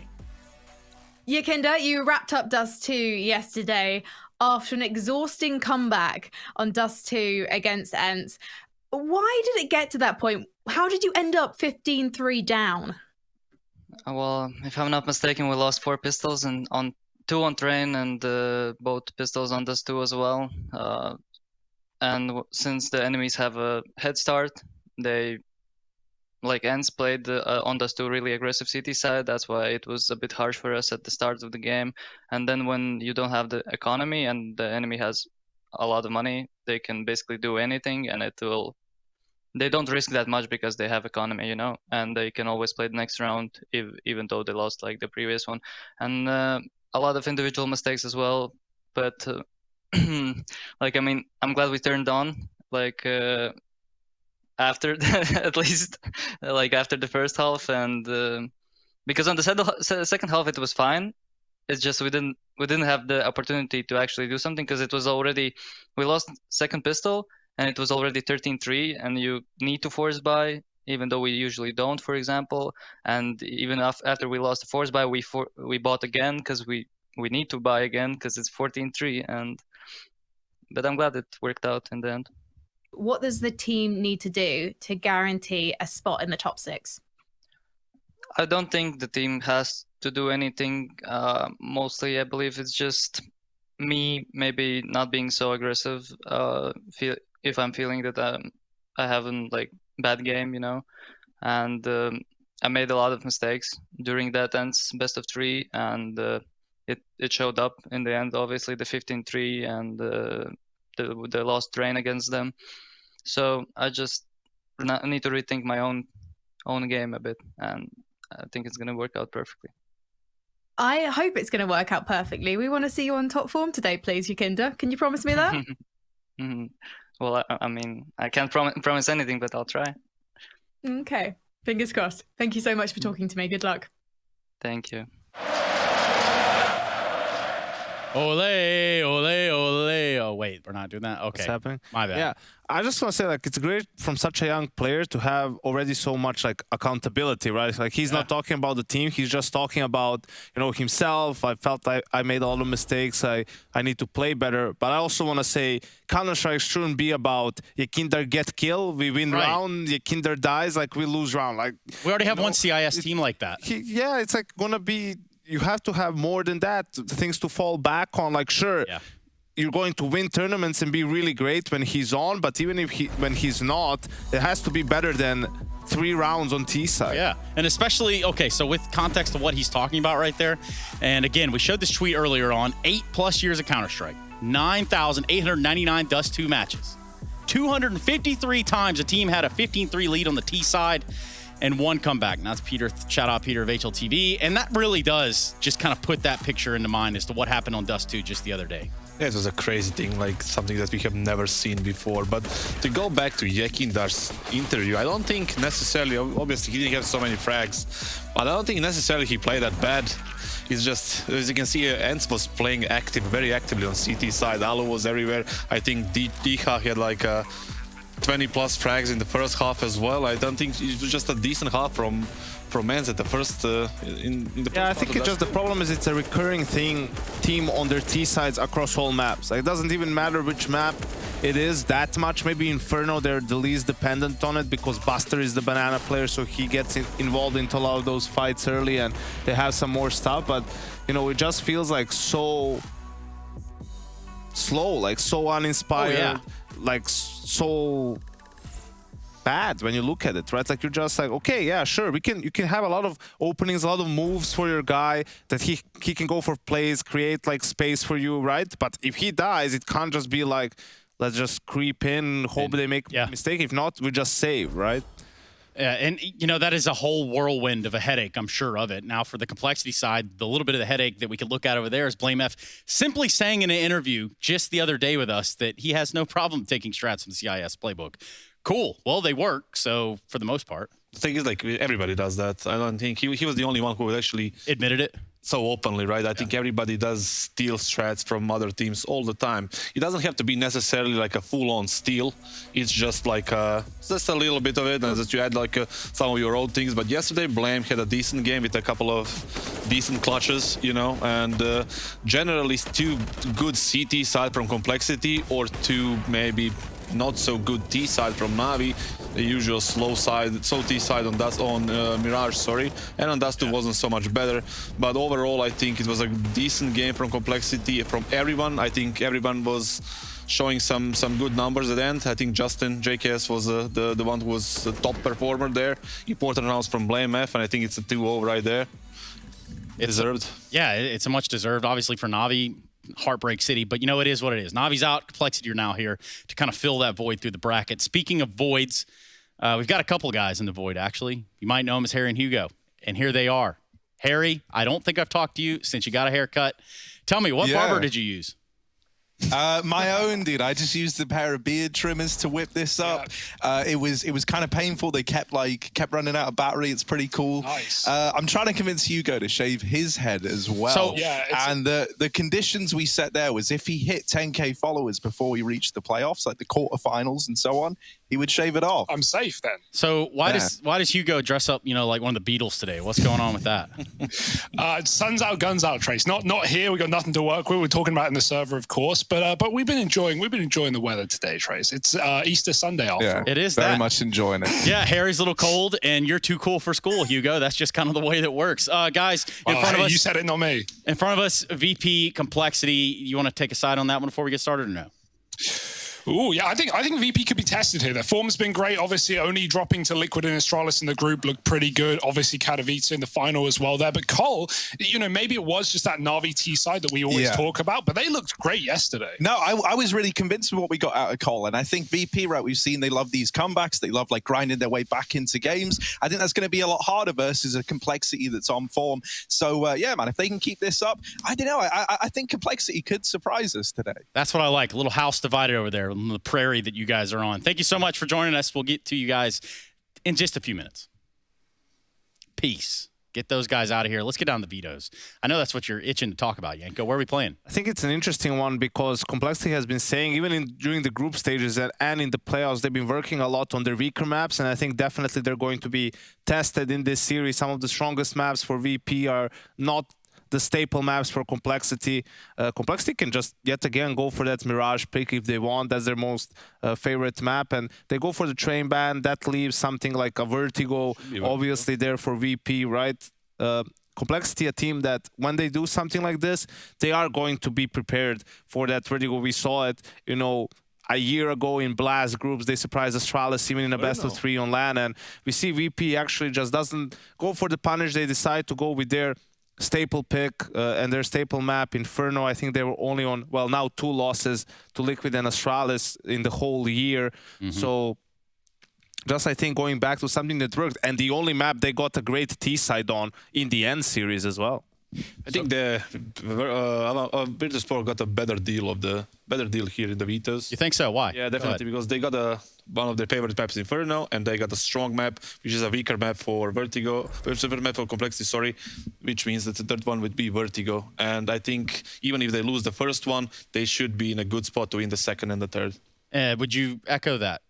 Yeah, I think, like, obviously Complexity willing to let Vertigo go all the way tells you they've prepared for the map and prepared for VP specifically. I just want to see VP, you know, let's say Mirage, they're on the T side, they win the pistol. I want to see them early on in gun rounds do something aggressive together, right? Yeah. Like do a strat, an explosive play, something, you know, similar to maybe even what we saw from Furia or G2, those types of strats, and not just the slow default play, right? Just so that you make your opponents think that you've decided to switch it up a little bit, and then maybe later on in the half fall back to your default plays. Yeah. Complexity must win first map, must win Mirage if they want to win this game. All right. Well, Kassad, I don't know that we could have painted any better than just those 2 words. Thank you, gentlemen. And for us, let's get into the game. We got Harry and Hugo ready to go to deliver the action of Virtus Pro versus Complexity, Mirage, Inferno, and Vertigo should we need it. Gentlemen, let's get it started. Yeah, let's get it on. It's Mirage, it's a bit of a classic, and it's Virtus Pro taking on Complexity. I wouldn't want to be anywhere else in the world, but right here, right now. Oh, isn't that fortunate? Yeah. Let's do it. Right in. No waiting around, no dilly-dallying. Cole setting up A smokes. We've got Blame and Rush being the util men. And VP with some info mid. They haven't got the kit here despite playing what is now a retake on that A bomb site. This could get pressed for time. Cole are flooding the site. They're taking the spawn. It's a position that VP aren't even trying to retake from either. That's a more common spot. This is a really good start for Cole. Look at how many players they have in spawn. They're going to flash deeper, and now VP off of the B rotate start to flood in. Cole flashing, VP dodging, and Jame opening. It's an absolute slaughter. VP killing everyone in CT, and they dodge all those flashes. Now the retake's on. Forget the kit. Oh, it's only Blame F left, and they're all around him out through ramp. Yakinda arriving late, and it's a flawless pistol to begin this for Virtus Pro. They move in, and yeah, I mean, it's barely even a retake, right? With how quickly those kills are coming through. My, oh my. I like what we're getting out of VP already, and we're just around in. Yeah, I definitely agree with the desk when you got to say VP win the veto, right? Like, it's an interesting one because Cole, they have a 7-map pool. They play all the maps. They don't have an insta-ban of you know, Vertigo, but they did let it slip through here, and it's the only map they've not played in the last 3 months. So I really hope this goes a distance, and we get to see what Cole have, you know, without a doubt been preparing on that map. Blame was saying in interviews yesterday how much Cole have been working and what they've been, you know, doing prep-wise and focus on, you know, certain maps. So yeah, you know, VP are happy regardless of the veto. They can play everything pretty much. And they're going to prove it on Cole's turf as well, on their map pick. Just Deegs out right now, and Yakinda feeling ferocious, finding 3. Easy stuff. And Cole getting cleaned up in the second round. We'll be waiting on that early buy. Yeah, what can the Deagles do? Can they do anything? Find out in just a moment. Right now, they're just kind of backing off back here towards T-Spawn. They've lost this top mid control. And so really any hope of accomplishing anything is out the window. This is just about inflicting damage if you can. Maybe denying your Kindar the ace.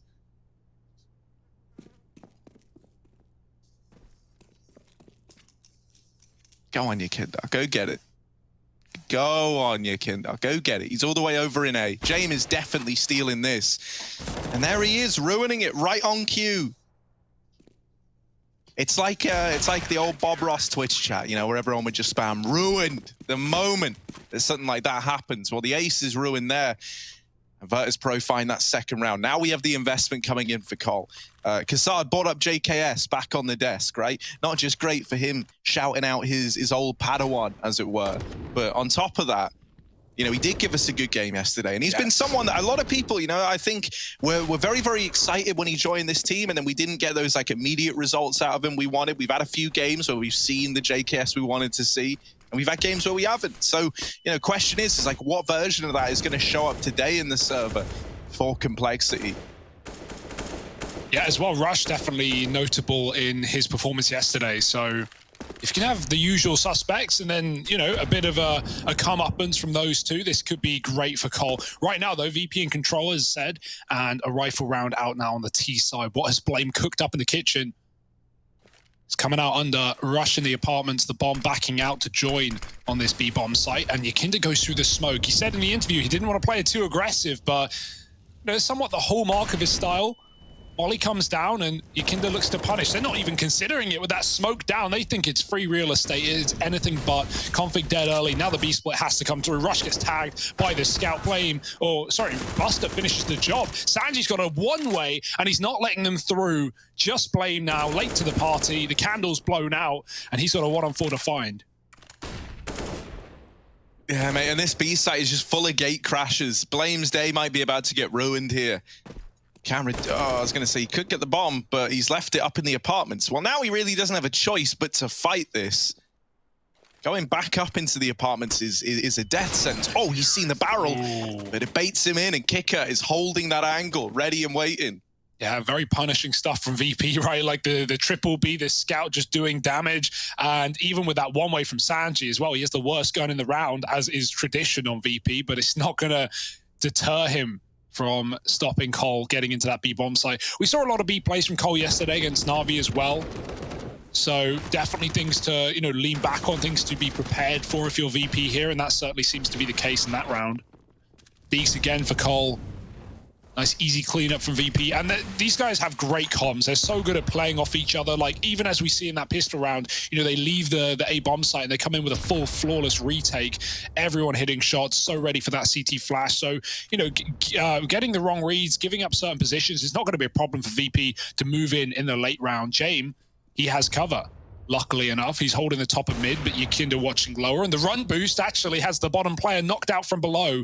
The bomb makes it across. I don't know if Jane will know that, but Yakinda, ooh, he meets Rush's Deagle. Nice nade from Buster to trade, and VP are just going through the motions right now. Only 3 up for Complexity, and it should be a 4th round. Just how many more casualties will VP sustain?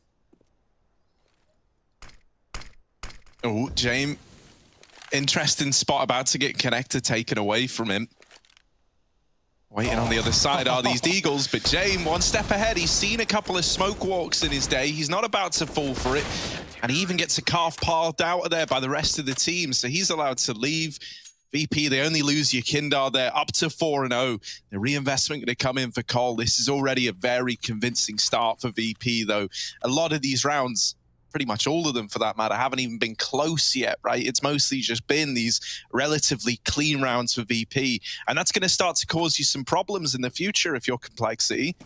You know, you're not at this sweet spot where you can just win a round, break the money, or right back into the game. So this is already very, very scary. And there's potential for it to get even worse.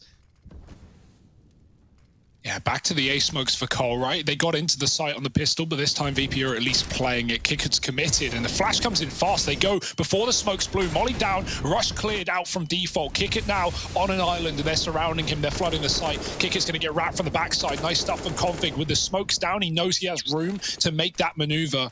Going for the plant now is their cover. Sanji wants to go through. He jumps up and receives a flash to the face. So Cole in a post plant yet again. VP with lots of utility and a big flank from Buster too. Oh, the weapon swap is not well timed from Sanji, and now it's Cole back in control.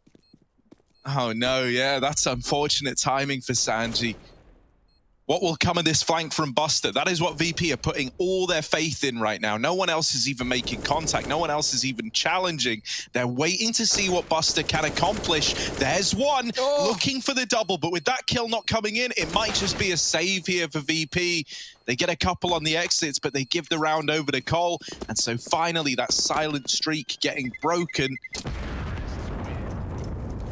Only saving on 2, means they're not out the woods yet. In fact, they're a long way from it. Yeah, that's such a shame for Buster, right? He has 2 kills on his plate. He's just trying to hold his shot to as late as he can, and Config gets off ticket. He survives with a whiff from Buster. That kill comes through. VP suddenly, jump into the site and maybe have a bomb defusal, but not today. Cole, good to see them get on the board early at least, right? Like you said, far from breaking VP's money, but baby steps. JKS going Palace, the rest of his team splitting 2-2, looking for the mid default, I imagine, coming in through under. Cole love to do this, just waiting at top mid till these under players come in, getting rid of Connector. You know that Yakinda's going to be very proactive there. Him and James often playing jungle together. James actually rotated to B in this round. James goes where James wants. And that's exactly what we like here for VP. So holding on to the apartments, and Cole finally coming out from lower mid. The window smokes down, and the con smoke as well. But as we've already seen in previous rounds, that smoke is not a wall for Yakinda, and neither is it for Cole. They're going to boost up in the window as well on the outside ledge, not yet to go through, but that timing is there for Blame. He can pick and choose when to sneak behind enemy lines, and Yakinda's tasked with watching 2 positions at once. Yeah, not the easiest spot for Yakinda to be in, especially not as they pour out through Con.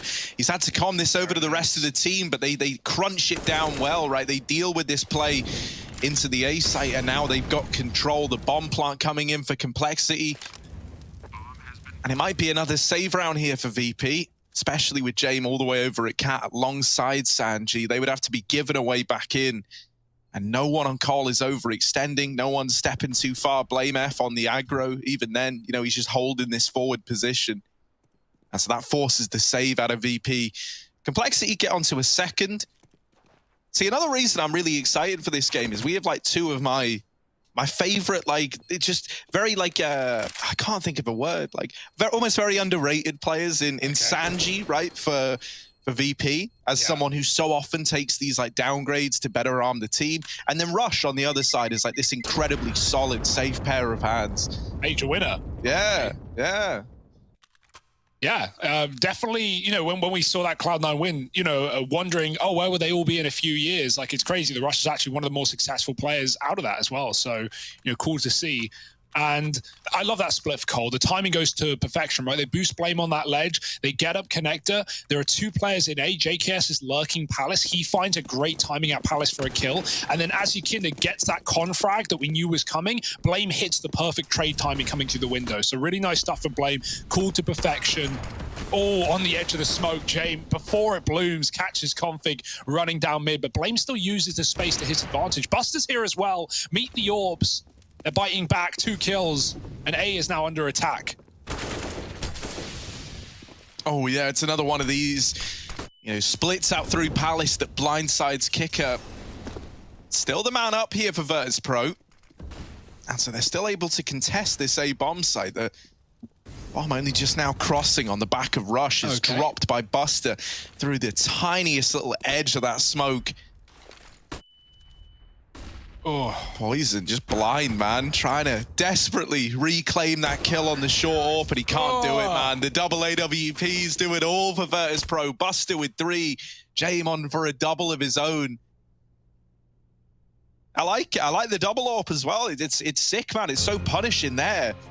Buster just watching that tiny gap in the cross smoke, and then on top of it, I like it. Hopefully this is going to push James to really give it his all with Buster stealing the limelight in that round. I don't think James cares. James is evidence of a player that does not care what you think of him. He doesn't care how you think Counter-Strike should be played. He has his own One of the things I loved is like he did that interview where he was like, yeah, I probably should have like capitalized on the whole James time thing a bit more. Hey, he's still got time. James still has time. There's always time for James. We've always got time for James here at the Pro League. And yeah, like he keeps it up, man. Like you may not love it. Sometimes you may even hate it. But boy, does it make for entertaining. I tell you what, man, I'm just gonna big rush up even more. We do it a lot. I love him. Also, don't know how he's not gone insane yet. You know, like hotel living for God knows how long now, like years. Been there. JKS as well, right? You know, not only in NA, now over in EU. What is home? Right now, home is the A site for Cole. They're once again knocking on the doorstep. Smokes are in. VP are fine to play retake as we've seen. Kicker has spawned. He's calling for reinforcements. Buster, come on, not again, buddy. This time Con is smoked, so they won't be able to see any feet through it, but he can still get blind shots. All the plants coming in. Buster, oh, it's very close, but close won't cut it. Jame, the other orb in a window rather, and he's got many players to get past. The barrel might stick out here. Rush is waiting for the time to strike, and Jame is so quick. No trade. Flame giving it a go, he gets legged and he still gets the kill. That's worthwhile. Now upgraded to the AWP on low health and connected control with an open plant. This is great for Cole, but Sanji's about to make it a whole lot worse. Buster coming in off a short and he's got the AWP dead to rights. 3-on-1 in the blink of an eye, and it's Config just trying to survive. Smoke on the bomb and Sanji with the cover. It's VP, yet another retake round. Hey man, all in all, considering the kind of investment that Cole bought into that, that's not the worst outcome, right? They get the bomb down, they had a good chance. They have enough money to buy up again. Like this A site is you know, you're 6-2 up, so it's not that worrisome, clearly. But like, you know, the consistency at which Cole have been finding these bomb plants, they run it down that round with SMGs. It is a little scary. VP showing that they are fairly comfortable, you know, with the retake setups. Yeah, the one time VP played in the A site with two players on default and under Palace was when Cole went for one of those splits. And, you know, that's when you lose both A players. So you can't really blame VP for wanting to float away from that A site and play more retake and play for those mid fights, right? With Buster and Jame cross-firing from Window and Cat. And again, Jame just switching it up round after round. He's been B, he's been Window, now he's up on stairs, keeping Cole guessing. Who look to want to burst out of the Palace here. The danger is they have no player able to flash them right now. They are just got to go out into Kicker's waiting arms. Is he ready for a contact play coming through so fast? Players in mid are still making some noise. Kicker repositions on the ramp, and this is a perfect setup for VP. Double ramp right now. When they see Cole commit, if they stay on this spot, they can cut down any chance at an open plant, which is what Cole want to go for with connector control. Rush, here's the smoke pop, and he tries to take his chance. Jame will stop him though. Now the kills start to fly in. Jame can't escape in time, and Cole finally a favored round yet again.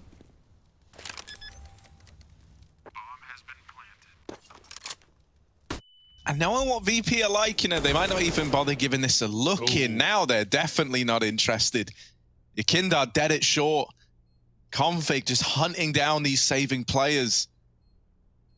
And it's the A site once more that comes back to punish VP when the rifles are out. Cole, you know, they're ones to take note of where they're being given space, and they're going to look to try and use that against you. VP needing to come up with answers. It's unfortunate for Jame as well at ramp. Like, he had a really good shot to deal with that Palace push. He gets the first man, and then is like so tunnel visioned on trading the player in the site that, you know, just kind of hung out to dry, all alone at ramp. Well, Sanji, James Bellboy, does manage to grab his AWP for him, takes his luggage to his room. That was awkward for Jame, right? He hangs around for that second kill. Yeah, that's what I'm saying, right? Like with the... It's just very, very bad timing. And it's not often that James kind of caught by those timings, right? You saw him trying to leave, but unfortunately, just too many players too deep in the site and up con as well. First AWP for Poison. He's 0-7 right now, but he's got his weapon of choice, or second AWP rather, and this is hopefully where he can get back into the game. Oh, Rush going through the molly. He's trapped between two. But he's got a nice little gap, a pocket of air, a bubble, and he's going to jump out the window. Rush, smooth moves. Can he find the kills? Oh, Sanji was trapped, but he still gets away with a kill. And now the rotator already in. VP are already triple set with Yorp here as well. Buster holds down the site. James tagged to 1, always surviving against all odds. And Collar screwed, trapped in apps in a 3-on-5. Yeah, there is at least low HP on 2, right? But the thing with Sanji is he's spent his whole damn timeline in this team fighting with less than everyone else, and that also applies to the HP. He's done a good job of just staying alive here. You know, gets that first kill, repositions around the smoke that Complexity dropped, and never dies. And, you know, like, numbers alone make this round scary for Complexity, makes them hesitant as to what they even want to do. And that's with 2 of these players just a shot away from death. I'll group back up towards A, but VP have got the read. They're 1 step ahead. Yakindar's holding ramp. He's going to get this early info. Then there's 3 more players in CT to back this up. That's a nice opener from Blame F. How much further can this go now? Poison's got another. There's still 2 more CT players here. 30 seconds and a bit of util for Blame to pop out into the site. Kicker giving it a go, and they're just feeding Cole at this point. It will be traded. Bomb now loose. Sanji can rotate round as Buster looks to make a play, and he's not being considered. Bomb out in the hands of Blame, and Poison is not ready for the repeat. It's going to be VP all over the board again. And despite VP having at one point 5 players in that B bomb site, everyone there, obviously, they rotate out first. They read Cole before Cole had committed. And they already have players push through the con smoke, up close on ramp, triple CT. It did look scary when Cole get a double opener, but it's responded to very well by VP, who keep the round alive. And I've got to say, it's great having VP here at this point, considering their recent runs, right? Not just back at Cato, taking down everyone but Gambit, but also inside of this group, right? They were in Group of Death. Yeah. Right? Teams like Astralis, EG, Fnatic, like not Liquid, Endpoint as well, who were up and comers. Like it wasn't an easy group for VP. They come out in 3rd place. And, you know, they almost got eliminated to ENCE just yesterday. So, you know, despite all the trials and tribulations, VP's still fighting, and for good reason. We want to see what they've got to show us in this tournament. They are certainly a team that could take it all. Mate, it's the most insane part is like, you know, if you think about the fact that it's like Gambit VP back in Kato, and, you know, both of them still in the running now, we're almost on like the verge of really entering a CIS era that's absent of Na'Vi. Yeah. Well, they're certainly absent from the tournament. They're killers, Cole on the other side. And coming up catwalk yet again, Buster gives it up. No AWP on him this time around. The money for VP is starting to drip a little dry. So this round is huge. If Cole can win it, hence the force, they can put VP on broke, put them on pistols. Rush almost hits that spam through the smoke, and now he's going to go through, but he never knew Kickit was always there. The shot's just around him. Config somehow in the middle of the A site, and they're not ready for it, but he's not ready for them. Kicker, big round, 3 kills behind the smoke. You got to wonder how that would have gone if Rush hit that smoke shot. It was so damn close. But instead, VP just more Cole in the A site again, and another timeout from this T side, another broken buy, and more pistols on the horizon.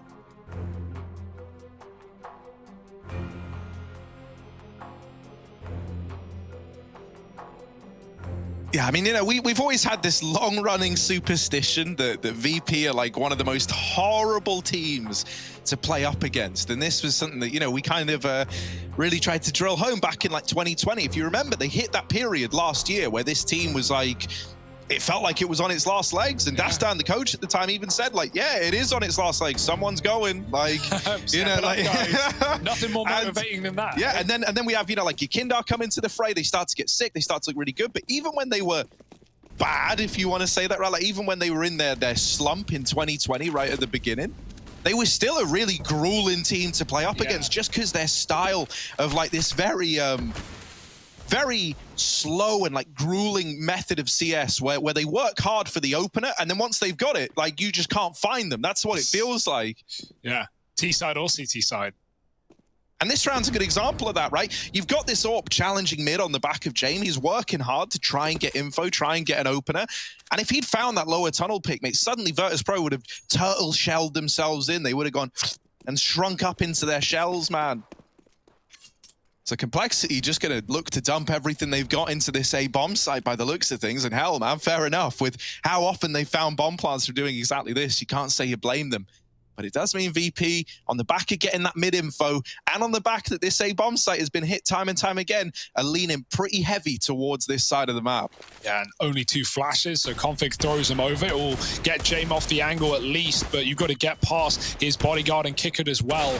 Cole getting tagged up. Kickert goes out and he does die. Now it's on Jame. And at the back of the site, Cole have got themselves 2 kills back in. Jame hitting a tag and damage is dished out across complexity, but no kills yet. The bomb part is awkward. They're going to try and cover it for default, and it will come through. No HEs to finish the job here on these low players, so Buster needs to pick his shots wisely. And Sanji starts strong, taking a player off the stairs. Now already, this 3-on-5 is getting dicey. 3 kills have come in. The flank is waiting, and Poison is buying time for it. A big Deeg shot, trying to follow up. Blame coming in from the flank, and James taking Poison out of the round. So Blame needs to start now, taking out Sanji, and James crossing triple. It's getting scary. It's getting hairy. And if James can make it to the site, Blame is in hot water. He's running, and he's moving fast. But is he really going to be able to stop this defuse? No! Oh, my goodness. All the kills, none of the time. VP up to 9. Man. And that's the, that's the good old inverse Jame time, right? Like, he makes you run out of the clock. Yeah. He's like the Doctor Strange of, I think, is he the time guy? I don't know, man. He's like the time wizard of Counter-Strike. All right.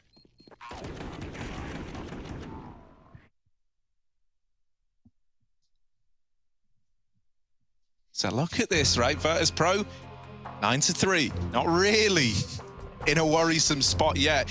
They do lose everyone there, so this is going to be like a costly little reinvestment. But if you look, Buster at 5,750. I don't know how good your maths is, Hugo, but 5,750. Now, that could buy an AWP plus armor. I wonder if Jame is going to ask for the AWP. For an AWP. Over. You think? I think he might, Harry.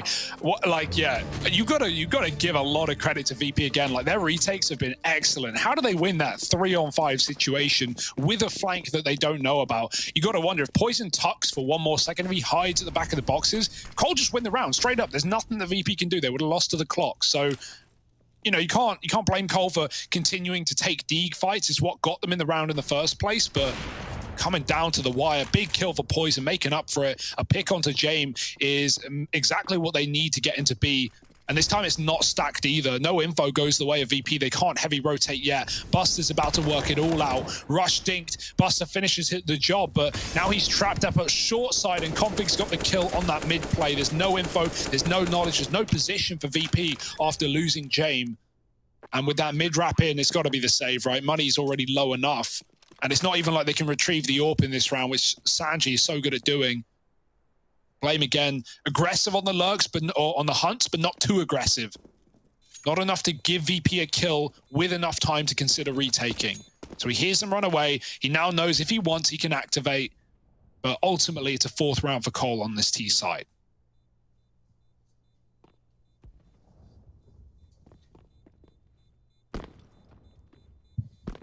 Yeah, and winning this, man, is huge in relation to being able to get back into this first half, right? It's not just about getting a 4th round and, you know, stopping VP from running away with it.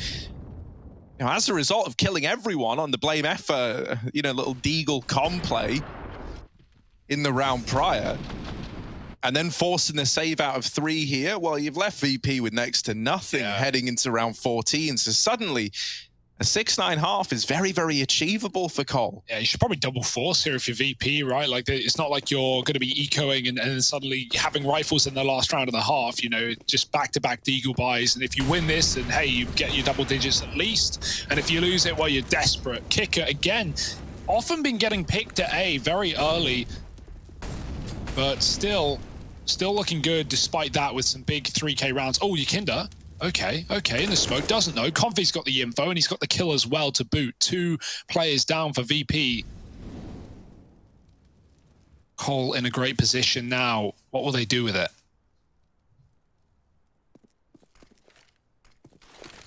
Ooh, Jame trying to fight the window, and then with the peek, he does deal with Config. Buster survives his journey out into mid as well, but for Virtus Pro, this might just be another save here. You hate having to do it, but it's really the only option you've got. Wow. Buster just gave his Famous to Sanji. I never thought I'd see the day. He is 29 health, so makes sense. But yeah, it's a rare case here. What's the betting that someone takes that Famous back when the round starts? Sanji has been given a FAMAS. Sanji is probably free. getting charged interest on it as well. Like, probably has to drop his deagle as well. Like, well, go on then, just take it all. Oh, Sanji. We love Sanji though. You know, it's a bit of a meme, but it is also the way the VP play, and it works to their advantage. Like you don't see many players, firstly, play like this, but secondly, have the ability to get value out of such whack weaponry like he does. So yeah, there is a good reason. I've always had like this mad thought, like, you know, imagine a Sanji on like Na'Vi. Now I wouldn't want to take him out of VP. There's your first problem, right? I like him where he is, but imagine someone dropping guns. The big simple. That could be exciting. 9-5. Oh, he did drop his FAMAS. He did drop the FAMAS back to Buster, no less. It did happen exactly as we expected. Buster back with the FAMAS. Like a boomerang. He just can't get rid of it. Or Pound Poison again, looking for more openers. He's been good at this. He's been given the mid room as well with those smokes down, with no one in the window and no AWP either. There's not much VP can do, but respect it. Oh, the jumping. Sanji might be open to short right now, but although he doesn't know, neither does Poison. Gets spotted, crossing back, and now the B pick is in. VP stacked A, and you can't blame them with how so many of these rounds have ended up on this bomb site. But Config is denying the rotate out. He's not letting them get back to the objective, looking through the one-way.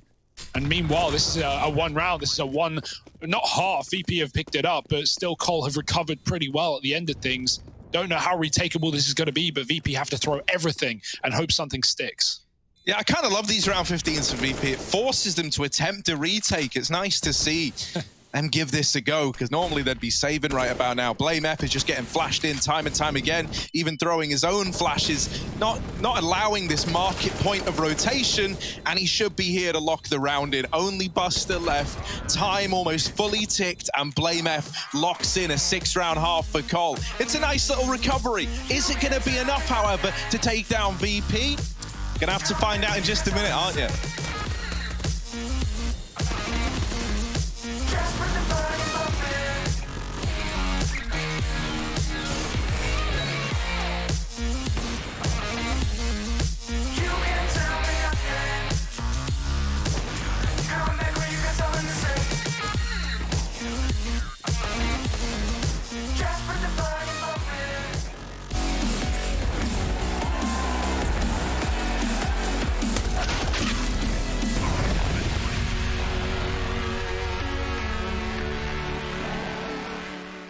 I think we started out this boot camp focusing on our weak maps. We had a couple of maps we knew we were not that comfortable on, so we kind of just went through and started like grinding on them mostly in the beginning, and then in the later stages we started practicing the maps we knew we were going to play against our first opponent.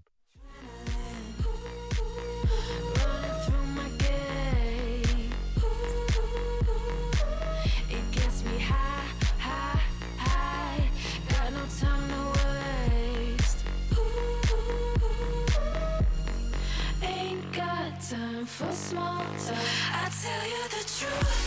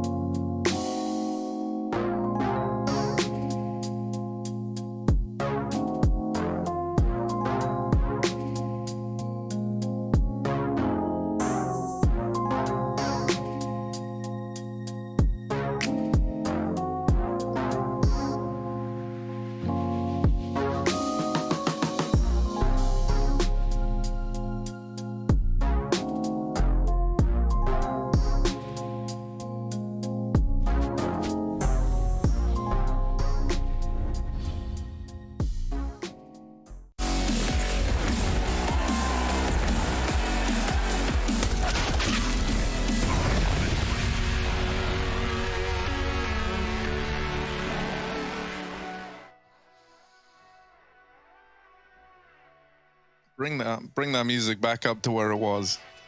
A little louder. Little louder. Now we're talking. Ooh, that's more like it.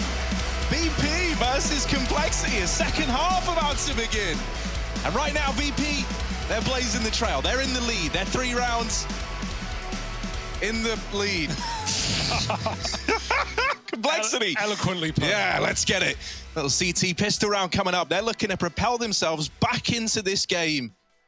And hell, man, after that first half, the fact that they were even able to recover it is pretty decent. We get a litmus test here. The Cole retake. VP's was flawless in the first half. So how will Cole fare? JKS giving up the site as he should. He's backed up in the spawn. We've got kits. We've got double nades. So where are Cole going to dunk them? That's the question. VP getting all the control they want, moving towards jungle. It's an open bomb plant as well. That's very profitable for VP, and they won't take spawn, which was the undoing of Cole in that first round. Now the flash coming in, and Cole letting loose. Oh yeah, they flood out through CT into this A bomb site. The Glocks dealt with it first. However, Buster doing a good job of keeping this belonging to Virtus Pro. Flame F is late in through the jungle, tapping onto the Palace player. JKS gets another in the blink of an eye. This is back to Coles. Oh, Sanji's dead as well. JKS and Flame F, the heroes of the pistol for Cole, as they get 4 between the two of them. Yeah, that looked really good to start for VP, didn't it? Double kill from the P250 of Buster, and suddenly Cole get all the kills. You know, the fear of that is the smoke kit on bomb, right? You see it come in, you know if you're VP, you've got to make those fights happen. You've got to kill the cover so you can actually stop the defuse. So it's not like they can really afford to tuck super safe and stop taking 1v1s. As much as maybe you would have liked that a little bit.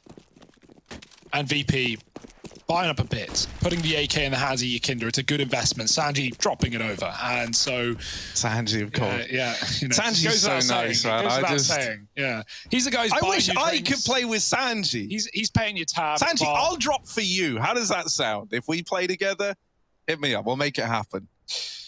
Well, I think he's a bit busy right now. Yeah, if I had to guess. He's given this AK to Yakinda. And when an AK has been blessed by the Lord himself in Sanji, that's not Jay, that's the Lord's son. Yakinda. Here's everything. Gonna come up nice and clean. In through the connector. He's sneaking about the place. No one knows about him here yet. Oh, that CT player's giving it a little jiggle. Right now, they still don't know about the com play. Now, there is a short player who could try and uproot this entire round. Jungle smokes are in. The pistols run amok into the site. Flame F has a smoke down, and he's shooting through it. The AK has been retrieved and now put in the hands of Buster, properly removed. And the round's looking to get locked in. Yeah, they lose JKS, but boy, oh boy, does Poison pick up the pieces from there on in. Yeah, that's a big round for Poison, who, as said, was struggling. Like, all he really provided in that T side was, you know, a few AWP opening kills, a few 5-on-4s found from that AWP. But other than that, we didn't really see anything from him. So a massive 3K round on, you know, a round that was getting out of control there, right? Yakinda gets the opener, and that's how things can spiral. That's why VP buy the one gun. They know all they need are dropped weapons, and suddenly those armored players are, you know, essentially fully bought up around Yakinda. But Poison puts it to rest. Nice smoke spam from Blame to take him out of the jungle. And Molly behind the boxes as well. That's going to force VP to back out or use utility. There's actually a gap for Yakinda to play behind that smoke. We've even got B-Apps control from Cole as well. They showed us some cool util up in B-Apps yesterday. They had a bounce molly that landed in the kitchen from that lampshade. So maybe something we'll see later on. Right now, no need when they have put their foot firmly in the apartments. And right now, VP are grouping up for an A split, something Cole are pretty familiar with themselves. Oh, Sanji. How does he win that? Config shooting at him before he's even round the corner. Sanji gets away with murder, and so does Buster as well. These kills both going untraded. The A site now looking to get run down by VP. This bomb is late up through ramp. This gives a bit of time to Complexity, and there's no CT smoke in, but there is a smoke at jungle, so expect an open bomb plant here. Maybe setting up to play ramp and con on the VP side. Rough spot for Cole to be in this retake, especially with all three trapped back in CT right now. So they might just call a save. Yeah, it's a sad call, but it's the right call to make right now, right? They don't have the money. VP just came out of nowhere with a win. And that's such a shame for Config with the FAMAS, right? He sees Sanji, he shoots on a jiggle. Sanji has no idea what he's walking into, and then just recovers really well with the MAC-10. With that kill coming through for Config, even if JKS died shortly after on ramp, we would have had a big B-Apps flank coming in. We would have had the info earlier for Cole that it wasn't a B play. Like, when Config dies, he doesn't know what's happening. So without it, no flank, no retake, no round, and it's VP finding double digits early in the second half. Cole can afford to invest. Rush and Blame can both drop M4s over. But they've got to make this worthwhile, right? Without it, VP can certainly run away with this T-side and close out Cole's map pick sooner than maybe Cole would have liked. So a lot of stake on this round.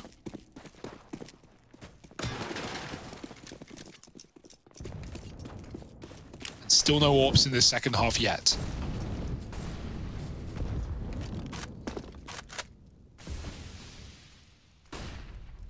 Now, Hugo, we call Rush the safe pair of hands. Right now, he's not the safest pair. I'm hoping we can see him recover. I always have faith in a Rush recovery, as we call it in the industry. Yeah. Sorry, industry terminology. Let's see, right? I always have faith in this guy. He's often, you know, if he's plagued by a slow start, doesn't define the whole series. And this round only armed with an MP9 over at B. I don't think he's going to get tested here. Virtus Pro set up over towards the A site early on. Complexity heavy in middle and a heavy lean towards B as well on the back of this mid focus. Might have bodies here, but Yakindar is still trying to slip the net. Now the rest of the gang are out through ramp. The bomb is actually leaving, by the way, going back through T-spawn and joining up with Sanji in the apartments. This is a little bit weird because Virtus Pro have got the A bomb site. Complexity have ran to B, looking like they wanted to save. And now they get that kill onto Sanji. Now they might be re-enticed to go for this. It didn't look like they were considering it at all. And they're going to beat James to the A site as well. Because now they realize where this one's going. It wasn't B after all. And this is a very strange round right now. Core's still hoping that they're going to get given kills in the mid round. They're not. Flank coming in for Config. This time successfully. Blame. Big frag onto Buster. He sees the bomb crossing as well. Oh, Kick It nails the shot though. And now James can get the bomb plant for CT. The spam was good, but you're never going to get a kill from full health down through that box. Now we're waiting on Config. He pushed the top of middle. He's coming in behind and no one is open to him right now. They've got to wait a few seconds for him to get set up. Rush has the kick. Config does not. And he's desperately looking for an engagement, desperately looking for an opener. He sees an arm and he sees a barrel, but he won't get given the kill. Kicker gets another instead, and now he's just toying with him, playing with his food. Config swings out for the 1v1, but no idea where James has gone. He may know now, but the time is ticking low, and James just peeks for the headshot. VP, a very scary round for them. But the result is really all that matters. 11-8, and that crucial money breaking on Cole. Oh my goodness, that almost got very, very scary. Yeah, that almost went out the window, didn't it? But great stuff, right? To rotate the bomb back in, like realize very, very quickly what was about to happen and deal with it and still get it over the line, breaking the money of Cole in the process. So teeing yourself up for a 12th round quite nicely. Also, that round there, you know, we always kind of say, oh, James time, guy loves to save, you know, very like passive player. But he'll peak you when he feels the timing's right. You know, I think a lot of players would have just played the bomb there in CT, but he hits the timing on the flash perfectly. You're waiting for that CT to look at the bomb, to tap it, to force your peak. If you can peak as they're trying to tap the bomb, like that's the perfect combo. It's the mind game, the meta game of, you know, he knows you're not sticking it, but he's not going to peak until you tap it. Well, then that's the perfect time to peak. It's a weird way to explain it, but yeah, the sentiment remains rather. And Kicker, he's had some big rounds as well, right? He definitely was getting picked a lot on A on CT, but he had a couple of nice multi-kills, and there he got those massive entries back into the bomb site on the second attempt at A for VP, getting the bomb across for James as well. So shout out Kick at one time. Right now it's an A stack on these pistols. VP have only seen a couple of members here, so they don't know fully what waits in the shadows, but they might not ever care as they head up short in the meantime. Kicker seeing players at A. Config hiding behind his smoke. He's got a Zeus. Maybe he can stop a bomb plant, but winning the round, that's asking a bit too much. And he gets dunked by a molly. It hits him in the chest as well. Did they hear that? Oh, it's still weird. It's still fans. weird. Zeus is out. Yeah. Buster on the receiving end of the Zeus. That's the only kill so far. And now the T-spawn wrap coming in. Now, JKS can always save, right? He doesn't have to commit with the pistols, but hell, man, give it a look in, right? A 3-on-3, it feels like too good an opportunity to miss. The pistol's going to make first contact. JKS playing just a little bit offset, a little bit behind them, and was hoping to get that trade. Yakindar and Sanji shut down the attempt at the Apps retake without even breaking a sweat. Yeah, you can see the realization hit Yakinder when he gets the call that they're coming in on the flank. He immediately jumps up onto the balcony. It's a perfect position to deal with that, right? Cole don't have the retake utility. They don't have any chance with Yakinder in that position. And Kicker keeps them there on the A site for a few seconds as well. I like a Zeus. I always like a Zeus. Can't go wrong. No longer gives you that money bonus, but if you can get a gun, that's really what you're hoping for, the waterfall, right? You get a kill, you grab a gun, and suddenly you start fragging. That's what you hope for, but he just wasn't given the room and immediately traded. Nonetheless, it stalls the plant out for a second. It makes Cole consider retaking it. And the reason they throw the gun at it as well is they have the money to buy. So it's not actually a problem. Full buy coming through, Poison given the AWP. But even then, look at this investment. JKS really needs to buy the kit because, yeah, he doesn't. And now we have no kit for Cole. We have no chance to retake. And we already have limited utility in one incendiary as well. So VP are poised and ready to take Cole's map pick away. Will it be that easy, though? Yeah, if you're wanting a VP victory today, this is a very key round for it, right? It would just put a stop to a lot of your worries. It would tee you up really nicely for a 14-8, and at that point, you've got a nice wide margin, right? Especially if you're VP, where you know you're kind of used to being the team, like keeping it competitive and then grinding your way in right at the very end. Ooh, I like that smoke dropped by Poison. He gets smoked in window, and so he just right-clicks one out under towards Con. It's, you know, if VP take middle, they're not. But if they did, they would get a little bit worried about, okay, who's playing that smoke? What are they doing? Are they under pass? Are they fighting Con? This is a dangerous push from Rush. And he gets close peeked. Good flick back to Sanji, but Kicker hit the perfect timing to trade, and now VP go to explode. Yeah, Poison smoked off, so has to reposition. Does get out in time, and him and Config getting kills in tandem with one another. Now puts a stop to this B play. Yakindar dealt with on the short side, and Buster left in the clutch is removed as well. Complexity, not only do they win the round, they win it very cleanly, only losing Rush in amidst all of that.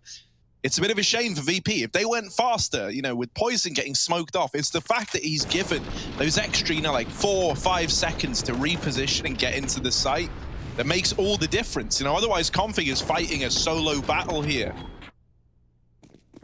But that decision to wait for Yakindar's short wrap before committing, before fully, you know, gearing up and getting into that B site, cost them dearly. Yeah, and now VP are the ones, you know, on the pendulum that's tipping back and forth. Their money is no longer available. So they're going to go back to the A site with this mid split again. James throwing a late mid smoke in. Yakinder's already out behind the boxes, trying to find that perfect con timing, right? Last time he came up Cat, this time it's the connector, and Cole needs to keep their eyes on their back as well. JKS ready with the smoke. Dangerous jiggle. We see players get punished on this, right? If the timing isn't good for you, flash goes high, JKS dodges it, and now he's ready for this move from Sanji, who's making a lot of footsteps. Flash coming in. He's not waiting around. He's playing aggressive, and he catches Sanji fully blinded. Now the Palace players, JKS causes clear. Poison car post in time, and the bomb gets dropped. JKS absolutely lighting up the scoreboard. 3 kills, 4 on 2, bomb loose. What could go wrong? Oh, Yakindar, that's a ballsy way to clear out JKS on the timing from stairs. And now he's committed into the site. Yakindar attempting to clear so many angles. James is all the way back at ramp. And Yakindar can't hold everything. Trying to keep himself tucked away from Con and looking for this CT peek. He's seen the shadow. The flash blinds Rush. And Yakindar's in with a second. Now this is doable. Now it's possible. Blame F dead as well. And Yakindar gets it down to the 2v1. even dodges the nade as well. He goes deeper, so Config's HE does nothing, and now he's wrapped back on the retake. As soon as Yukinda realizes James can set up for this eventuality, and James doesn't lose these, Yukinda certainly doesn't want to with all of his heavy lifting. And while he may be a dead man, James now ready for this fight. Config smoking out CT, knows he's against the orb. Never easy to clutch V this man. And Config climbs up on top of the boxes, looking for James anywhere he can see, but nowhere to be found, nowhere to be seen. And time ticking away. It's just not happening. Config's got to run, and James won't even give him the exit. That is unfortunate stuff. Great round from Yukinda and James, who just doesn't give anything and dies with the bomb. Captain going down with his ship, and VP winning an unwinnable round. James saying to Yukinda right now, it's a good thing you got those 3 kills, because look at how much money it's left you with. 57.50, wouldn't you know? That's the maths he was working out. Like while he's left in the 1v1, he's like, do I need to run?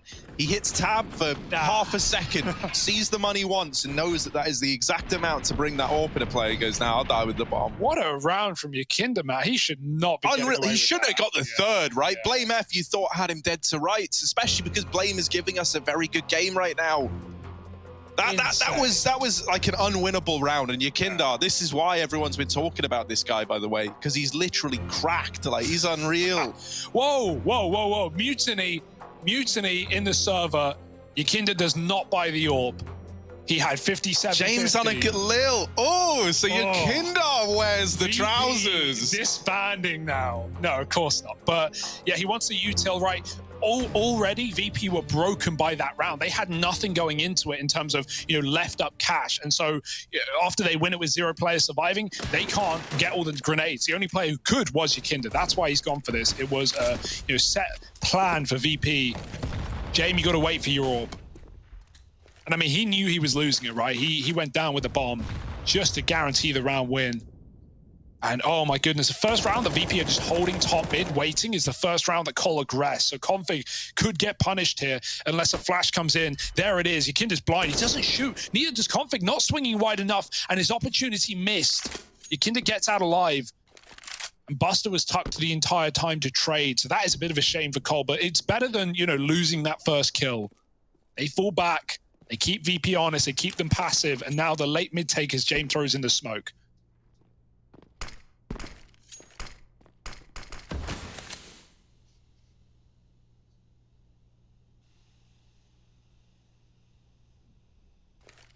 Config does have a fellow Dane down in Con.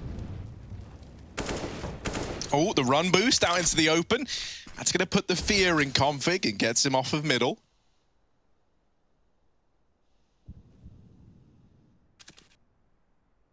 VP assuming this mid control, taking it away slowly but surely. However, there's 30 seconds left. They've got mid. They've done the thing that they set out to do. Now they've got to do something with it, and they've got to be fast in this round. 3 players strong in the A bomb site for Cole. Admittedly, not the best weapons, but still a lot of bodies here. They lose the first man, and the trades come through immediately. Just like that, the round is pretty much all said and done. It's a late A play from VP. And Cole, up against this scoreline, you understand it. They want to kind of play passive. They want to try and just hunker down in the bomb sites, but giving up that mid real estate proves to be deathly in the long run. Yeah, it's like a taste of your own medicine, right? One thing that Cole could rely on was their timings on splits into the A site, right? Blame coming through window or, moving on the connector flanks while JKS burst Palace. That was really, really good for Cole. And VP just one-upped them, just did it right back with only 1 death. Config gets an exit. He lives with his AK. That's something here. Rush being given a gun. But otherwise, it's VP running it back, building and building. 14 found on this T side. Hey, Yukinda. Hey, buddy. How much money you got? 47.50. Does he drop it this time? James saying, Yukinda, man, I've always been a big fan of your work. And Yukinda's done it to him again, dropping an AK. Yeah, they want nades. It's really the only reason. And with the rounds we're seeing out of VP, yeah, it makes sense, right? They're doing lots of late mid takes, smoking off window, A executes. Yukinda is the only player I've ever seen not drop Jane the That's all I'm saying. That is true. That's big if true, and there it is. Jame with an AK up through short, very, very fast. You take him out of his element, right? You take the AWP away, and look at this. Look what you're left with. Someone playing quickly. Jame all the way in ladder already. And he's just going to wait out here.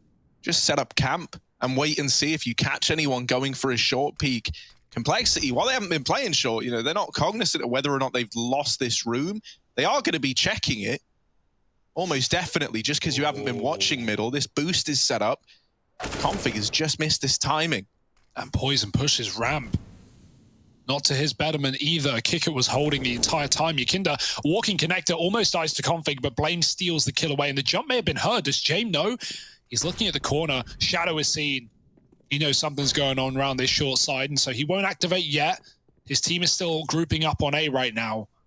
Jame can find a B pick as Cole rotate over for a stacked bomb site. Look who they leave on A. The man with an armorless P250. That is not what you want. It's a gamble that has gone wrong. Sanji selling a fake, throwing his set of utility into B. Jame is looking anywhere for kills in the jungle rather, but can't find anything. What he has done instead is cut off rotates, and JKS needs to cut down anyone, anything. And without the weaponry, of course he can't. It's VP again storming the A site. And with window controlled still by Jame, there's just no way back in for Cole. They've got a CT retake unless they're going to save, which really seems to be the right call in this position. Not the call you want to make. Yeah, they're hoping to bait some kind of peek there, you know, but nothing comes through. Jame not going to peek till he knows all the lambs have crossed by, and now he's looking to slaughter them. Even taking like one of these away is a little devastating. Jame won't be able to get the first two. They're deep in the apartments, but one of these AKs is still at bench. Lame F could still lose this gun and his life right at the end of the round. 15 on the board for VP, and Jame, gets here just in time, but decides not to commit to the fight. So the guns are saved forward. AWPs can now be dropped into play from these saved players. And so Cole have at least got one more complete buy to try and make something of this game yet. Yeah, it's been competitive, right? But it has felt like throughout VP have been the ones in control, and Cole have been, you know, trying to fight back, like winning a crucial rifle round at a money-breaking time, and then surviving and rolling off of that high for a few more rounds. But then VP get their guns in, suddenly it's a closed book. Flashes into middle, Cole trying to take some control back, but in doing so, they leave the A site almost empty again. JKS, he's had some big anchor rounds, but he's getting charged down right now. There's one. Smoke buys him a little more room to play with. Sanji runs in through the Molotov, and he takes him down. Great trade. The pathing is second to none. Config trapped in sandwich, dropped off of the stairs, and Poison needs to find a pickup now. He's being pressured with the AWP. Sanji spamming in from the boxes, and Rush, who's had a bit of a mare of a game, has got to step up too. It's not looking likely. Instead, it's VP stealing Complexity's map pick away. A pretty damn good affair from VP, and they look for the 2-0 to go straight through to the quarterfinals. Is it available? You'll have to wait and see.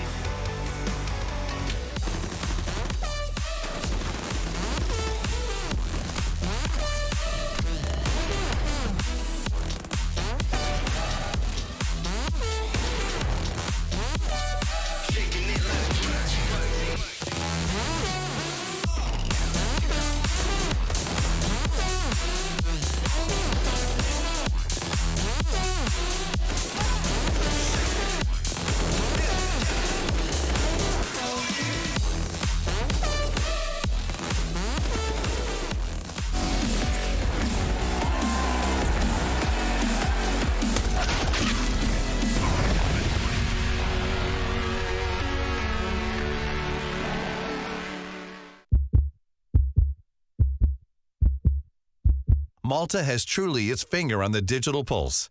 Malta, game on. With 300 days of beautiful sunshine across the calendar year, it's the ideal location to take a load off, relax, and enjoy. Our World Heritage and UNESCO sites showcase the oldest megalithic temples in Europe, the breathtaking capital of Valletta, the silent city of Medina, and so much more. It's gamification in real life. Everything about Malta, namely its architecture, local village feasts, basilicas, entertainment scene, and multiple iconic film sets, make it truly unique. And with a vibrant video game studio ecosystem, major iGaming companies, tech startups, and esports companies hosted across the island, coupled with a passion for innovation, Malta has truly its finger on the digital pulse. Malta, home of gaming excellence.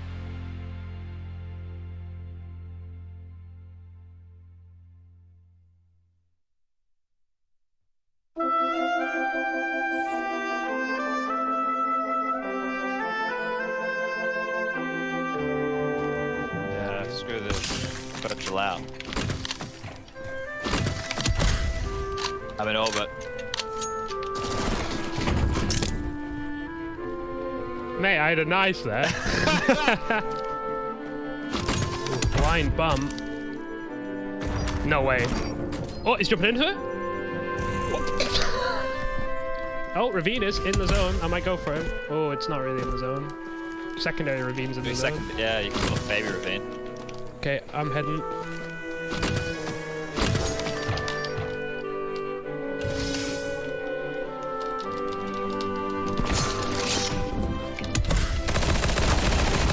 Dude, I'm in orbit right now.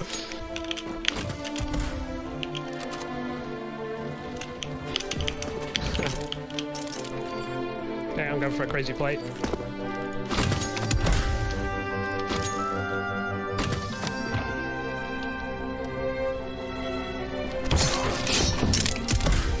So the scout was still over there, right? Inside the building you're next to, by the way. Yeah, that's what I thought, yeah. Oh, I do see a guy over there. I'm going up for that guy.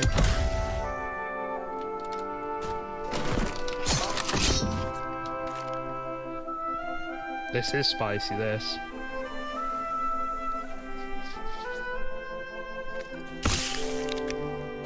Rebound. Oh.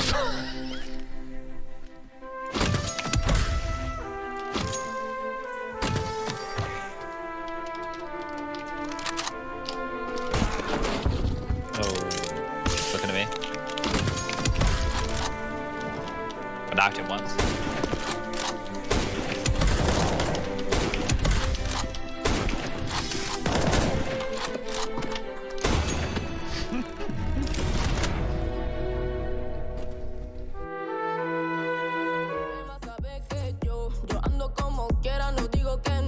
Yo soy a mi manera, no me arrepiento. Escucha mi consejo, mi amigo. Vive una vida llena de personas que te quieran, que te respeten de veras y que lloren cuando mueras. Deja de mirar la acera y levanta la cabeza. Sigue pa'lante y no temas, resolverás los problemas. Hay nomás, si una cosa no te gusta, cámbiala. Si la situación te asusta, enfréntala. Si la vida es injusta, tú grita. Deja de callar, escucha. Si la alegría te abraza, acéptala. Si la suerte no te roza, búscala. Nunca te prives de la felicidad, de tu libertad.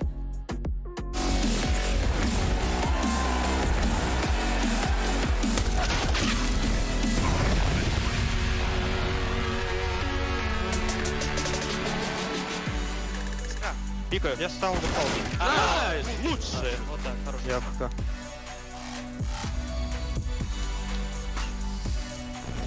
Well, there you have it. First map concluded. Virtus Pro picking up 1-0 so far, starting off in the direction that we kind of thought that they might. And of course, picking up Mirage now sets us up beautifully for a little bit of Inferno action in the second map of this playoff game. Welcome back, everybody. Yanko on the end, Kassad in the middle, and hey, my name's Trace. Nice to meet you. Guys, a little bit of business as usual here for VP.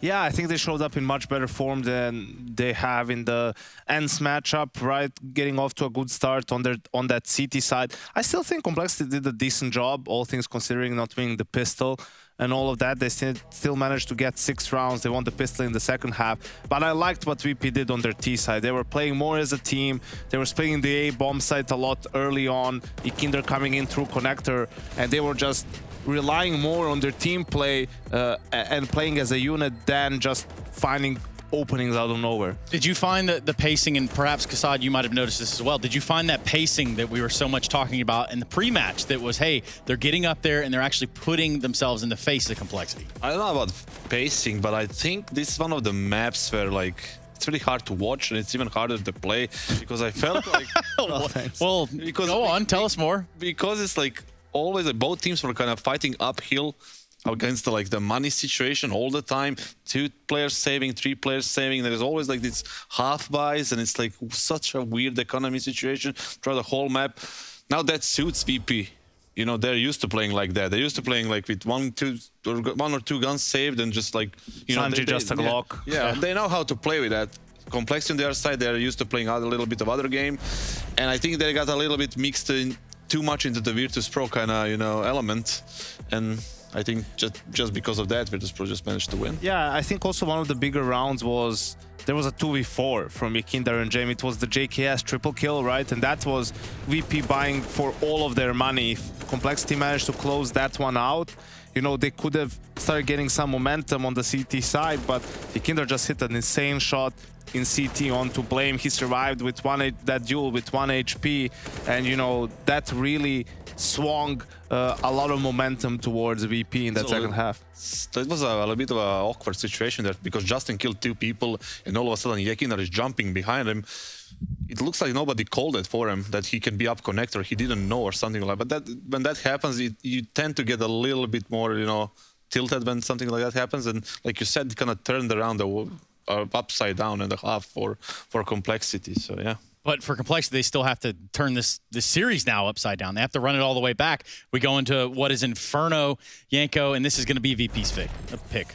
Yeah, and this is one of their most comfortable maps, the highest win percentage in 2021 as well. You can see 91%. So I think it's just a map where they're very well versed in banana control, both on the T side and the CT side. On T side, it's Buster taking, you know, the brunt of the initial attack. Yakinder more so towards actually window. He's playing more towards there unless they go for a really heavy banana default, then they have, you know, 4 guys towards banana. But, you know, I think here they just have such a good understanding individually, and their reactions are really good, you know, in the mid round as well. When teams try to make plays on them, they always seem to understand, you know, how to react. And also, they have no problem milking that clock until the very end, right? And it's why it causes some teams to over-rotate towards the very end, but they're very poised in those situations, and yeah, very effective. We're poised to take a break and then jump right into that second map. Inferno now on the cards. VP with the opportunity to close this series out 2-0. We're going to go to break. We're going to come back with Harry and Hugo.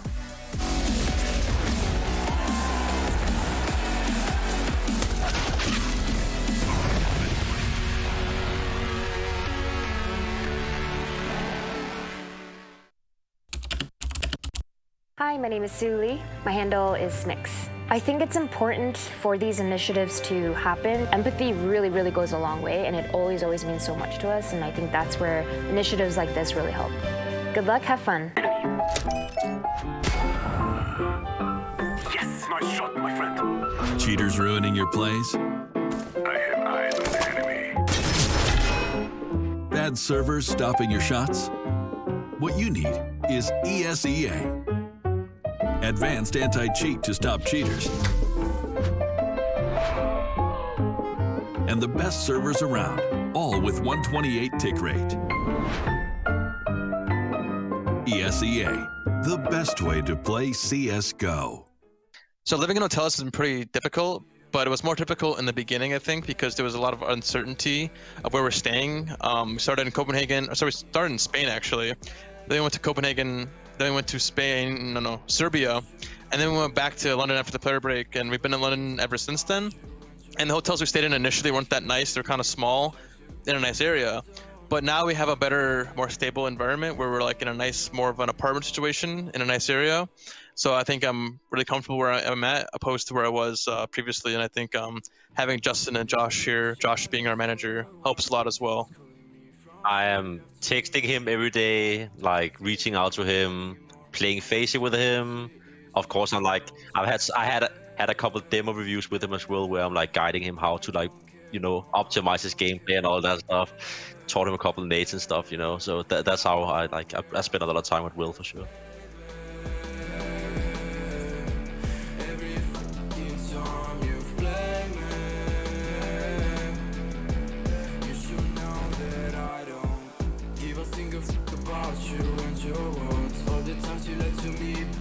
took notes. I don't know what to say. I thought you loved me, but you and I know people come and go away. Sun is low, that's my time to shine again. Cause baby, every fucking time you play me,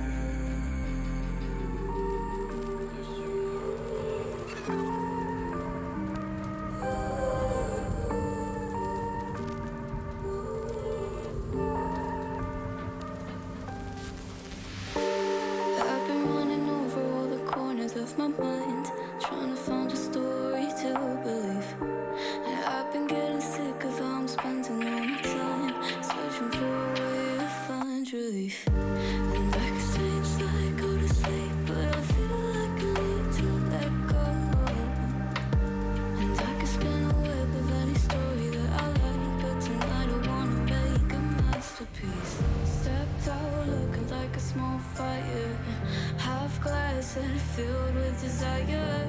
Head down, but I know I can't deny it. Life is fun when you're a liar.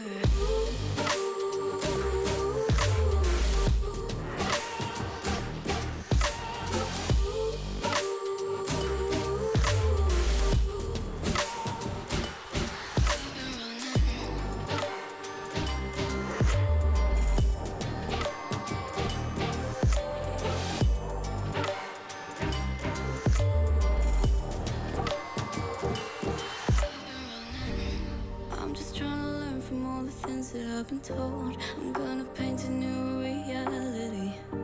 It doesn't take a lot to turn a person into gold. Yeah, I've been getting good at alchemy. And you can stay inside in the dark, but without it, you never let go. And when you're done with hiding and you wanna have control, you and I can find a perfect fantasy. Stepped out looking like a small fire, half glass and filled with desire.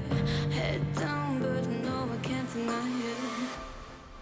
Life is fun. ESL Pro League is brought to you by Gaming Malta, Intel, US Air Force, 1xBet, and DHL.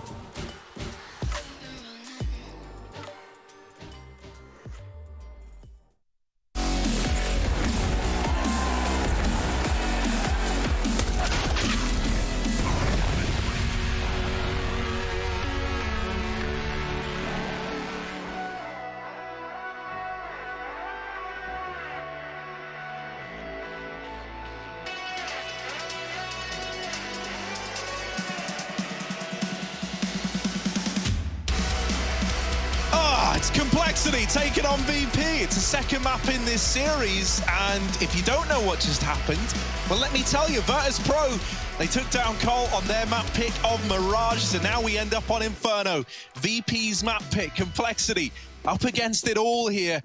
They have to not only go on to take this map away from VP, but then take him on in a third as well. Yeah, third that... Oh, little throw. bubble boy. Yeah, thank you. A third that they haven't even played in the last 3 months. Crikey. Thank you very much, Harry. You take it from here. I'm going to go cry. Yeah, man, it's fine. I had it happen earlier. No one noticed, though. It's just us. No one's just us here. Yeah. Now, this is a slow pistol for anyone who hasn't been able to pick that up from the slow pistol. Flashes in towards the apartments, gains some ground here for VP. They're still waiting around at Bottom Banana. There's still an option to go back towards this B site. And I couldn't think of a more like rat-tastic map for these slow T sides than this one. Well, maybe Vertigo's up there as well. But point is, look, right? They're pushing down mid. On the back of the banana nades, Complexity group up and try to go take banana. But guess what? Kicker gets all this information. He goes, lol. Guys, go A. And now they go A. And they plant the ban. Now, oh, Complexity back up into the top of mid. Kindle's hiding in the boiler. Whoop, one down. Rush on the receiving end of that. The rest of the gang are all over towards long. They're smoked off by Moto. Is this about to be a save? With 4 players still standing. Are they even going to bother trying to give this a go? Yeah, it's a pistol. You never give it up before you've at least poked your head into the sight. But at this point, it doesn't feel very winnable, does it? Out-positioned, out-brained, out-maneuvered, and the chicken in the way. It's not getting easier. Kicker's back up from B. Oh, missed shots. Kicker turns and he gets the kill. Oh, that's insult to injury for BlameF. And now JKS, a dead man walking, hits a flake, but nothing more. And I don't think you could have read Cole better if you tried, right? From the 4-man mid setup to that, pushback of JKS on B from Kicker, and then Cole fully aggress. VP hit all of it from the apartment, set up deep, and just charge their way in. You got to wonder, like, it never even crossed Cole's mind. They heard the flash in apartments to start the round, and they never even considered that's where VP could have been. They thought they were mega minding the banana flank. But really, VP were in their heads. That's a lovely CT smoke on B from Kicker coming from bottom spawn. Talking of spawn, Sanji's seen with the bomb inside of it, so you won't see these heavy rotates out for VP. Look at VP's position with this bomb, man. Yeah. This is the most VP thing. He's holding the apps push from T spawn. Dangerous with the bomb, man. Really dangerous, but, it's info for Cole. That's what it is, more than anything. Don't make the same mistake, guys. Don't push mid. Don't rotate early. You know VP are going to, bleed you out in this T side with so many late round executes, so many fakes. And you never know what to believe in this game if you're Cole. Is it info that you've gained or is it info that VP have given you? Yeah, because they're two very, very different things, right? We've already seen a tremendous case of misdirection.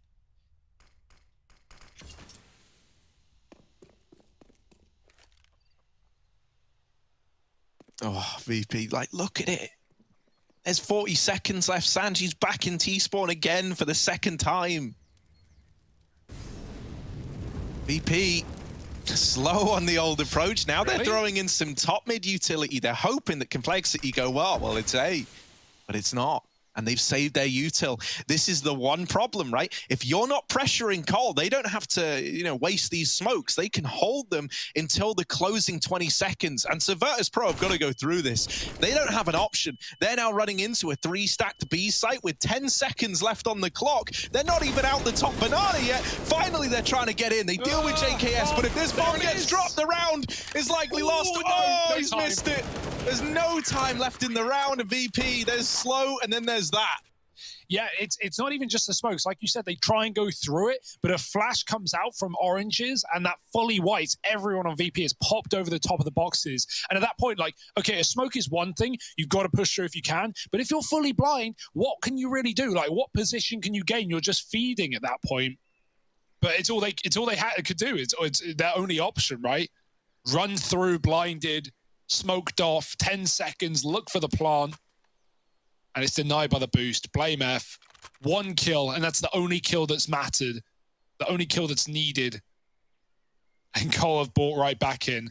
Yeah, I mean, you take it if you're Cole, but it's it's one that VP are going to learn from rather, and maybe leave them just that little bit more time than usual next time around. I mean, the thing is, the pace wasn't so much what was the problem there for VP. It was just the fact that often, if you're going to go that slow, you're at least pressuring like sides of the map, right, to draw out that utility, especially because like the old Inferno smoke delay play, it's a pretty common one in these force buys, right? So oftentimes, you're pressuring early. I think their VP are just hoping that tiny little fake into top mid drew more players away from the B site. And Cole at that point, man, they're not falling for another bit of misdirection. They're just hearts set on the B play.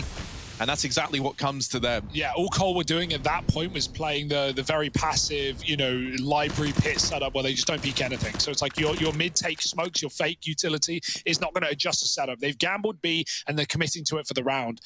We see that deeper mid smoke for Cole, something that G2 were throwing as well recently. And, one that you've got to remain aware of. Dupree was tweeting about it, saying that, it's a weird one, but it's one that you've got to remain very aware of on that T side, right? You could get pop flash through. It's way easier for CTs to make plays through the smoke. And so you don't know if someone's one-waying it. In addition, it denies you as Ts from just, bursting through the mid-smoke as it fades because there's just more ground that Cole could be playing, more corners to clear. And so VP, they stray away from mid. They go back to B. There's only 2 here.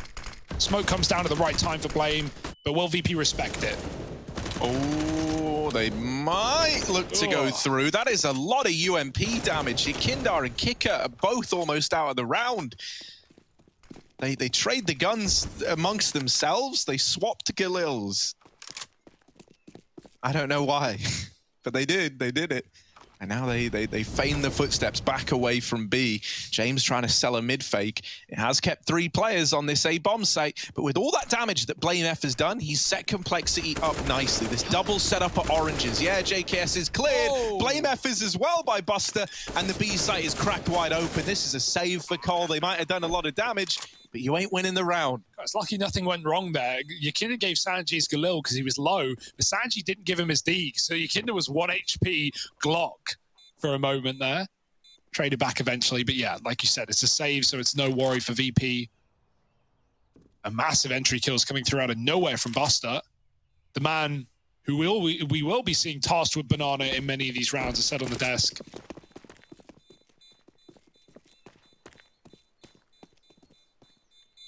And look at the bullet holes, man, everywhere in the back of CT. All up against the wall of the pool.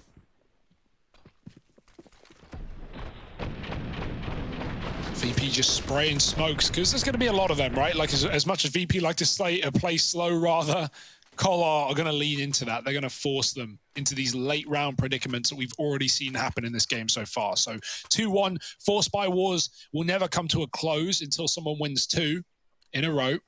So Cole will give it another go and see what they can do with this one. But, you know, off the back of their first round, it really did just come more down to a mistake that was capitalized on by Blame F. And it's something that you would imagine VP are not going to lean into or make that mistake easily again. So what's Cole's game plan in this one? Back to a triple B again. The nade. Oh, they are dominant. JKS gets dunked down, poisoned on 12. And VP, they do a lot of damage and they rotate out.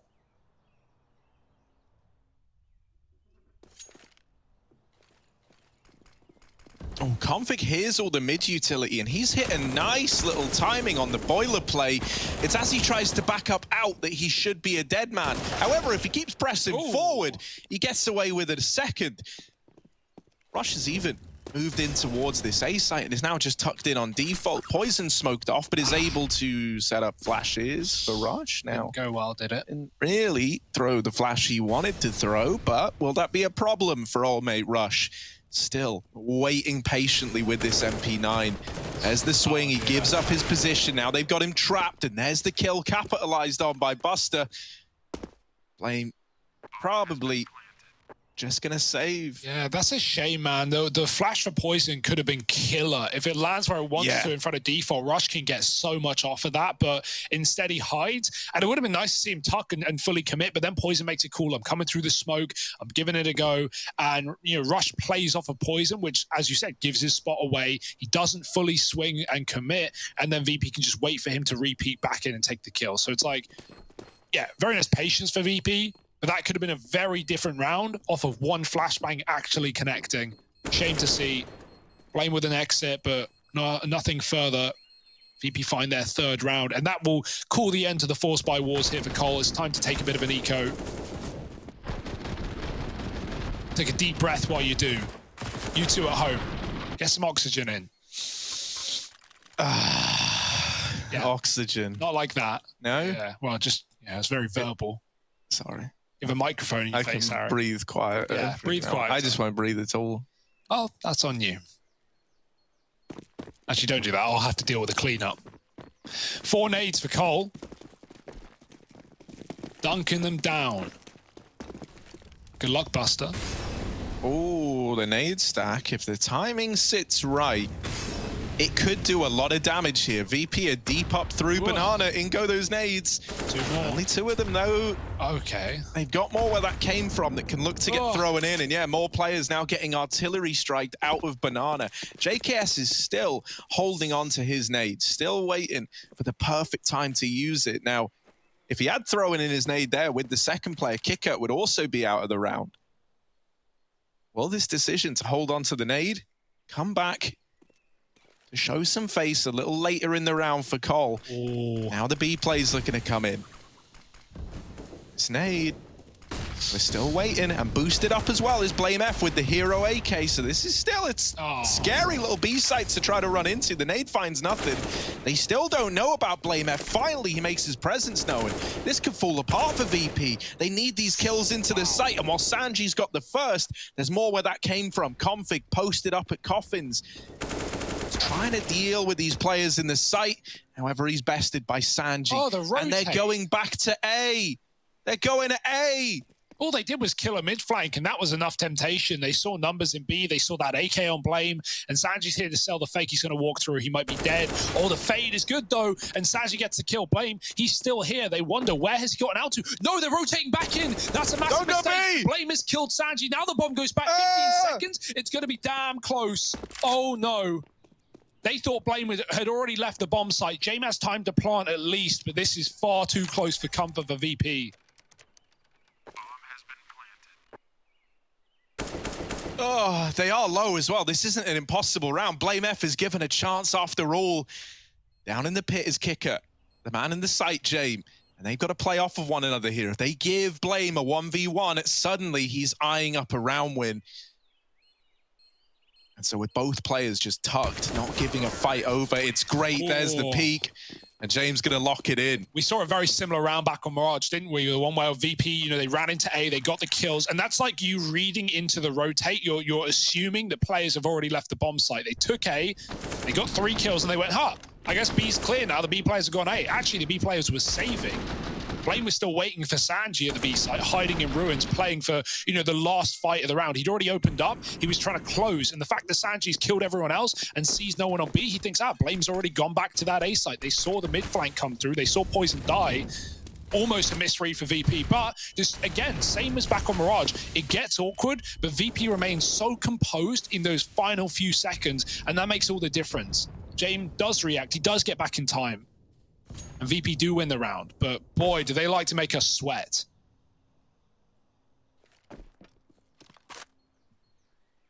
See, with like Na'Vi, when they were looking really, really good, I always used to think to myself, like, you know, their T sides are often pretty slow as well. And I always used to kind of think like, oh man, what if they just made this decision to push or whatever, you know, like, but with like an extra 15 seconds. VP are basically that team. Like they are the ones who leave themselves just enough time where it's like if things go wrong, they can mix it up, and that's what really makes this this slow style out of them feel so punishing. You know, like yeah, it's slow, yeah, it's labored and very methodical, but they always leave themselves with a get out clause, an ejector seat, if you will. And the parachute.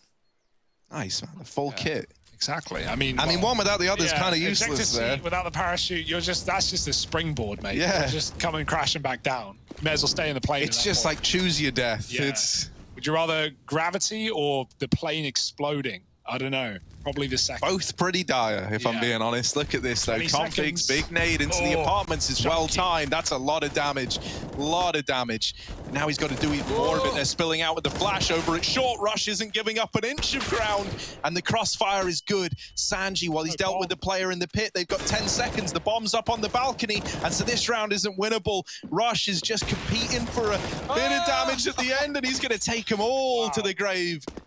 4 kills in the round. Great stuff out of Rush. We were saying back on Mirage, a quiet game from Rush there, but it often isn't like telling of him in a whole series. If the first map starts slow, often he's able to bounce back. And hopefully, with that 4K coming in there, we can see the return of Rush.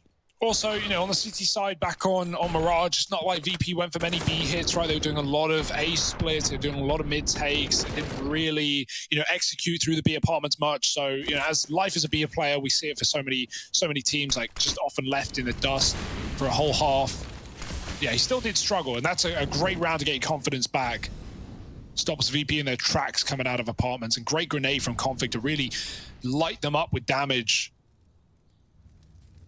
2 rounds for Cole, staying competitive. If your Kinder peaks, well, the orbs are dead, man. Rush trying to cover, but there's only so much you can do here from this position. Oh, no noise made, though. Poison won't be peaked, and your Kinder never knew how close he was to a free kill. VP taking Banana in the meantime.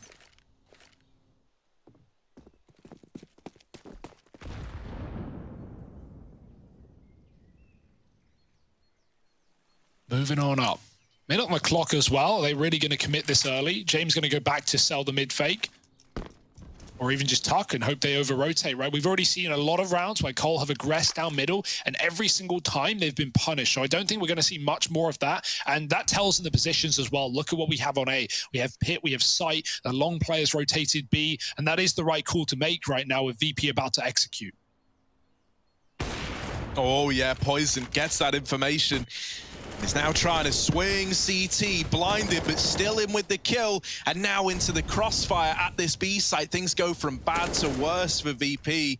2 men down with 3 here. It's not looking good. Blame F him with 1 before he's traded. JKS as the unknown entity is good for another, and there's Poison to close the round out. Complexity up onto 3, and I think at this point, they're very, very aware of the tells of this VP, like fake A into a B play. It's often just one man throwing utility out at the A site, and so if they haven't really seen much there, they're taking this 3rd man in Poison and rotating him around to B very, very early. And that's boding well for them. They've got the read. They've had the read whenever we've had this late B play come in. I'd love to see someone else other than James actually throwing that lurk in at A. I think Sanji's someone who's often like pretty good at hitting some kind of timing or, you know, worming his way into the back line. Yeah. You know that when James throwing that fake, he's throwing the utility and then that's it. Like, you know, he's getting out of there and recommitting with the team. So it's not really selling it to Complexity at this point. Yeah, they got to keep up marketing, doing some door-to-door knocking, leaflets through the post box maybe. And the triple B always pays dividends, right? That's why we see VP jump in with the bomb in hand, right? They've got the smokes down, they've seen Poison, they've seen Blame, but they never saw that 3rd man in JKS. So, you know, you're presuming you can get the plant in after Cole give up the site, but they're all just baiting it in for JKS. He gets freebies there. Something to remain aware of. Oh, that bomb that's is the bomb. a bit of an awkward drop there for Yakinda. This is not a round the VP are really contesting anyway. They've got a P250. That is it. But that really just, you know, throws a spanner in the works. Now your entire round is just trying to kill Blame. And you don't want to get re-peeked from top mid while you do. That's a big grenade. And oof, headshot to follow. Blame. I mean, if there were any rounds at ace, this would be it. Sanji's going to make sure that doesn't happen going out A, but Blame's just killing everyone right now. Farm and frags, printing HLTV rating, and a 2v5 with 20 seconds. Make sure you die before the time expires. Oh, okay. Sanji, once again, good with getting away with... grab that orb, man. That'd be something, wouldn't it? You just Save give it for Sanji James. anything at this point. It wouldn't surprise me if one of these days you just see him run the Glock armor and drop an AK across to someone else. Still, this is a nice CT side from Cole and Virtus Pro.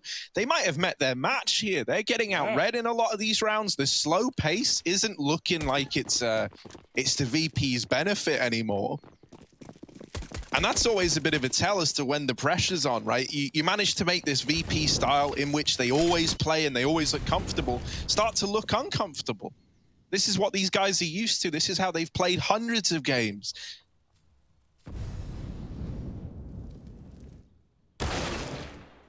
Oh, that's nice though. Yakinda with the Galil opening up, and now the pressure tips back onto Complexity's shoulders. They felt the need to get aggressive. They felt the need to get information or a trade.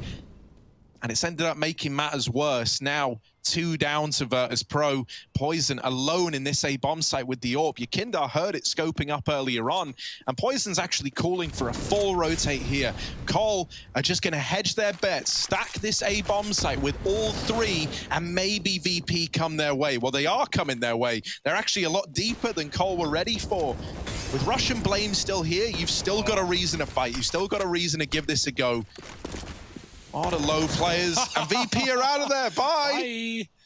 Oh, bomb needs to go. James hanging around for the re-peak, but he will get there in time, it seems. He's got plenty of cover. Good. Yeah, the bomb was thrown over, so it's all fine. It's all dandy. Buster's escaped. B has been taken. Sanji, what a crazy smoke. Is that CT smoke from bottom B? This man's got everything. Provides a bit of room for the bomb to cross, but it was already safe anyway.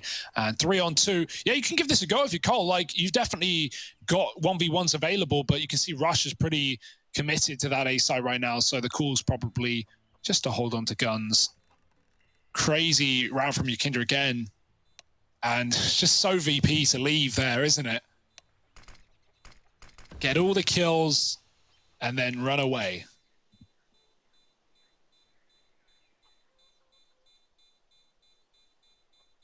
Yeah, you can see how hard this is to see if you're just running to go for CT spawn, go for exit is so favorable to play behind the plant, but Blame's not going to get gifted any flowers today.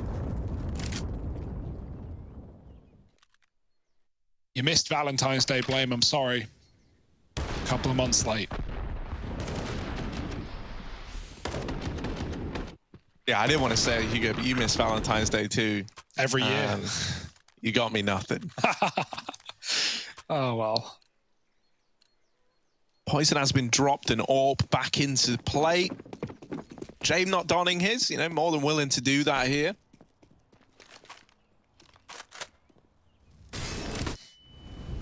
Once again, this triple B set up early just to try and put a stop to any fast banana aggression. A lot of the time, VP are perfectly all right, kind of respecting these, right? Playing for the smokes to fade. And this round's no exception to that. Kicker will start to kind of migrate through this maze of smokes.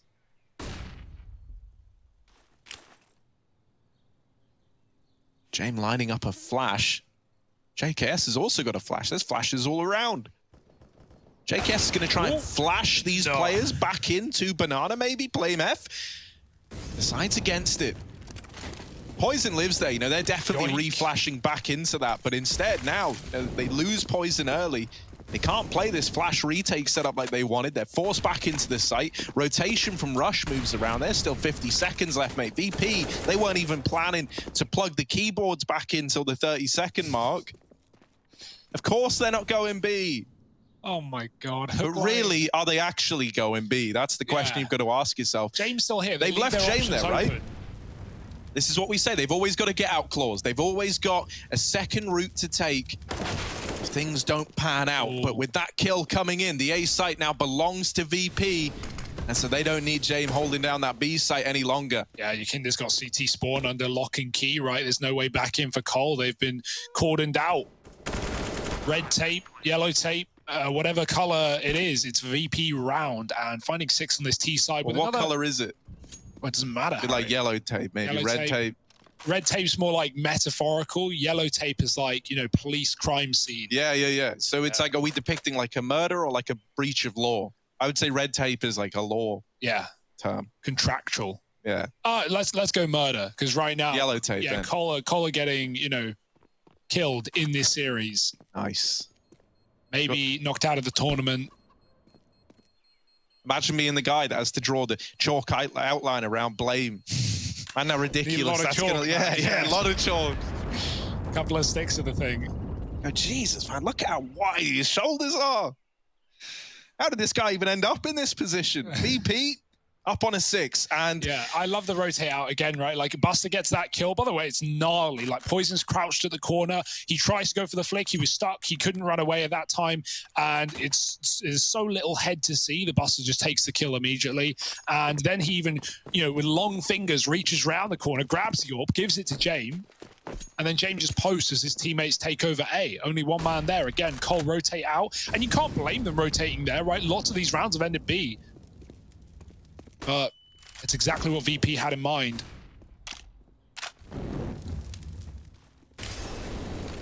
Parents may have always told you not to play with your food, but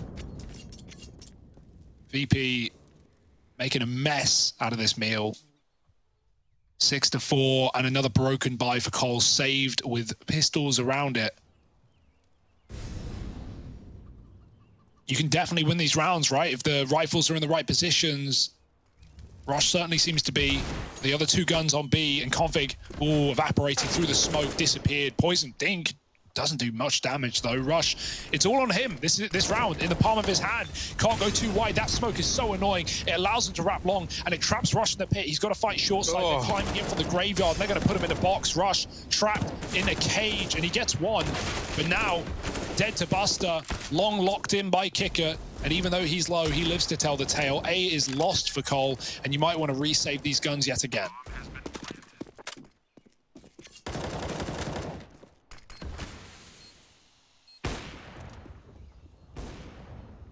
man, that's brutal. Like there's so much stock in the early fights whenever you're up against VP. Like winning an opener is huge versus this team, you know, like because you know what they're gonna do, you know they're gonna take it all slowly. And losing a man early is just like hell on earth because you need to have the right read and you need to be very, very fast at changing your mind as well. So, you know, when we see these openers come in for VP, they're just so good at completing those rounds, right? And closing them out and getting them over the line. They even hunt down Config as he attempts to save that AK. So that one goes unsaved at the end of that round. Yeah, it's not a gun they needed though, right? They just double saved rifles, so they can still buy up even if they lost everyone. It's just about having a little bit more on Inferno. More is, well, more. Because you want all that util, you want the kits, even if retakes are unrealistic at times. And sadly, no AWP for Poison, but it's not the end of the world. Could have bought it glass, I think, but can't blame him for not wanting that. James still running that AWP. Grabbed back from the body of Poison.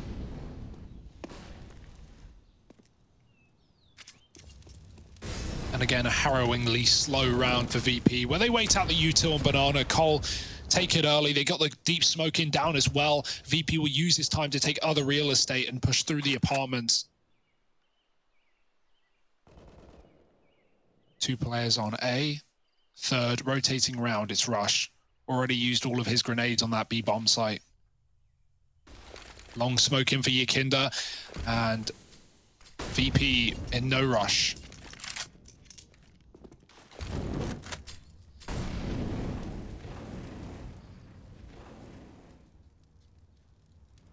Yeah, much more active stance in holding this top mid control, right? No longer at the mercy of these smokes, of these nades, and you're not as worried about losing top mid. This does leave the B site very much under-defended with just JKS here. Ooh, and now we've got aggression coming through for Cole. This was the intention behind the top mid setup. See the bomb? Somehow, though, things have quickly turned sour. And yeah, they get the info that that bomb was up in the apartments, but Yakindar is already in the pit and no one caught him. Couple of missed shots, but he's quick to make up for it. And then takes it one step further, getting that A-bomb site locked in single-handedly. And yeah, they might have had 4 there for complexity. It might have been JKS all alone at B. And yet still, everybody dies. You only manage to find Sanji on the other side. That aggression, so unfortunately timed. Yeah, it's just so hard to read these rounds, right? VP always throwing in new things, right? Poison gets aggressive, he gets a kill in apps, and I think at that point he thinks he's killed a lurker and the VP are setting up B, and so he decides to get aggressive, try and come in on that flank to ult mid, and he just gets punished by Sanji. At that point, Cole, who are running, rotates to the B bomb site off of the early kill, finally realized, wait, that's the bomb in apartments, and as you said, at that point, Yakinda's already deep down in the pit, so it's just so punishing. Every round, something new, something different from VP. You think you have the read, and you're completely wrong. JKS left to save with nothing to say about it. 8 rounds. This was back and forth to begin. Check the board, but 4 bomb explosions in a row for VP. And Cole have nothing to show for it. Honestly, you could justify buying here. JKS has 6 grand alongside his M4. Poison can afford a rifle. You could either play 2 M4s and an AWP, or you could play 4 M4s. Temptation is there, at least. But right now, the scoreline is not. VP have won the half at a worst-case scenario.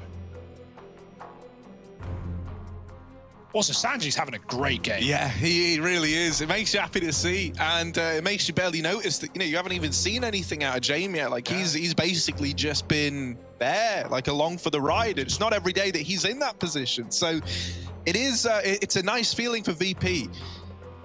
This Inferno game is like really driving home my theory that the VP would be my least favorite team ever to play against.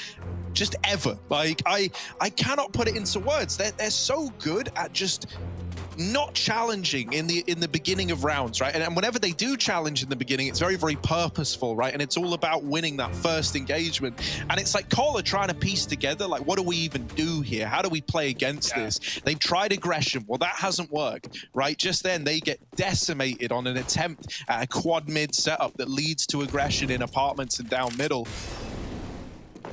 It feels like so much of this game is you have to have the right read. You have to make VP walk into a stack, or else you're not winning it. Yeah, and even when they've had gamble stacks, right, VP have often broken their way through. The only rounds Cole have won have been off of, you know, triple B setups, correct gambles, or, you know, Rush getting a 4K on the A-bomb site. Not things that you can rely on consistently.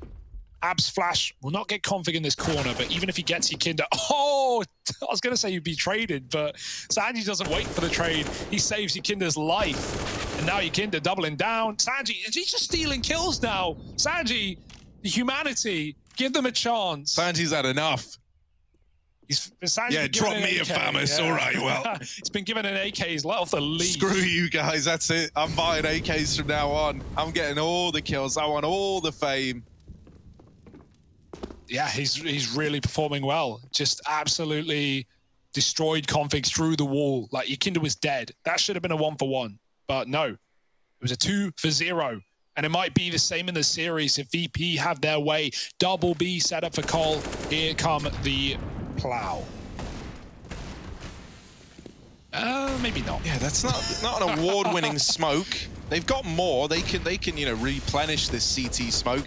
JKS, the only danger, the 1M4 here, has really got to do it all. And out on an island, he's blinded by Blame F. Still good for the kill, but Buster trades it back.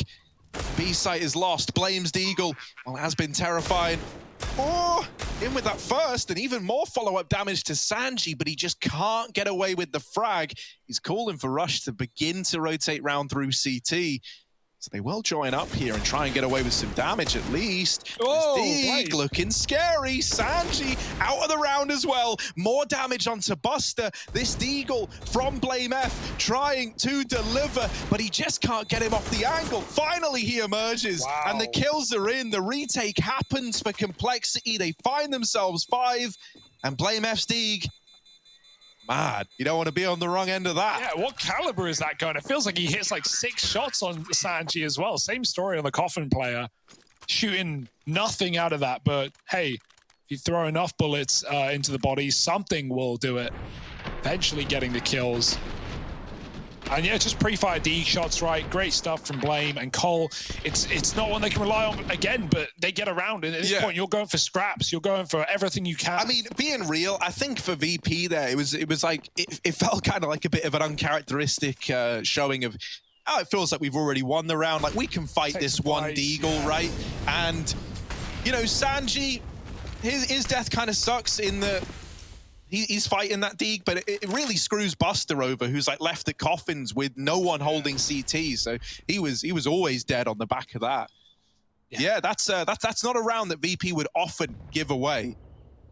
But honestly, it's not the end of the world. Yes, okay, it gives a better buy here for Cole, but they would have had rifles nonetheless. And now VP, they can still disrespect. They can still get a 10-5 half, and that's what they've got in mind. Fast flash out of the apartments, the quickest round we've seen yet from VP. And how will it go for them? Buster brutalizing on the entries, 2 kills, and that's the round, really. Like, you've got to say, you're, again, trapped out. The motor smoke's down. VP have 2 more volleys of utility to keep you sectioned out, and there's another re-smoke.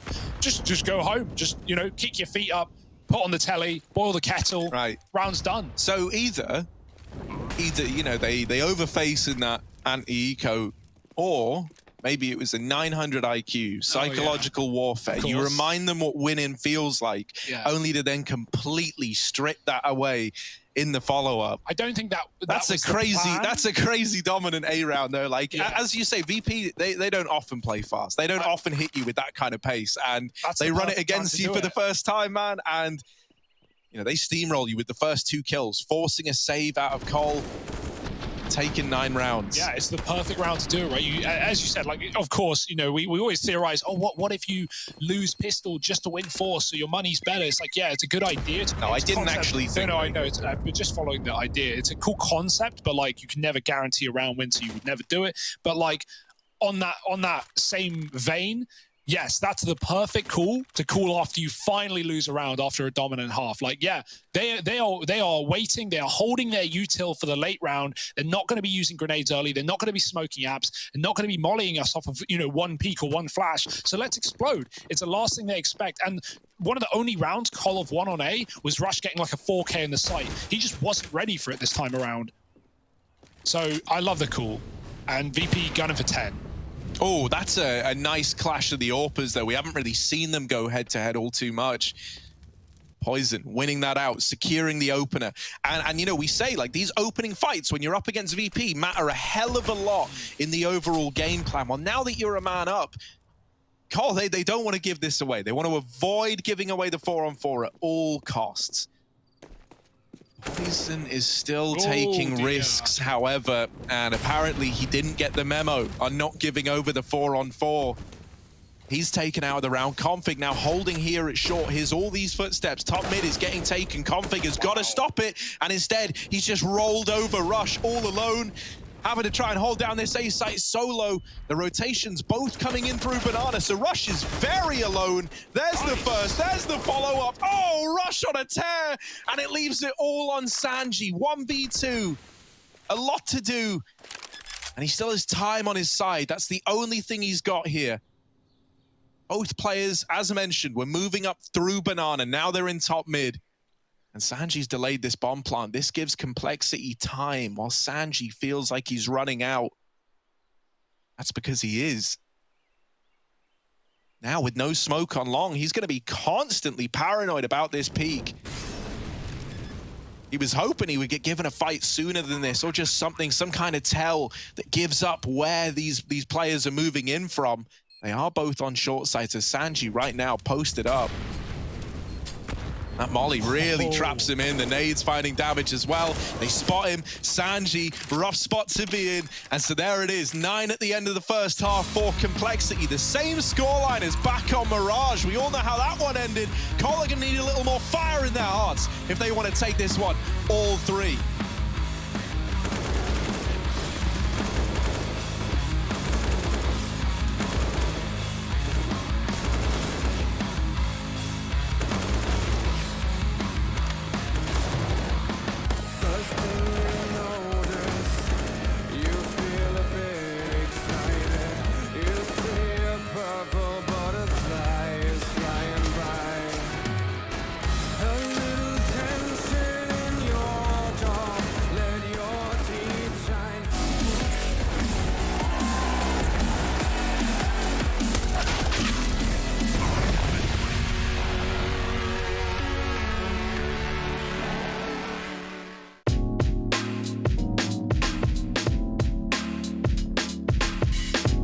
So when we are looking to fill an open position on our roster, besides obviously monitoring like the scene constantly, we also often talk to our players and ask them, who did you encounter in the last few months in your matchmaking games, who you think has like a lot of potential and could fit into the team? And for example, similar with Beamers, who we recently added as our 6th player when we were looking for someone, our management team already had like on their radar, but our players all said, well, yeah, he seems to be very mature for his age, 17 at the time, and also someone who brought a lot of potential. And then we got in contact with him, talked to him, and saw how he fitted into the team character-wise. And we came to the conclusion that he was someone that had the skill potential and also had like the mental strength to fit into the roster. And so we slowly integrated him into the team. And it was a similar process with a lot of other players that we have in the team, like Robs or like Frozen, for example. I feel like I was playing good CS for a long time already, but there was just no options organization-wise. There were no like big tournaments and stuff like that. So even though you maybe kind of were a pro, it's not like a pro in the sense that you get paid to play and stuff. People also quit playing CS earlier at that time. because obviously you cannot just play for fun or just for the competition your whole life, right? That was a really, really long road, and there's tons of stories of things going wrong there. But in the end, it's been a fun period, and it also makes you value what you have now. Some of the most important parts of being a pro player, in my opinion, actually have not so much to do with the game itself. You know, a lot of it comes down to being hardworking. A lot of it comes down to being self-starting. A lot of it comes down to mostly, I mean, most of what I deal with on this level is communication stuff. And I mean, that kind of becomes the focal point of being a pro player, is your ability to communicate ideas, your ability to communicate in the game, and your idea to really just be able to work together, you know, as a member of a team, which is in short supply, surprisingly enough.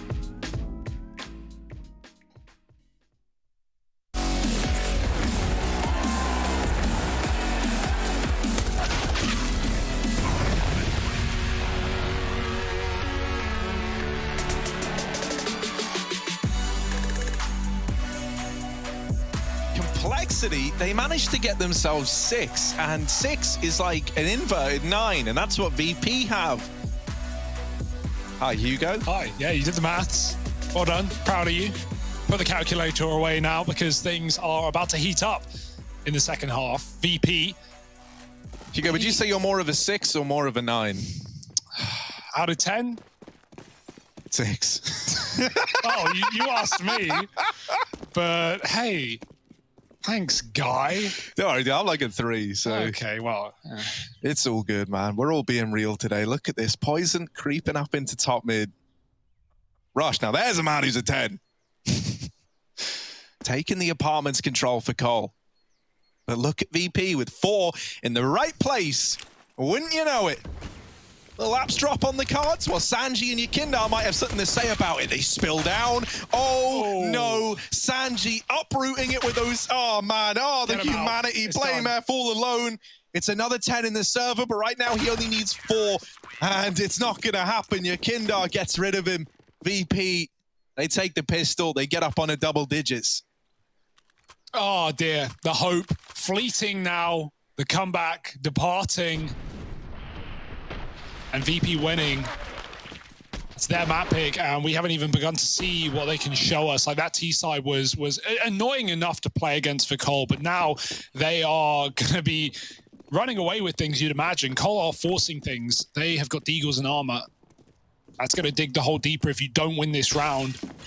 But I can't really blame them for going for it at a time like this. Spam through the apartments. James jumping through just for info, right? He gets all that knowledge. He sees alt mid. He can call over whether there's, you know, a rush going on for Cole. And also you get the info that now Cole are forced. Buster's left to solo B. Yakindar almost rotates out, then decides against it with a re-smoke at top mid. They call that no one's even out and about. And Yakindar's baiting for Buster, who's looking into the wall. It's a dangerous position to play anti-flash here, but with a teammate, you know that you can at least, you know, have some information. You're not going to get dry walked on it. And Buster just peeks out for the kill, dropping the bomb, getting traded. Yakindar swapping a molly out, and now Cole have to pull the brakes yet again. James even rotated in with a bunch of util as well. And so while Cole look like they're just going to run and execute here, they've got a FAMAS at least. They've got pretty good odds with all this utility. While VP, they love a read, and they've rotated another man over. Oh, but the blinding, and the ammo runs dry. Only good for one is Jane, though. It's not a clean round for VP. The 4 spy's looking juicy for Complexity. And the retake is afoot. No util. You'd love a flash to get through the smoke here. In fact, more grenades on Cole, and they're starting to dunk down. Sanji hit by an HE. Kick it coming through the smoke on the fade is being watched by 2 separate positions. That's a great start for Sanji. Can they find Config off the top of the boost? They don't even see him. And now Config down low. Sanji gonna get given 2 fights, and Blame will trade at least. They almost lined up, but against the SMG, no match for the big Deeg of Blame. And Cole, that was a must-win round, right? They lose it, and then they're full eco, and VP run away, you know, 12-6. It's almost unwinnable at that point, but now Cole have given themselves a second chance. It's a shame for Rush, right? Buster used half the mag of that FAMAS. Rush doesn't want to reload it and give the info away to B players, and so he could have had a double there, but still the round is won by Cole. That's got to feel good. Second win now in the second half. James Zeusin and no force for VP, but they will be double eco with players on $700. So really good opportunity here now, gifted to Cole. They've got to grasp it with both hands.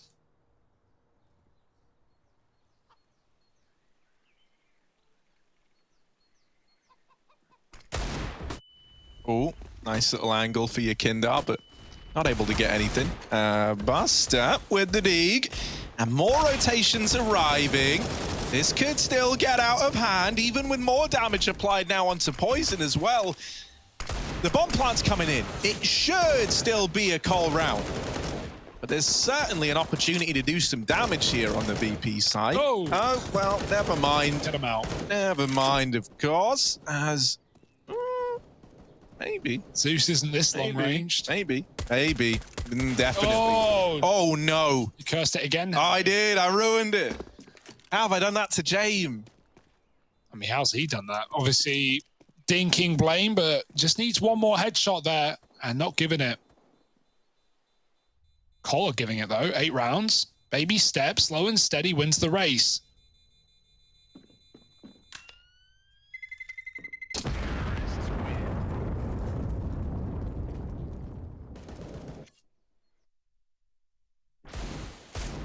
No, wait, no. You're... I can't wait till we go back to the buys. This is, right, this is an eco hand, right? This is an eco. Yeah. They've got $2,000 each. They're not buying. No, of course They're not. going to eco this round. But wait, what has Sanji done? What have you done, He's looked in his Sanji? pocket. He's gone, oh, I've got some pennies. James has 4 kills, by the way. Let's just throw that out there. I've got Sanji's top fragging, actually. I've got 80. some loose change. What could I buy? And he gives Jamie Orp to great effect. This is an eco for VP, and they're running a solo AWP. Right. I love Sanji. I love him. I don't. This guy, like, he occupies a role that just doesn't exist in anywhere else. He's always down to drop, always down to clown is Sanji. Yeah. And you got to respect that. Oh, let's see if it works. Oh, also respect to Sanji for playing near James so we can get that orb back. Yoink. Give it to him next round. Now, the gamble here, right, when you have the CT AWP is like, where is it going? It gets a kill mid. Cole now know it's in play. They still know it's an eco. Has James rotated B? Has James gambled? Has James not moved a muscle? And that's the guess you've got to make. That's a call you've got to go for. And Cole decided with a full execute in, even if there's an AWP here, he'll be cordoned out by the smokes. They're correct. And the AWP isn't here, but a gun is gifted over to a player. Kicker's grabbed himself a Thanos. And he somehow slips out, but not for long. Not for Config long. again, a smoke shot to trade. Buster's still here. They know it. He got this kill earlier on. And he's got Config with his back turn. Config's flinking right now. Sanji's grabbed the Thanos, gifted by Kicker. James with a missed opportunity, but it's still doable for VP in a round that they had no business winning. Sanji. Oh, the timing. It's almost good. Lots of damage done. Your Kindar with the big Galil. Your Kindar peeking out from Banana, swinging himself into the open, and oh, there's a little spot. There's a little bit of info. Knows that Poison is still trapped behind quad, but it's got to try and find Config, and that's the real kind of needle in the haystack here. So many angles to check, so many things to worry about, and your Kindar's just trying to save the AWP. Yeah. He's out of there with it. Bye-bye. And now that he gets away with this, you're looking at an investment in the next round that features the AWP as well. So that's actually a big save out of your Kindar. Yeah. Complexity are up on the 9. Not the cleanest of rounds, but you run into a hero AWP. You weren't expecting that. That one's forgivable. The pistols get away with a little bit more than perhaps you were banking on. Still, you get the round, and that's what's important here. Yeah, it's a mind game past that first kill. Like, Cole make a really good call just to execute B. I think that's the safest decision, even though the danger is, you see that floating AWP where James gets a kill mid and he just immediately pre-rotates B and then gets a kill B and then rotates back, just running round. But with a full execute, like, it's unlikely the AWP is committed in the site, and if it is, you're going to trade it. Alternatively, it's behind the smokes, and it was. So it's not left to do much more. And that save at least allows Sanji a gun in this round. He wouldn't have had it otherwise. So it's all actually turned out really well for VP, all things considering. That being said, Cole are picking up steam. They are warming into this T side, and they are one round away from leveling the playing field yet again.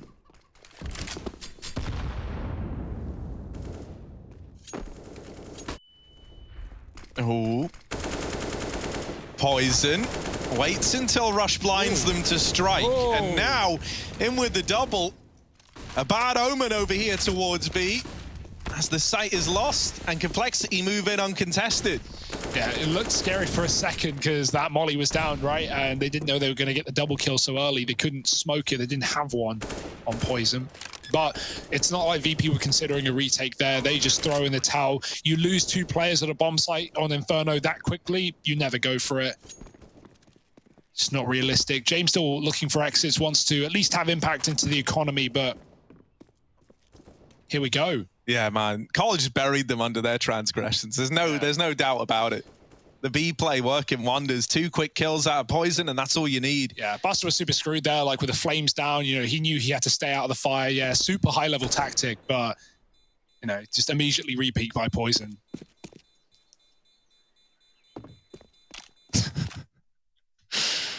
Oh...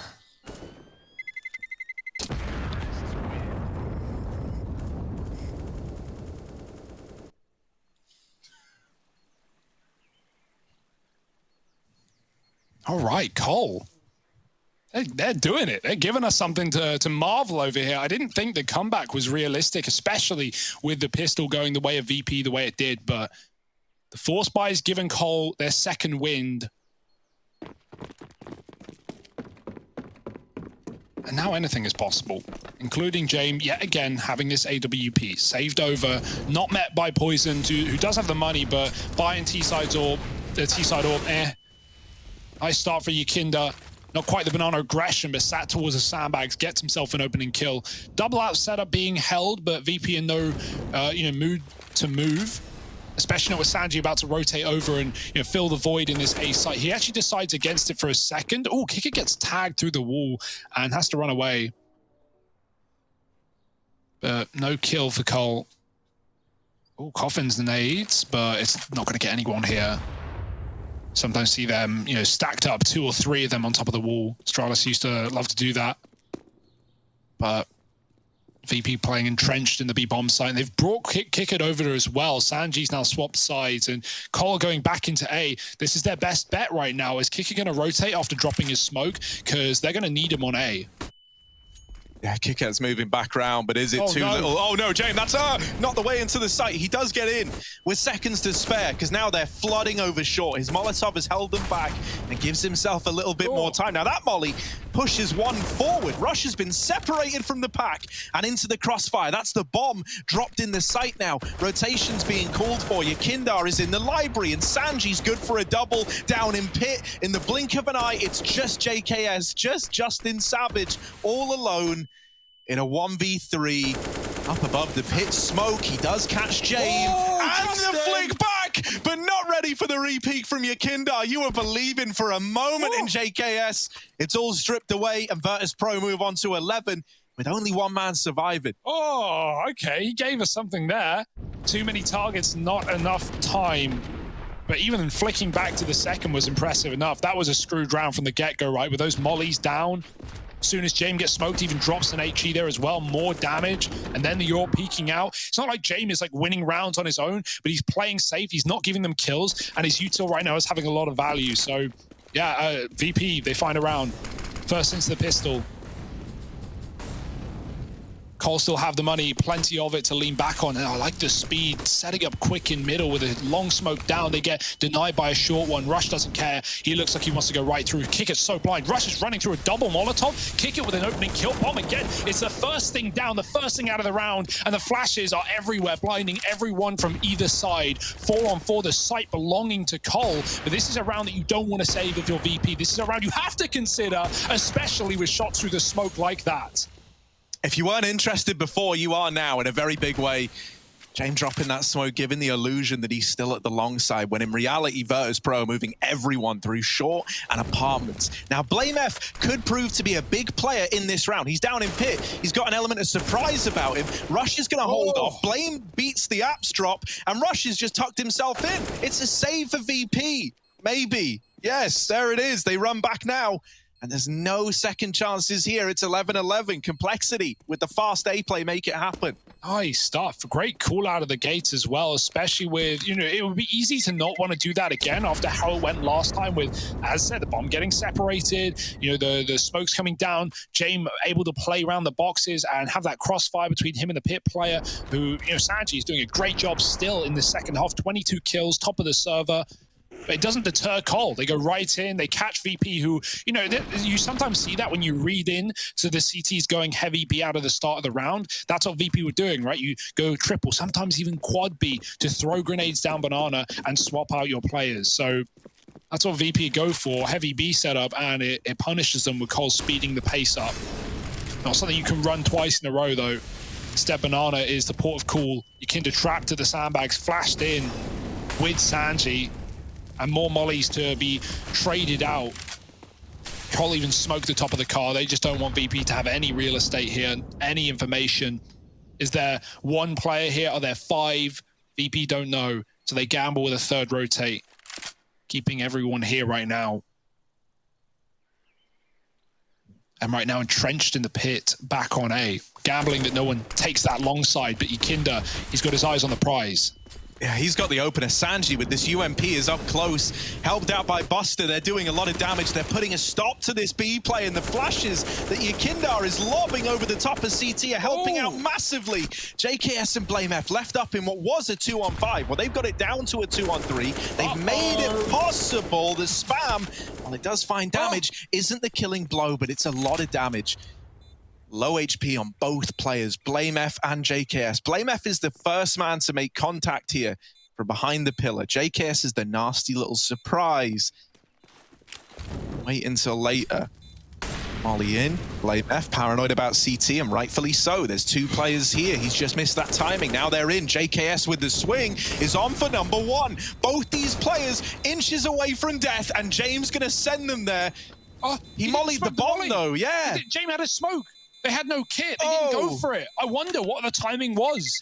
I don't think they had time anyway, but he didn't even try and smoke the Molotov. Did you catch who mollied the bomb?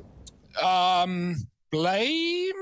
No, JKS had the molly. No? Okay. I actually, no, I didn't catch it. Yeah, I didn't. Either way, I don't think there was time for the defuse. Yeah, it was cool, right? It was a JKS molly. Yeah, there was a smoke available. James had it. He pulled it out, and then he went, nah, like it's not happening. Great Molotov, whoever threw it, coming down, yeah, you could see on the clock, there just wasn't time. So that was the right call, sadly, for VP. And that's a massive 2-on-4 for Cole. Not what I was expecting. I thought there'd be a kit down somewhere with so many bodies for VP. That round comes out of nowhere. Cole steal it in the post plant. And they are really giving us a show here after, you know, VP looked as good as they did in that first half.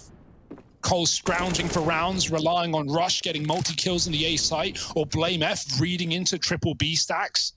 That's the only way that Cole were getting rounds. Right now, they're controlling this one. They're demanding respect from Virtus Pro. And now they're forcing their hand with awkward setups, 4 in this A site, and no banana info while they do it. It's quite the roll of the dice in this round, but it could be coming up VP. That's if they keep them here. With every second that passes, you get a little bit more nervous. Yakinda rotating out. Still 3 on the A site, but Cole are about to explode. Oh no, not again. Not like this. Oh dear, the timing on this. Okay, yeah, so they send Kicker back, and he does have a Molotov to try slow this down, but there's no slowing that down. James is now in a world of hurt, flashed off the angle, not followed up onto until a moment later, and both players are toppled right away. But as Pro, they can feel this game slipping through their fingers. Complexity up onto 13, and just another save for VP. Honestly, I'm really excited by this prospect of a third map, right? As said, I've mentioned a couple of times, you know, Cole, they've always been keen to play every map in the pool, but they have not touched Vertigo in months. It's one that VP do like. So, you know, Cole have done their homework. They let it slip through the veto. They let it come through as a third map. They could have chosen against that, but what homework have they done? What preparation? Because right now we're getting so much out of this T side. This is all off the back of the Deagle force buy in round 2. They didn't even plant in pistol. And they have pulled a near flawless comeback back into the fray. 13-11. Doesn't matter the rush dies. They've got money for days, money for rounds. And VP running round the map at the wrong time. That misread. You feel like if you make a call like that and you leave Buster so safe at the back of B, you're kind of already making a risk. And then to doubt yourself is such a heartbreaking call for VP. If Yakinda and Kicker both stayed there, because Kicker dropped the molly and he ran out wide, not thinking they'd run through it.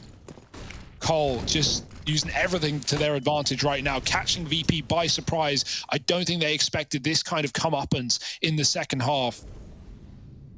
And so many clean rounds for Cole as the money builds as well. VP, not a pretty buy, relying on the 2 saved guns. Oh, James is about to get a lot of players come his way. He lets the first man cross, but comes to regret it. It leads to the downfall of Buster, and Config survives on 1 HP. It's another save here for Virtus Pro. I've got to say, like, we just need to see a little bit more out of someone like Yakinda. I think he's like the guy I'm really looking at to elevate this. Kicker and James are both quiet as well, right? We're getting a good game out of Buster and Sanji. Sanji especially looking real clean. We haven't seen one banana take for VP, right? Like, they haven't managed. Usually that's what they're so good at. They were great on T side, never giving Cole the same room, right? Cole never had banana control until well, actually at all, right? And so VP are kind of stuck in that same vein. They haven't once pushed down. We've only seen Yakinda play at the sandbags, and that's with triple B setups as well. It's not like VP is scared of running heavy B site plays. It's what they've been doing all half. So maybe a banana control round and actually getting some real estate away from complexity, giving you, firstly, more of a warning that these B plays are coming in, but then also more real estate and therefore more players on the A site when the inevitable wraps come through. Because Cole's pace, their timings have been so good at when to go fast, right? Running up on the short side with a quick smoke, dropping it out apps really quickly. It's like the rounds that VP would use when they lost one. They would immediately come back in with a speedy round. That's just Cole's entire T side right now when they're not going B, that is. So will VP eventually go back to a banana take? Deep smoke comes down, mollies as well, but Poison beats him to the punch. It gets smoked by his teammate, and VP again, utility to deny them this position. The grenade, the molly, all of it combined keeps them out. And so Cole just, get to do whatever they want with this round. Oh, I like it. Retake utility. Smoke coming in. Cole is so scared of it, they even smoke the corner as well. No one gets this position. If we can't have it, you can't have it, say Cole. And so now it's just a game of waiting out the smokes and retaking it in the late round. The boost up sees nothing, so Poison walks through. And Cole, everything's going well. They're reading this game beautifully right now. Even though VP have a triple B, Cole are willing to execute.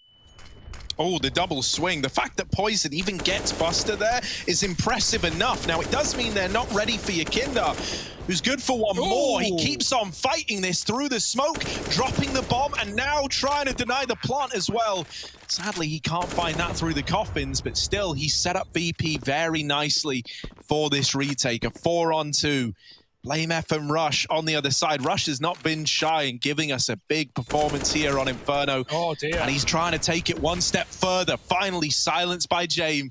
And so this leaves it all on Blame down in the pit. Banana's now clear. They're slowly but surely piecing together where this guy is. But is that going to be enough? Blame with the first, looking for the read. And James just about beats him in the head-to-head. So Virtus Pro, they make the retake happen. They finally come in with a break of the silence, a break in the momentum. They put up 12.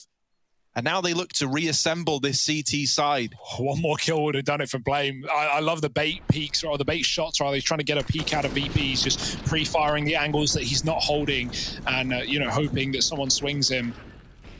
One more kill. There were only a few seconds left on that retake, but James holds his own, taking down Rush on that push into CT. A scary round for VP. Despite having a triple B setup, it gets awfully close. What's the remedy? What's the call for Cole? Again, more util down B. Poison is just not scared of it. Finally, we have a bit of a banana take round here for VP. It looks like they want something. They want something out of this position, and the boost up. Poison turns from the flash, and he gets shot in the back of the head. Now VP can turtle up, right? You don't need banana in a 5-on-4. You've already got a hell of an advantage, and they're going to set up to play the flash instead. When Yakinda makes contact, he can call for it. and Buster will pop him back into B. Molly comes down, though. Yakinda's playing passive enough that it won't hit him. They've been doing this a lot, so it's nothing new for VP to deal with, but as it fades, here they come. Oh yeah, the flash back in for Yakinda. This could be huge. Blinded on the first. Blaine was playing anti-flash, so he at least gets the trade. But this is really nice out of VP. They've kept this advantage. Oh my, Config. Config has slipped the net in middle. Now VP aren't playing mid, so James isn't going to get caught like rotating into long thinking it's clear. And not now that the footsteps have been heard as well. Kicker playing around this one way down in pit. Config braving the Molotov. Now, none of Config's position will prove to matter if this bomb is lost, which it now is. With 25 seconds, Config, well, he might have this advanced positioning at long. He has to give up his position with that smoke. Gives him more room, but it also rings the alarm bells. Config, there's one traded by Sanji. And Virtus Pro are back in this game, 13-14. And now with the promise of going the full 30. Ooh, it's exciting. Yeah, they had a little bit of a nap in the middle of it, but we know VP are no sleepers, no strangers when it comes to a comeback. Nice anti-flash setup, but again, like, you know, you're trading 1-for-1 and a 5-on-4. That's going to favor VP once more.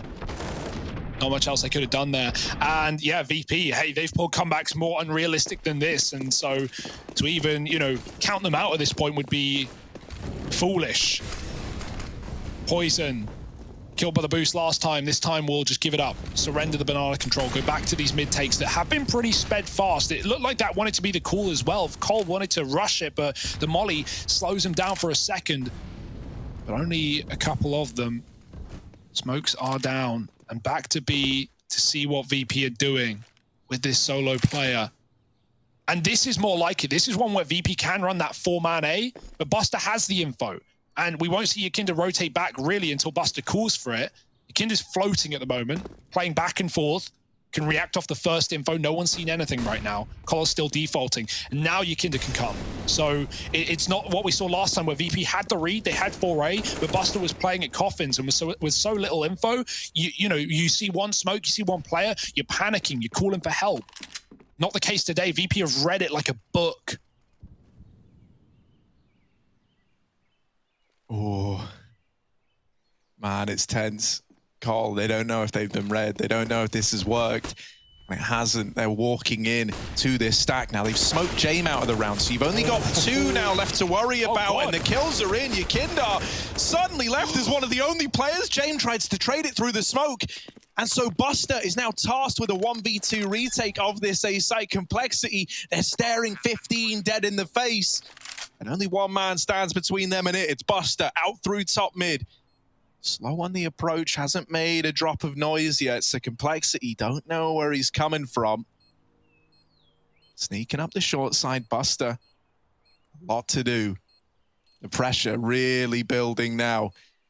Time ticking off of this bomb. He needs the kills, and Poison swings out, puts him in the dirt. It's a team ace for Cole, a team effort to get them up onto 15. And what a time to find it as well.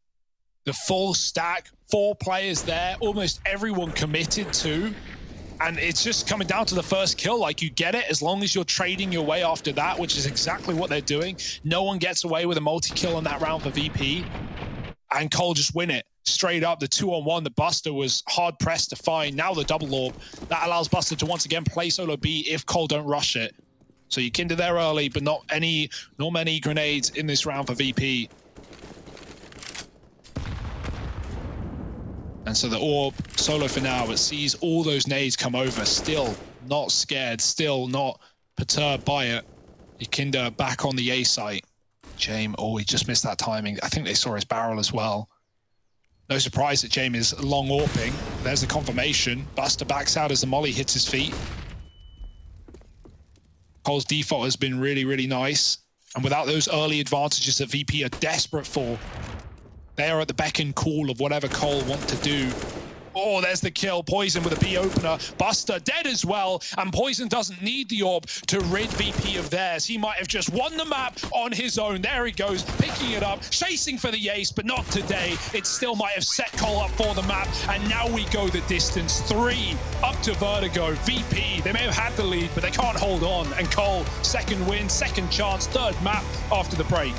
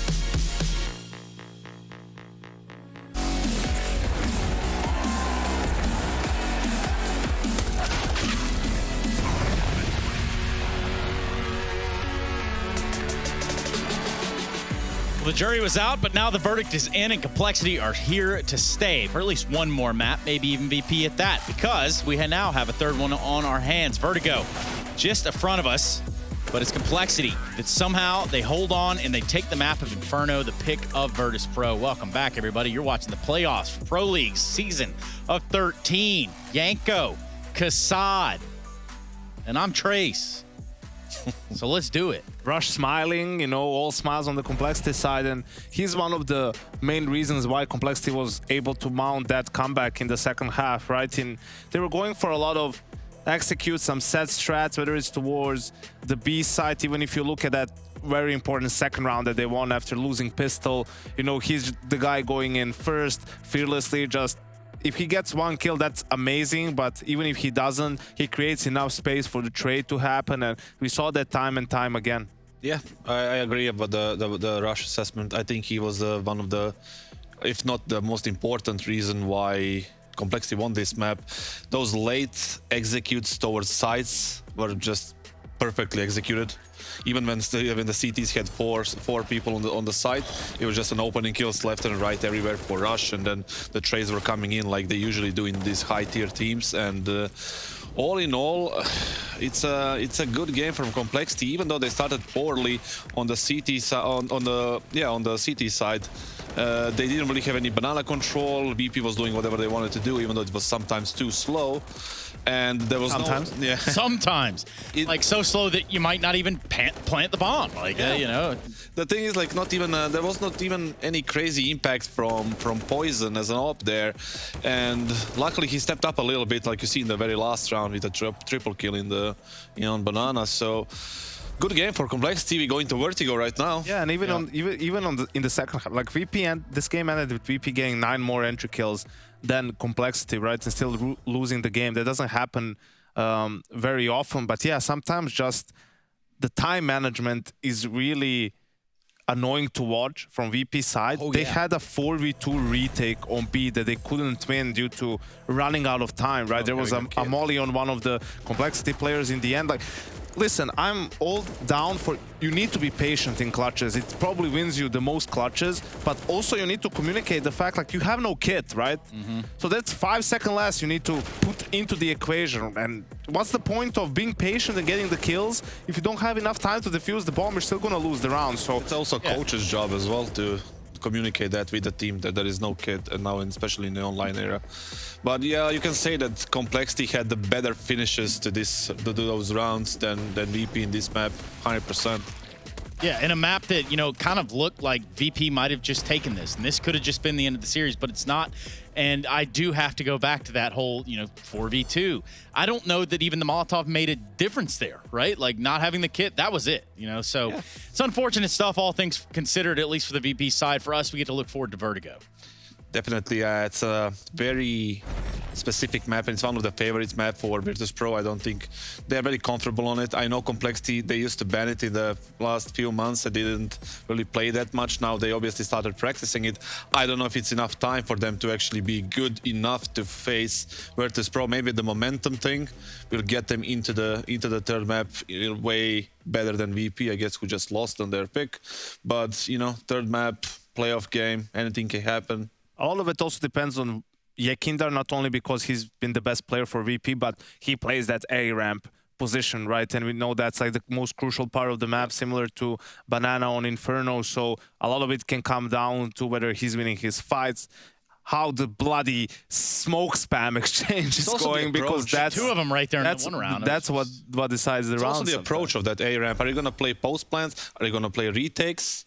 You know, are you gonna fight for ramp? VP is kind of team that would like to fight for ramp, and I would like to see them happen. And because they have like such a strong, sharp players, and they are enjoying that type of chaotic around the smoke fights, you know. So which of these 2 teams is gonna go on to play a play-in team? That's VP. My real question. VP. You think VP still, even though they lose the last map? Just because of the map, not because of, like, I think they're a stronger team at the moment.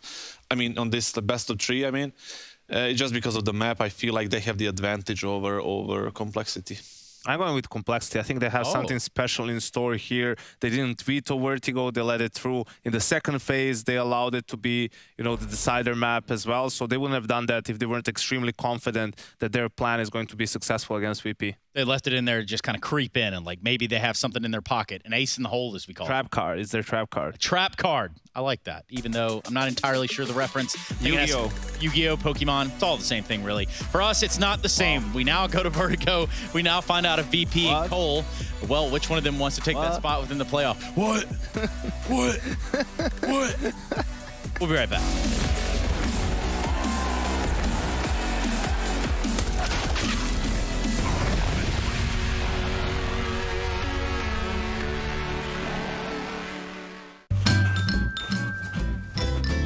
You ready? Huh? Hey, he's a good boy, huh? You ready? Huh?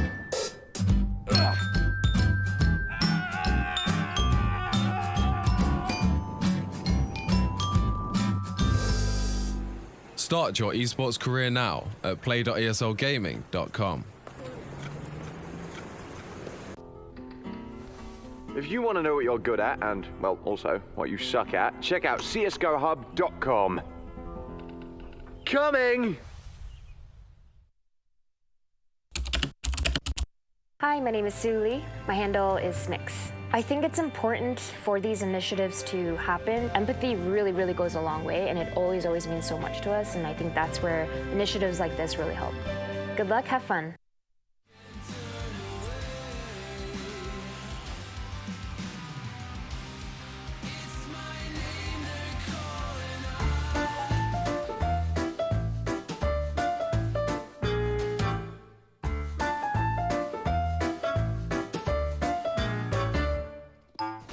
Yeah, I like it. They kind of did this before as well. Oh, it's a nice trade from Mezzi. He is so good at the burst. Oh, come on. Who is it? It's attack. He's down deep. Oh my god! Oh my god! I was way too confident. Oh my god. Where are they? They're getting stuck. They're getting naded. Oh my god. Oh my god, how do you lose that? What's happening? Can I join now? Right. I didn't know. He's way too early. You guys.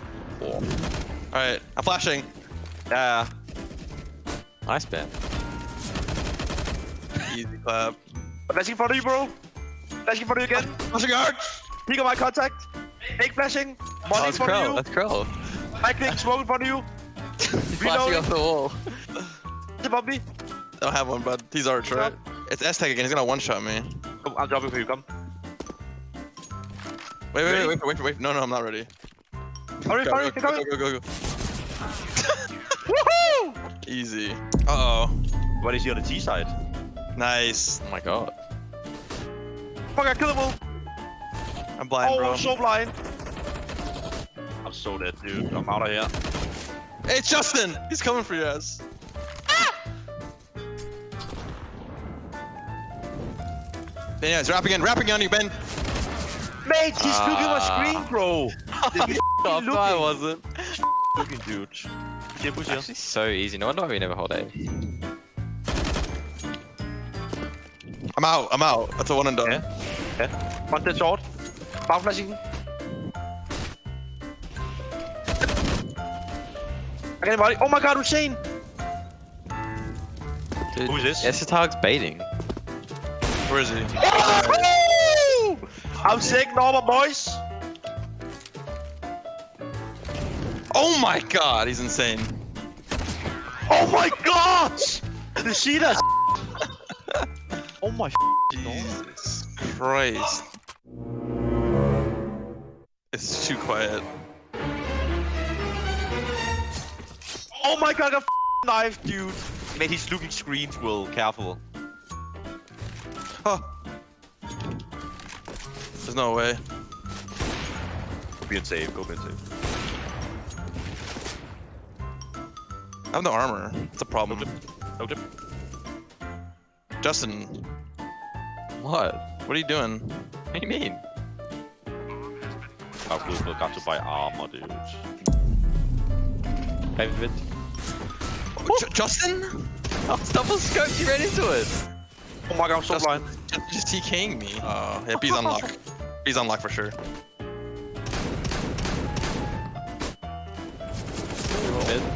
Oh, roll.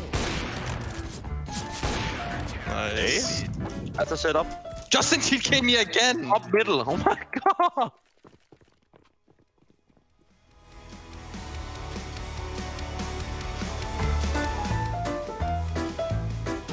ESL Pro League is brought to you by Gaming Malta, Intel, US Air Force, 1xBet, and DHL.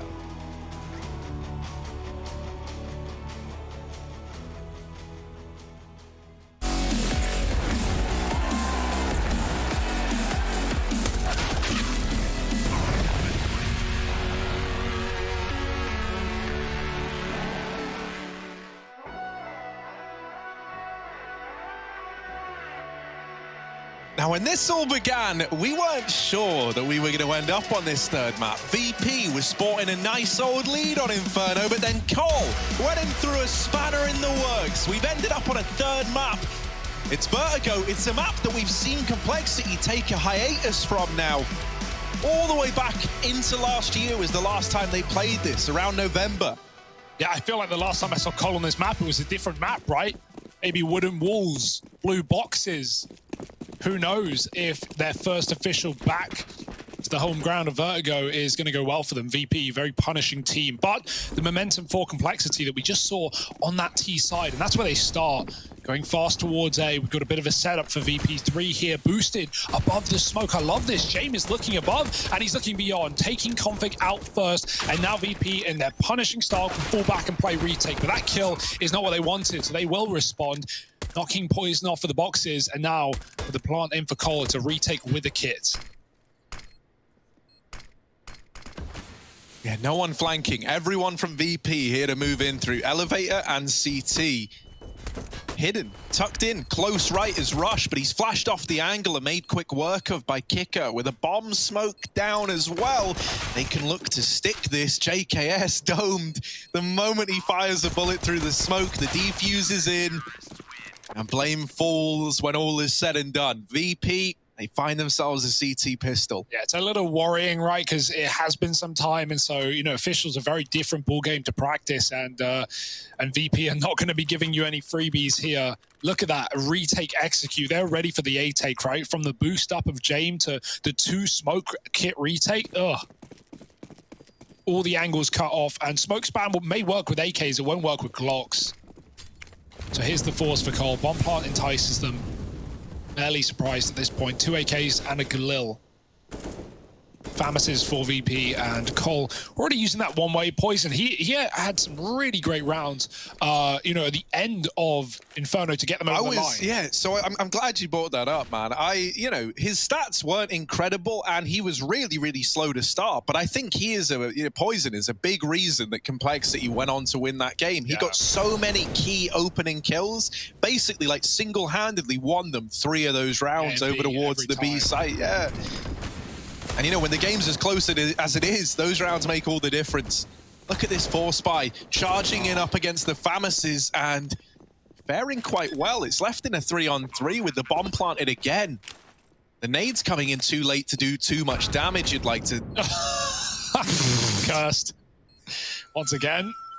Did Rush not have armor there? He had a lot of health. He just got destroyed by that. Oh, I could curse anyone and anything after that. Maybe you will. Cole trying to hold on to the bomb now. They've got rifles. The flank's in. That's a great flashback. Flame's got this. Yeah, there's nothing that could possibly go wrong, hey? Apart from the flank, obviously. Turns away, gets peeked, and there's the retake for VP. For all your cursing needs, contact Harry via Ouija board. Or Waluigi board. We don't judge.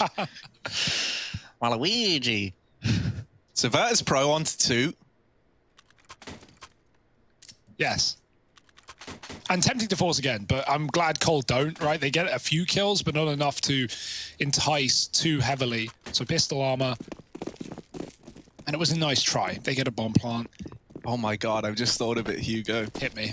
We buy Malbs. Yeah. A Waluigi board. Oh, that's good. Because he's Mario. Yeah, I get that. That's an idea. There we go. Wow. Sanji's spot in middle. I have to get my 1 Malbs mention in per broadcast. Yeah, but it's contractual. Obligated, yeah. Contractually obligated, yeah, that's what I am. Quit while you're behind before you get further behind, Harry. Yeah, it's just that this round is a little bit dry. Yeah, a little dry, a little parched, a little partial. Yeah, you got Deegs, you got armor. That's a recipe for something. What a Cole cooking up in the kitchen. Deegs are like eggs. You know, you can always make something out of it. And that's basically what's happening. Any more links, or is it just tenuous? You always might have one in the kitchen, you know? Yeah, I don't have a Deagle in the kitchen. Maybe I'll try Stunus Rantus, he might. I don't know, man. The kitchen, it's like a metaphorical kitchen. Okay. Look at this, Rush with the Deagle. To make an omelet, you got to break a couple of eggs, James. Moving back into the short side. They've just missed each other on this timing. But James happy with that. The rotations are coming in. This is because Buster has pushed the B bomb site. And so he knows it's not B anymore. That only leaves one site left. And so they've got everyone here, all just challenging down ramp. Cole, they don't find anything with the partial buy. And so now they at least get to bring the full firepower out into round number 4. Yeah, there's someone who's poaching right now. It is Sanji. Like, Sanji side up. He is feeling good. Had some bangers back on Inferno, although falling short with VP, but some great shots in this round with the AK, saving Cole from getting up on the A site, killing that short player, causing problems. The meta link in is that it's Easter. There you go. That's why it all is relevant. Yeah, you remember that a bit late, but yeah, that was the intention, I reckon. You reckon, do you? Little Molly combo out towards ramp, denying a ramp peak and getting you some ground here on the Cole side of things. They're just waiting. Looking to take this ramp position away. VP aren't actually challenging it though, so you've got this for free.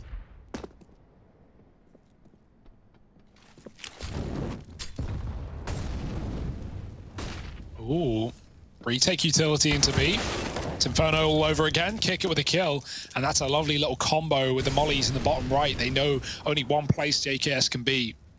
So man up for VP, and they won't push off of that in case Cole are waiting around. Instead, they're all set up on A. We've got this boost spot as well. Yakinda's drawing them in, but check Sanji right now. He is ready to strike when Yakinda gets their attention off, and there it is. James helps out. Sanji peeks down, and he gets a 1-for-1. Kicker trades as well, and Blame is all that stands now in the site. The smoke comes down, but that's not really a blessing at all. He's going to try and fight CT, jumping up and over. Gets one. Yakinda low, but he gets the immediate headshot. That could have been something for Blame, but coulda, shoulda, woulda.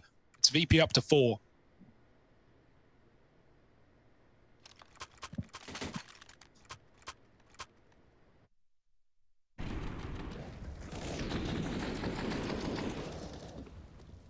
And so this is where, you know, I think we can begin the conversation around this veto in the first place, right? We said how, like, Cole, they've shied away from Vertigo. It went from being one that was very much in the wheelhouse. You know, they were playing it a lot. They wanted to be able to play everything. Then they moved away from it. That was especially during, like, the time of losing Oboe, not having Poison, right? Playing with stand-ins. Didn't really get to see a hell of a lot of Vertigo in the pool for them. And they've been slow to pick it back up, right? But this is the first game we've seen and play on it in months, so clearly they feel like they can do something right here, and this little partial investment is showing us exactly that. Yeah, oh my. Config got all the way up short with no info. Oh, the flanks denied, the AUG thrown over, and Blame puts it to good use. Kicker has grabbed the AWP. Config caught Jame with on that corner, but getting away with it ain't gonna be easy. Oh, missed shot. Not an AWP, but Config takes the kill. And Cole takes the round. You like those. Big round from Config. 3 kills. And Cole on the board early as well. VP had yet to fully build up their money. They've got enough for a buy, but how long will that last? And yeah, you know, when we had Cole go through this, like, this period, this entire last year, really, with, you know, problems with rosters, stand-ins, this, that, the other, you know, you do want an insta-ban. You do want, you know, more room to play the more standard maps, the more long-term maps, the maps that everyone knows how to fill the spots in. So it wasn't surprising we saw them stray away from Vertigo in that time. But this is a map that they, you know, from the beginning of the roster were playing. Even when we saw Cole come out of nowhere back you know, Blast at the start of 2020, right? And have some huge upsets there. Part of that was on Vertigo. So, up to B this time. Buster. Ooh. What? Config didn't see him. Luckily, no punish play from Buster. He backs out, but now they have him trapped in this box on the Tetris. The flash can get him out, but he won't leave. Cole haven't actually given away the fact that they are 5 here, ready to explode, ready to execute, but a set smoke to land on the stairs can cause problems. It's going to slow down this push. With more time going, with only B pressure heard, VP can gamble B. They've put a 3rd player here as well. That's why Cole are rotating out. It feels all too one-dimensional right now, and Kicker jumps up for a kill. Now the A footsteps get heard. 40 seconds, they're running, and James is ready with the AWP on short. It's James time, baby, but not in the way. No, maybe it is in the way. He's got to get through the molly, and now back into the site. Blame is right behind him, ready to come through short. James smoked off, but through it. There's a removed rush from the round. The rest of the gang do get up through ramp. Barely living to tell the tale. Config all bangs James out of play. And all across the site, fights are looking to get taken. The bomb plant comes in with seconds to spare. They can't deny it, but the lineup is in. Blame F is low, and there's Sanji with the trade, armed, of course, with only a deagle. Now retrieving an M4, now given a big boy gun, but with the biggest boy gun of all, it's Poison at the ramp. This AWP and the bomb for him. Got to wrap around to short, and he's making a lot of noise. They're not sticking it. They tap it again. The kit's dropped here, and with Poison winning that, now there's a chance in the 1v1. Buster's got to get on the defuse, and that's it. There's just no time. Yeah, the kit's at short. It's dropped on Kickert's body. There's just no retrieving it. Poison goes back for the check, and Buster, he can do what he wants, but he can't win the round. Poison's going to die here. Who cares? To the bomb, to Buster. Didn't make a damn difference after all. The AWP is secured, but the round is not. Great stuff from Poison. Kills the cover. Buster didn't have a kit, didn't want a 10-second stick, but that really was his only hope inside of the smoke. It fades, and then Poison has all the room to move. Nice round out of Cole. Config's looking damn good right now, right? He had that 3K round on A. This time he kills James. He's getting very deep on this A site, which can be dangerous, but he's getting into positions that VP don't know he's in. And so he's swinging James on like a very dangerous angle, but James looking deeper. And he just sees his barrel and wallbangs him. James again, AWP. Thrown over after the save, but in the wrong position right now. We got Cole defaulting outside of B. 2-2 right now, at least. And a player holding mid from back of spawn. It's Rush. Poison's up short. Getting a couple of kills here would really sell this fake. They've already got 4 players here. A 5th's coming. B is free, as far as Cole are concerned. Can James make things interesting?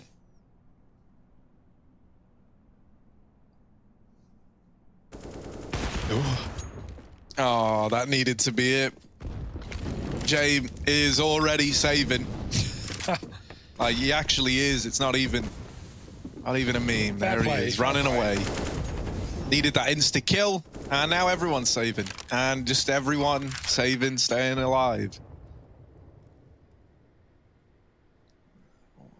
Just a big save here. Just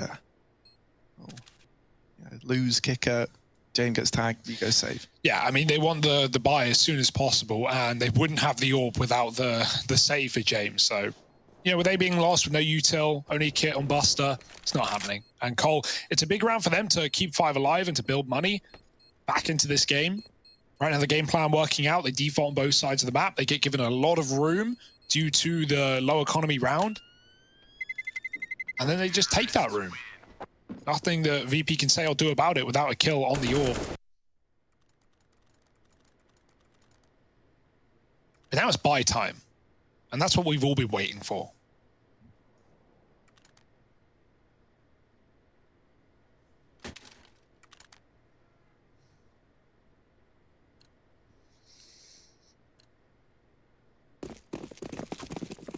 And wow, in an uncharacteristic showing, James even dropping an M4 over to Kicker. Even has the ramp spawn, so he's going to try fling himself in for a peek. Ooh. Smokes it down. So James can't rid us of Blame F. He does get up the short side. Cole with the ramp control they were after. Now under their belts, it's just back to one of these slow A takes, right? Where you force the repositions out with the util. You make them concede more and more ground, and from there you can kind of lay down some base work to go anywhere else as well. This is just a great position to have. Sanji again in this very dangerous 1-for-1 spot. Could obviously get more off of it with lots of teammates covering and providing fire, but you're pretty much committed. There's no backing out. There's maybe dropping off, but that's to your death. Jame, nice. Catches Blame on the jiggle. Just goes a bit wider. Yakinda above the boxes and above the smoke. Jame, oh, he unscopes. That's not what he wanted. Taken down by Poison, who can now grab the AWP. Sanji, by the way, has yet to move muscle, and he finally gets spammed out. Poison hits him with the orb. Maybe he has a feeling. Maybe sees a leg, who knows? But Sanji's dead, and a 3-on-3 with kick out on a timing. It's beautiful, catching rush. Can he get away? Spam through the top, onto 4, but VP still hold the A site. Yeah, this is horrible for Cole. Like, you're kind of forced just to commit into this stack. You know that they're both here, or all three are here. You know that this round is unlikely as a result, but you don't have any other options. You've got nothing else open to you. Nice. JKS, there's the first. Kicker was running away to save. He was ready to trust this round to the rest of his team, but now he's been called back in, fresh out of retirement, trying to deal with JKS, and there he is, swinging on in to find 5 for VP. Wow. The whole time, Kicker's 4 health after that kill onto Rush and the spam, and VP throw these high flashes, and Kicker is able to go from a position where he is committed to the death. Sure, he should never be escaping with call-up ramp, and he bounds out of the A site into elevator. Like, he should never escape there. Great flashbangs from VP. He even re-aggresses for this kill, and then closes the round as well. Perfect play. And even after Sanji gets red on that boost, I don't know if it was just a guess from Cole, right? You hit with the orb, you see the blood, you hear the tag. Or Yakinda, full send. And not much faith, not from Config as he takes him down. Team flashed out. And that's a nice opener for Cole. When VP get these picks on the T side, as you'll see in the second half, they love to really make the most of it. Going quiet for quite a long time, making the CTs doubt themselves. Cole are doing the same. But VP wonder, well, why haven't they committed A off of that opening kill? And that's because they're rotating round. The read is here. Buster in a great position. Gets clear, but he gets one. Any more? Blame won't allow it. He says no. Now it's on Sanji at the back of the site. Oh, are they fake? They're going back again. Insult to injury. Config's gained A. There's no one here. Oh, no. And this is huge, man. With him already well entrenched in this A site, he can cut off the rotations. He can get behind enemy lines. And so it might, and it probably will, just be another save here for Virtus Pro. Yeah. You know that it's not even the case of like, oh, they're going A, we can rotate, we'll beat them. You know at this point, if Cole decided to leave after killing the B player, like they already had A the entire time. They had Config working up ramp all round long. So you can see how slow Jame is, like how prepared he is for a deep player getting aggressive. And this is a situation where the only way the VP win is if Cole make the mistake of giving them a kill. If Config pushes too deep, if he gives VP a 3-on-3, then they consider it. But Config holds his own, and Cole don't feed VP anything there. So it's a guaranteed round, 4 found. Toeing the line between taking space and not giving away back in. And Cole do it perfectly. We're seeing a great T-side right now, playing with VP's rotates, using them against them. And this is one of the things that, as you were kind of alluding to, you know, like VP are so good at doing to others. So it's kind of poetic almost to see it being used against them now. And, you know, that is like the very foundation of Vertigo. It is a lot about like giving misinformation over, hearing things and having to like second guess yourself, right? Like, were these the footsteps I was meant to hear? And, you know, really they're going somewhere else? Or is this actually a commitment? Once again, challenging at ramp, Yakinda are trying to run down with this deep smoke. On the other side, playing the one-way is Poison, but Yakinda is already up and past it. He's already too deep. Luckily enough, Blame F gets the tag, and so Poison is made aware of Yakinda's aggression. Once more, VP lose a player early on this ramp push. It feels like Buster's all they can rely on right now. Oh, that's an awkward nade. Getting these B kills, jumping on the wood round after round is a hard angle to clear. If you're a T looking up, you're shooting at the legs, you're not going for the head. And so, yeah, you know, it's a bit of a shame that Yakinda is getting outplayed, out on the ramp. His aggression getting stopped by Poison almost every time. And if you haven't got that, if you're VP, you're getting a little bit worried, right? Like, we didn't have much from Yakinda in terms of banana aggression either back on Inferno. He didn't even really try it, and that's often one of his go-tos. Right now, Cole reading the game really well, but this is a stack they're running into. That's the bomb committed, and Kicker getting aggressive, pushing the crane and catching that timing. But his teammates all die. Poison comes out short, and everyone was looking at the bomb. I think Jane was the only guy holding short with Yorp, and he misses his shot. Unreal. Like, Poison's rifling has been the take-home message out of this for Cole. Like, and Inferno as well. Look at this. Everyone is looking at the bomb. Everyone is looking around. Buster's covering, but he gets naded on the boost. And at that point, with Buster dead, Poison hits that perfect timing up short and flanks all of VP set up for the bomb. I was loving that re-aggression for VP, right? Finding the time to push crane is really difficult. You got to do it while the T's are throwing their grenades, while they're not ready. So often, right, that normally just ends in like a slaughter if you even mistime it by a second. Like, you've seen that be the undoing of so many teams trying to re-aggress ramp, and it looked like they'd hit the perfect timing, and then Poison just strips it all away. Beautiful. Set up by Rush's nade. 5 smokes. It's not Inferno anymore. VP, did they get the memo? What's their plan with these? Oh, that's a nice opening. Yakinda not pushing ramp this time and just playing passive back at short. Finally is good for this opening kill.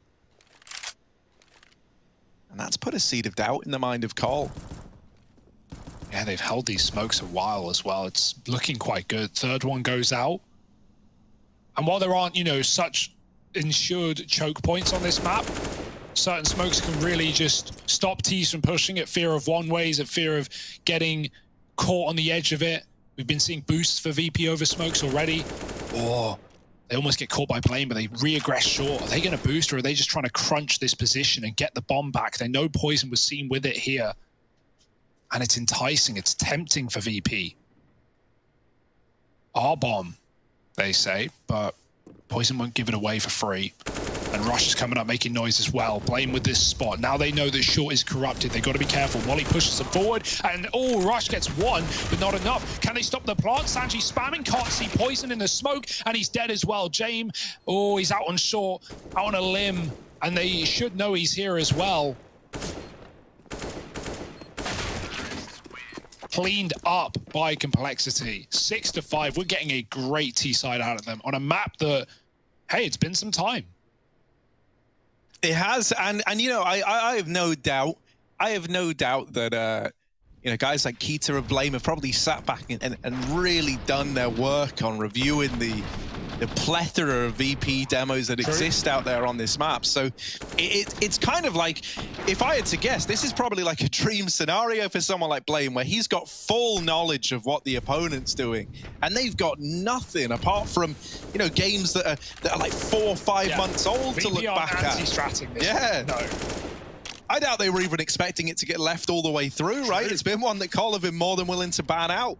Yeah, you know, don't get me wrong. I think VP's T side is really good on this map, and is you know, as if not more suffocating than what we're getting out of Cole. But they need the first half to be enough. They can't get 10-5'd and expect a comeback. So we're reaching that territory where it's like, okay, VP, you've lost some key rounds, you've lost some awkward advantages, but you still have chances to win the half, and they've got to show us that now. Molly onto Yakinda, has a smoke, but his teammate throws it instead. I like the play. More and more teams do that nowadays. Poison doesn't even consider it. He just walks up into the site and kills Jane looking at shore. VP, and so many times have been caught looking the wrong way. Yakinda gets saved, and they actually still don't know he's on sandbags, but it doesn't matter because Cole have taken the B kill. Config again, a crucial entry, and running into the site. 2 low players, and VP with all the utility to stop that plant and kill Config where he stands. He's got to respect it. He can't plant in the Molotov. Kills need to come through for Cole, and Blame dies to Sanji. This should be impossible for Cole with just 2 players left. Another nade, and it's a slam dunk. JKS can't escape the smoke, and VP do win a round. They may lose B, but the rotates are good, and Sanji is better. Another 3K from him. Yeah, and he's been keeping this strong performance up all day. Like, Sanji is really hungry for this one. And now we've got like more of that kind of team atmosphere around him that we're used to seeing. And you can already feel the game is that much closer as a result.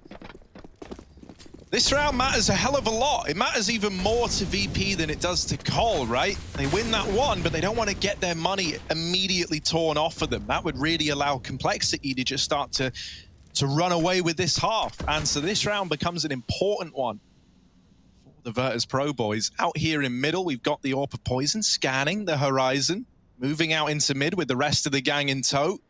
And only one man here for VP to keep an eye on it. That's Sanji. Oh, they haven't had to deal with anything in middle yet. They haven't had to deal with any kind of mid to B. Buster banged out by JKS. And now the mid players, they don't actually commit to the mid play. Instead, they fall back. Yeah, VP fully left A, and now they're reconsidering. Now they're wondering, oh, wait, is this a ruse yet again? You don't want to let Config be getting that space that he's so often taken when you leave your bomb site. They are ending B. They're grouping back up. Poison's faked it. And look at the effect that that's had on VP's rotate. They doubt themselves even then. Jamie's running B.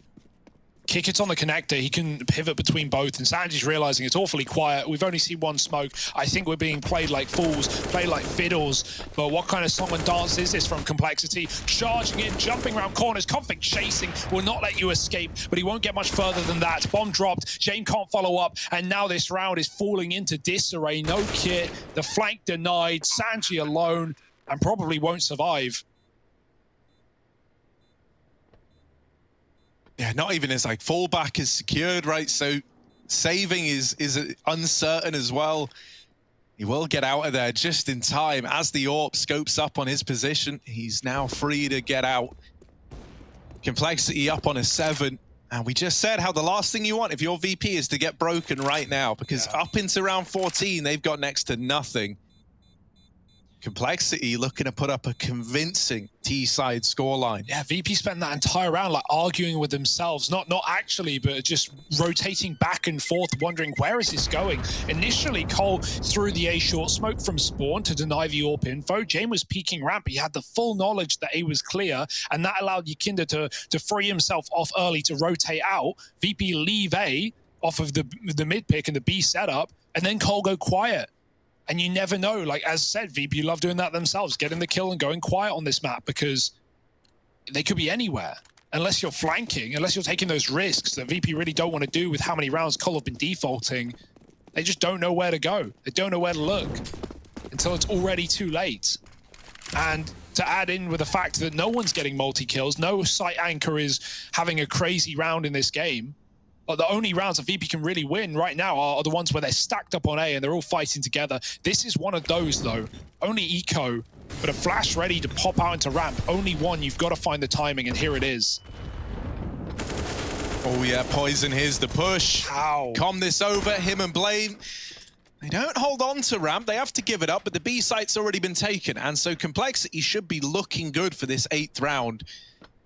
This is, as well, you know, the first time in this game that we've seen Complexity win a half out. Up until now, it's always been VP looking real good there.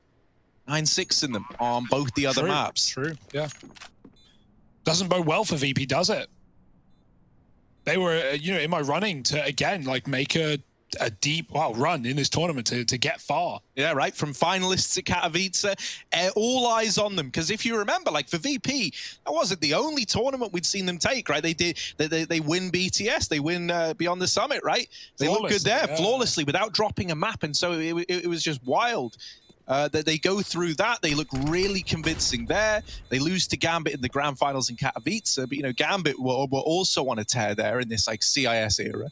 And a lot of people were looking at VP as favorites to make it to playoffs here. And now it's all starting to hang in the balance. Complexity have already won the half.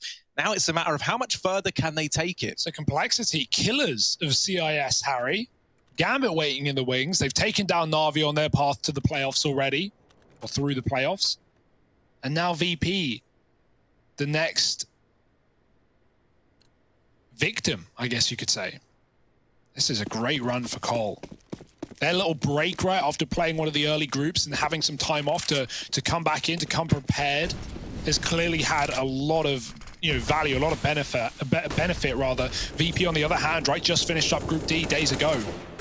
Still had a bit of a break, but not as much. And so Cole have really put their players to work And right now, everything's working. 8-6. Looking to do it right back. Jame with the AWP in this round at least. Poison, his rifling has been incredible. Like when he's had the AWP dropped, when he's killed Jame, he's picked it up almost every time. Back on Inferno as well. But, you know, we are T-side Vertigo. You can, you know, not AWP if you don't want.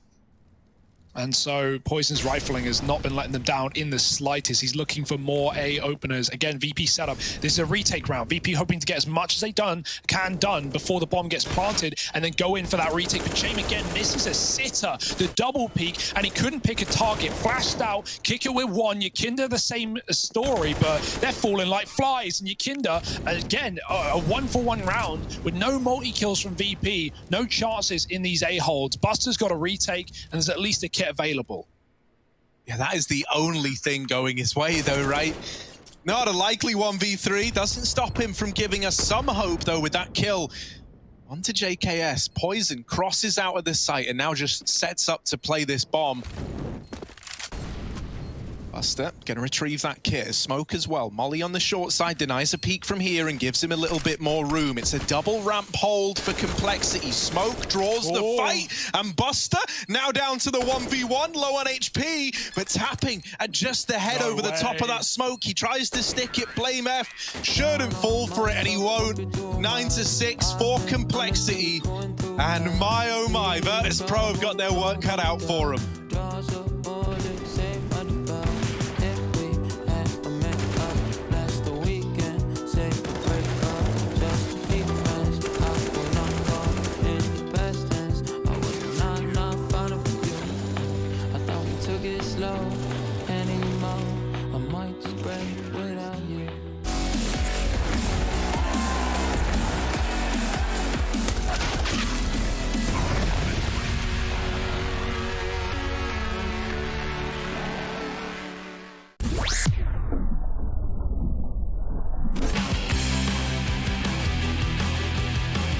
Hey Future Pros, I'm a big fan of Vertigo, and I know a lot of you out there probably don't love it as much as I do. So I thought I'd help you out and show you a smoke that will help you lock out the T's from the A ramp. It's a nice and easy smoke to throw and will even work on 64 tick servers. To throw the smoke, get up next to this wall. Find the corner of this tile. Run forward and throw the smoke before you pass the edge of the wall. 9 times out of 10 the T's will respect the smoke and not push through. However, be aware that they can still peek over the top of the smoke, so don't show too much skin. Good luck.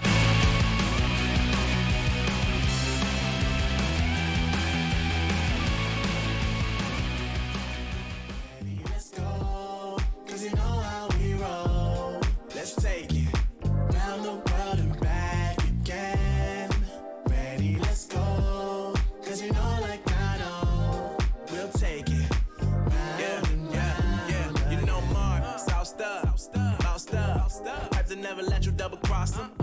Moving through the city like it's Gotham. They told me get one, so I got one. Stop saying you're a boss when you not one. You ain't sacrificed, nah, you ain't lost none. All over the gram like you got a bag. You ain't big dog, we ain't hearing none of that. I'm in the gym looking like a running back. And you know the flow, got him coming back. Who I was in the past, I'm unattached. Only focus in this moment is bringing the summer back. Oh, respect my grind, elevate souls and I spread good vibes. Young divine, you know I gotta shine. Raise your hands for a good time. Aight. Vibe until the morning, sleep until the noon. You said that you want it, so I got it for you. Let's all get together and show them how we move. We move, we move. 3, 2, bringing summer to you. Oh, ready, let's go. 'Cause you know how we roll. Let's take it round the world and back again. Ready, let's go. 'Cause you know like I know.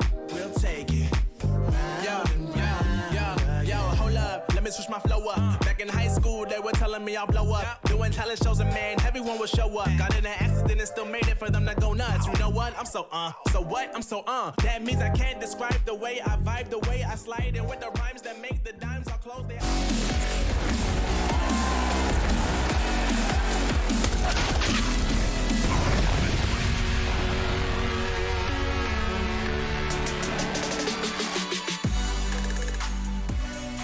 Complexity, they finally went out a half, and it's at such an important time as well. They came in with this little pocket pick of Vertigo. Yoink.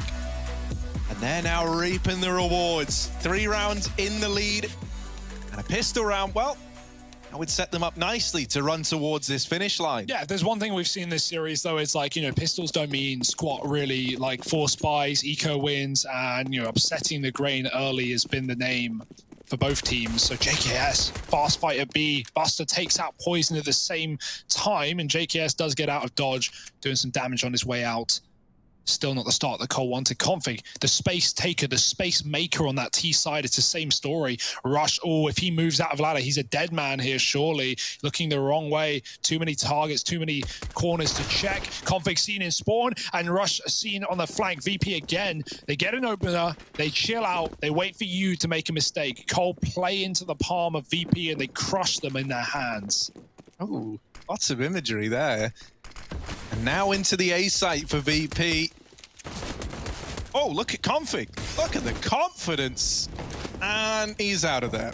The confidence. Nice. Confidence. Sounds like a Danish city. But right now, no kit on Cole at all in this round. It was 5 armor. So safe to say, I think VP have won the pistol. Certainly looking that way, isn't it? But what if it is still looking that way? They've got a flank in mid as well. Buster's coming in behind. Even if things get a little bit scary, a little bit hairy. This is a VP pistol all day long. Wow, how did you call that?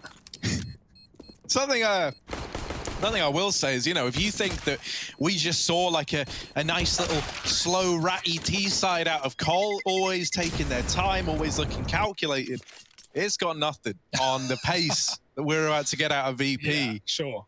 The way these guys play Vertigo, okay, so I love Vertigo, right? I like this map. Admittedly, maybe not as much as I did. But VP are the only team out there where, like, it frustrates me because I feel like they play this map how it's meant to be played, like, to an extreme, you know? Like, they're real slow. They will work for that opener, and then they will sit in those lower tons just waiting for you to come to them, and then play on the back of that. Yeah, I'm actually really surprised that Cole played into that in that last round, right? Like, they lost a man, and Rush comes in on the flank, and I feel like Cole, who are a team that's so well prepped, it's like you got to know that about VP. And so, you know, trying to flank them in this map is not going to be as easy as it will be against other teams. Like, they just got a B pick and just sat in that corridor for about 30 seconds, and then they got 2 more, or they got 1 more, and they got the info, and then you just pick a bomb site and you win. So, yeah, good stuff. This round, another opener. And they wait outside of the A site. Nades come in, they get dodged. No free damage here for Cole. Got to work hard to reap the reward. Config, saved by the bullets going through the metal. Gets dinked to 50. That crane smoke's fading soon. Rush has 1 more on this site. Blame holding a grenade as well. VP lining up a full execute, and with the weaponry advantage, safe to say this should be a second for them. Should be. But things can always go wrong. True. And even then, they're not executing. They've thrown the smokes and they're just holding.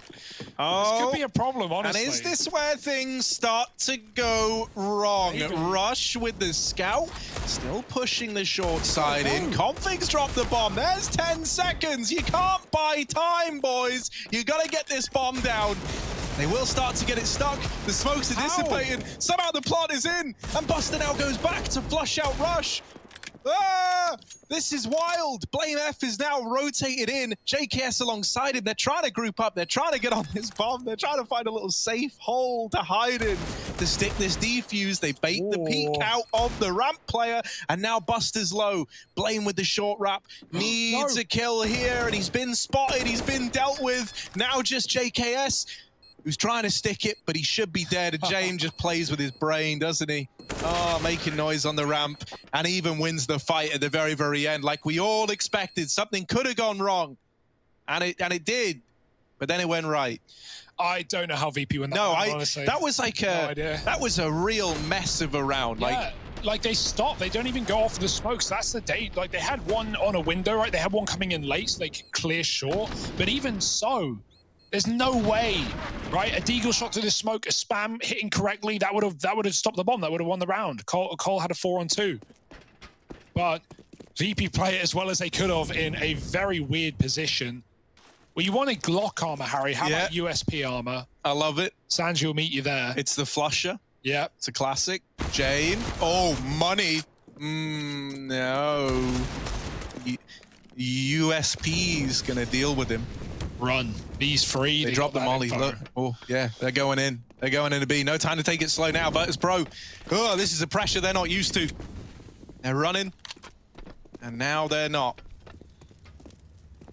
Yeah, give this everything you've got if you're Cole. You've got nothing to lose. Oh, that's nice. The bomb dropped. Things could still spiral out of control. It's never safe till it's over. And, well, now it should be over. JKS all alone. Grabs the MAC-10. 4 bullets. Needs to get the reload off. They're up in the site, and Yakinda just plucks him out from behind the gens. Nice and easy. Never even worried. 9-9. Virtus Pro tied this game up. Yeah. And it's got some legs on it yet. The round prior that we just saw on A, we saw a similar round like that from VP against Liquid. I don't know if you remember it, Harry, where with like 15 seconds, they were doing the same. The smokes are down on A. They jumped up ramp. James dropped the bomb to his teammate to plant. Oh, no, don't remind me of that Kicker was round. like running back like, bro, I'm not planting, you plant. And then the bomb just got left on Yeah, then they just went, oh, well, no one planted. Yeah, and it was like a 4-on-4 save on ramp. Like, that was what I was scared that was just about to happen. But here we go, full buy. Cole, you know, they may not have enjoyed those last couple of rounds, but they came off the back of money and nothing else. They made that eco, or that force rather, very close. So now armed, and surely more dangerous than before. Or playing alongside Rush on that A side. We have 2 AWPs for Cole. Poison at sandbags. Config in middle. VP going through the motions, clearing out close spots on B. And in fact, they've been guessed or been figured out on A. Nothing to be seen from Poison, but VP are getting here late. So while Poison tells his team to rotate, he'll be calling for their help in just a moment. Still hasn't seen them. But here come VP boosting up at the back as well. There's a head to be seen. Poison with the leg shot. And that's the sad part, right? You don't have the info. You don't know how many players are here. You've only seen Yakinda. Post up for another kill. Flashed out by the T side. Poison not deterred by this utility. He wants more from it. VP taking a sweet time, but there's the kill for Poison. Now he's blind. Now he should be getting out of here. But he just doesn't know when to quit. Finally, surrendering the position. VP can always leave and go back to B. Buster's still holding, looking for a kill onto JKS alone as well. But VP have so much room taken, so much space on A. 25 seconds, though. Again, time could be the undoing. Yeah, they got to go now, or just not at all. And so it will be the push into this site, but there's the 2 kills that end the round. Yeah, Cole played that really well, right? Just flashing through. They know if VP are hard-pressed to plant with limited time, all it takes is one bomb drop and you win the round. Like, there's no point playing into VP style. And, you know, while many teams there with a 5-on-4 would just play retake, chill out, you know the clock works in your advantage. Time, high in demand, low in supply. And so Rush just gets flashed through and gets a double, and then you win the round. So there are downsides to the style of play that we're seeing from VP, and that's them. And I think that's something, and that might be the reason as to why we see Complexity pick this map here. It's very, very clear that they're trying to use this slow pace against VP, and in a way that not many teams have been able to pull off. Like, you know, that's the first round they win CT side, so we can wait and see how it develops. But I'm really liking what we're seeing out of Cole. They're not playing into VP's style. So many teams, you know, get caught re-aggressing against VP. And so it feels like, oh man, they lose the first and things just get worse from then on in, you know. But for Cole right now, not only have they been great at getting these openers, on top of that, it's like, look, man, like, look what you're left with here if you're VP. You're like slowly walking into angles, hoping that there's no one there, that you can get a bit of a foothold. And they're just losing fight after fight with not really any position on the map either. Yeah, the AWP has gone B as well on config. Mid now taken by Rush, who even then, look how passive Rush is playing. He's going to get a bit of info, and that will be his punishment. Config regressing, Buster. Oh, we could catch him here on the railing. Blame goes through the smoke. Oh my goodness, not what Sanji was ready for. Both players not seeing each other. Buster drops off. James sprays Blame out of middle, and Buster has to go back for the bomb because James is also too far. They're going to group up, meet up in the spawn, grab some lunch. Poison hears these footsteps, and he has a hunch it could be on this A site where VP look to end, but with this angle, he has so much warning. And surely at least a kill here before he backs out. Tag will do, that's honestly fine. Poison can call for support, 20 seconds. Time is of the essence.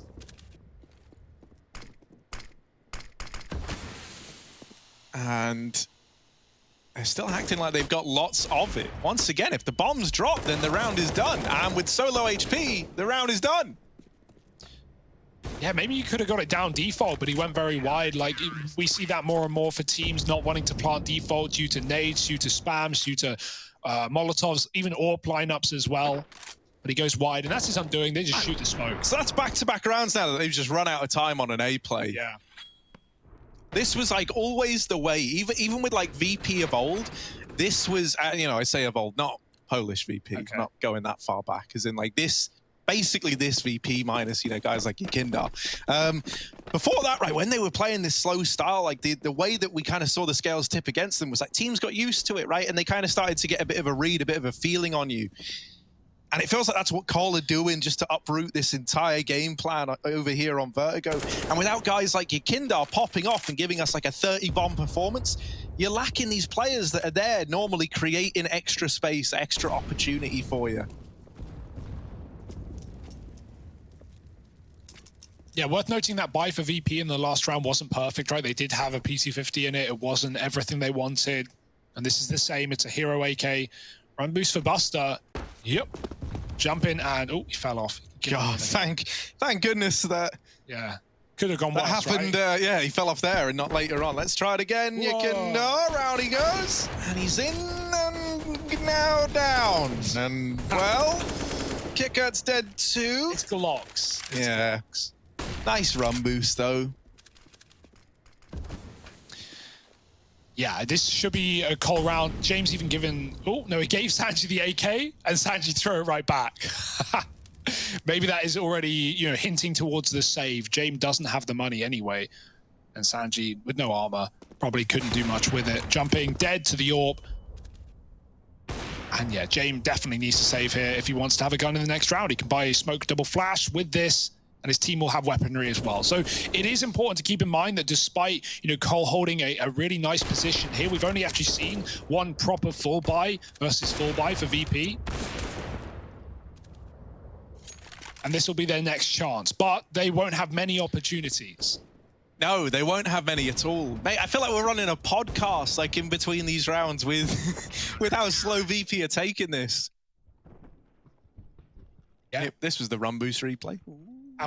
We've stopped seeing Cole go for these flanks, go down ladder, push mid. Like, I was worried by the precedent set on that pistol round, but that was only a one-time affair. Cole know what they're doing, and they're doing it damn well. Looking for those quarters, 4 from it. And this is the buy to, you know, set them back. VP no AWP, but everything else. Walking towards A, those footsteps can be heard from a mile away. Blame above on that A site. Smokes and mollies down though, gotta respect it. Could get popped through. And even Poison looking for the B pick with the AWP as well. Config still just sat back in middle, holding on his own with his AWP. So no movement from Cole. Just sit back, relax, and wait for VP to eventually come to you. Yeah, maybe something a little bit faster out of VP wouldn't go amiss, and this looks to be the decision in this round. Sick and tired of not having time, they try to go fast, but into the waiting arms of Config. Oh, he strikes down another. No. Config playing with them, making it look easy. The AWP fires off for 3 in the blink of an eye. They try to go quickly, but it might be quickly into that good night for VP. Alone at ramp, just one man in Buster. And over at the short side, you've got Kicker. Now come the retake smokes. Now the pressure's really on for the 2 that are left behind. They deal with Rush, spamming him to death. But they can't see this bomb. They don't know if it's being stuck. Poison, both players ramp side. Config wrapping around from behind. And there it is. There is... Oh, they got it! 17, like we all expected. Not even close. Up on the board. Config, great round out of him, man. The balls to go for this. Like, this shot, lovely already. Loving what we're getting at. I'm thinking, delicious. Now, and then you see him see that third guy, and he's like, yeah, I'm getting it. Gets everyone, mate. Yeah, you know you got that timer. He hears a plant come in, so he knows he, probably has like a 1v1 jumping boost. It's like a death sentence in many rounds, but there wasn't cover there. There was that crane smoke covering from ramp, so the only position he has to worry about is going to be the sandbags, and just perfect for Config. Couldn't have done it better if he tried. And then doesn't let that planter escape either. Knows it was right below him. VP again, straying away from the default plant. Right now, walking up A. No one knows. Hello, Rush, sees him, gets a headshot, Poison, trying to combat orb, won't work, and Yakinda, that's more like it, buddy. 2 on the A side, grabs an AWP to cut off a rotate. Config can't see above the smoke, but there's the molly. That's why they don't plant default. Config's doing it again to him, dirty style, jumping over the top, and he does not know when to quit. He's gonna give them more. They didn't ask for it, but here he is. Oh, no, missed shot. Trying to escape, bound out, denied, and now JKS 2 HP and 2 kills to find. Yeah, I thought Config was going to find something there. Now it is just JKS. So low, so damn low. And with 50 seconds VP, man, this is unlikely for JKS. They can just take every second they need. Ooh. How's that Playing smell? around the body. Ugh. Gross. Right through the armpit. I don't like the way the groin's thrusted at us. I thought that's what you were going on about. JKS. Oh my goodness. Yeah, tries to play around the body. It's a nice idea, but Buster able to best him. And VP reached double digits now as well. Config, man. Full send. I like it. If he hits that shot, it's their round. Laid out for them, but missed flick on the player lining up grenades as well. He's just trying to take those kills as quick as he can. And his body, if anything, causes JKS to die, right? He tries to play it. I actually like the idea of playing dead bodies like that, but you can see the realization click for Buster. Wait, there's another there. And, okay, VP, right, this has been, we've not been a massive fan of what we've been seeing. It's been a little scary in this T side, but now picking up the steam and, in a round that will break Cole's economy. One thing we know about VP is that they never give up. They never give in, and they never know when to go down. So there's still hope yet.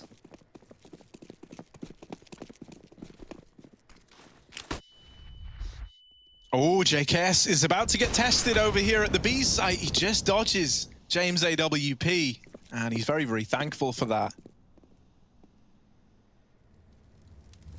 Oh, look at this. With Poison able to scope up down the A ramp in a moment, they can start to rotate players over towards B. He's posted here, so we should see these rotations start to come round now, and we will see that, right? Blame F on the minimap making his way over. JKS dead after 1. Config is the first responder, the first man on the scene. This is where VP might slow it down, right? You can see that bomb hasn't committed to the B play, and even though they've got this real estate, they know they've pulled rotations over. This is now a bit of an awkward spot. Config just decides, like, nah, I'm swinging it, I'm fighting. And Hellman, with the shots he's been landing, fair play.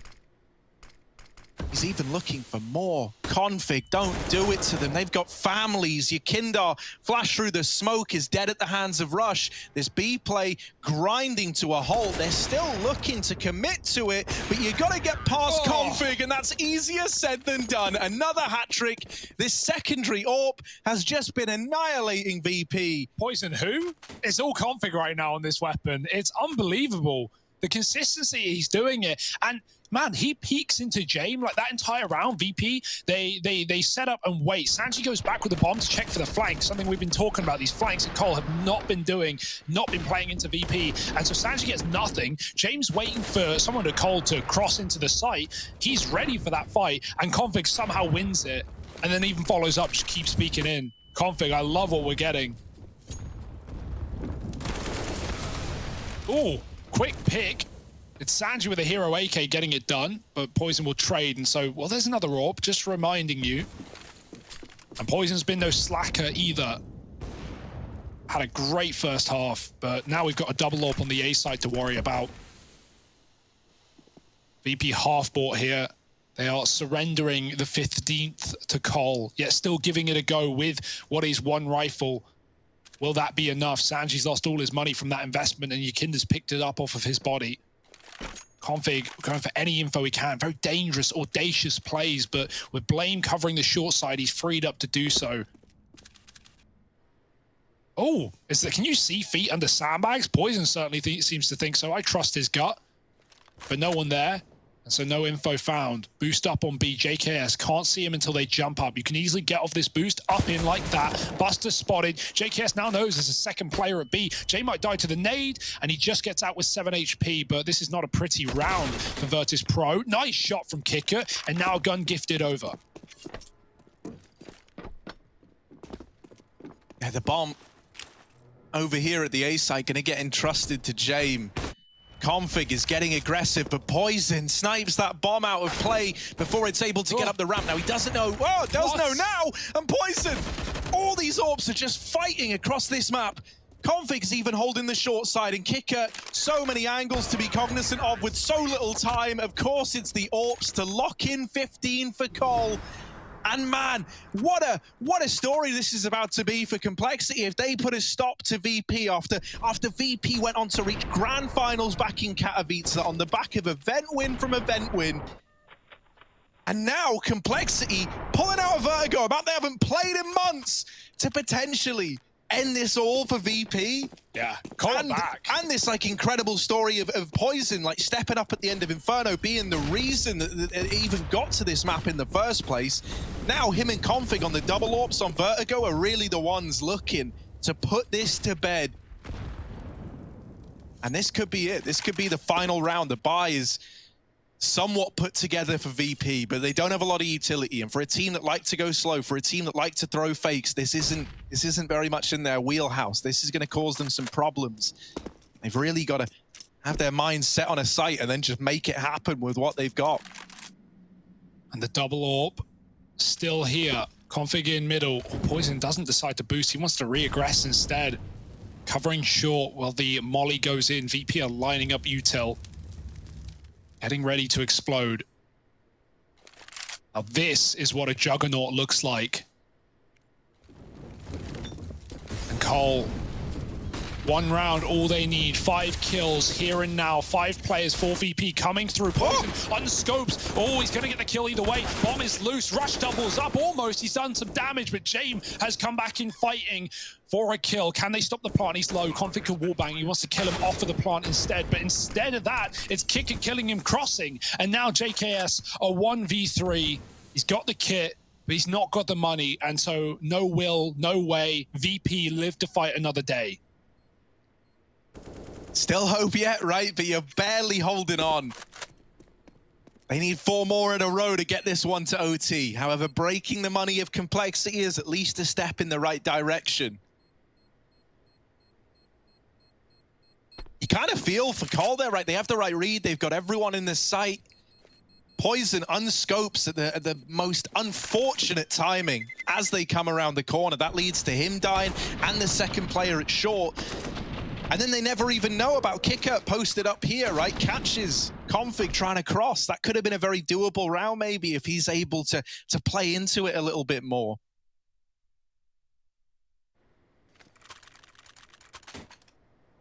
It might actually have to... It's really weird for Complexity because Poison and Config are both like mega broke. Like, you know, not within the, yeah, we can buy next comfortably kind of range here. Yeah, and considering the AWPs have been what have got Cole to this position, you definitely might be thinking about the double eco just to get them back. Both of which, not just one. Let's see what the call is. I mean, firstly, they've got to strong arm their way through this round. So JKS getting set up for kills at B. He's got plenty of players to play off of. Rush looking away from what would be a flash.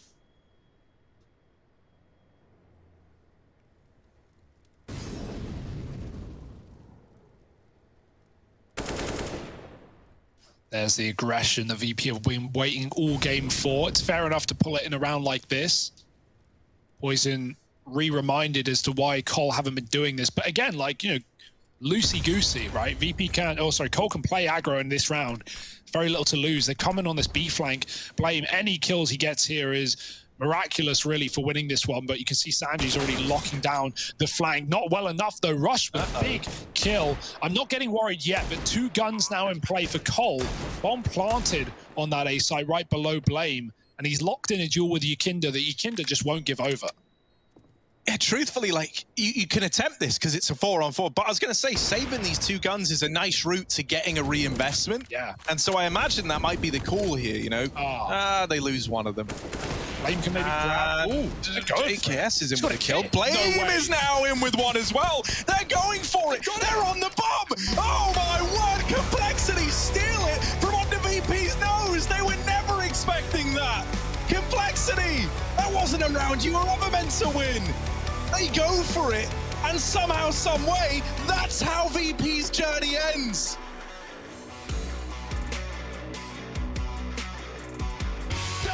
Would you give up the fight if you had no time to even surrender? Would you give up your rights and let your life slide away? There's a race, so you win victories. Why complicate that feeling hate when it suffocates at the bottom? Don't take the bait, just walk away, resuscitate your nirvana.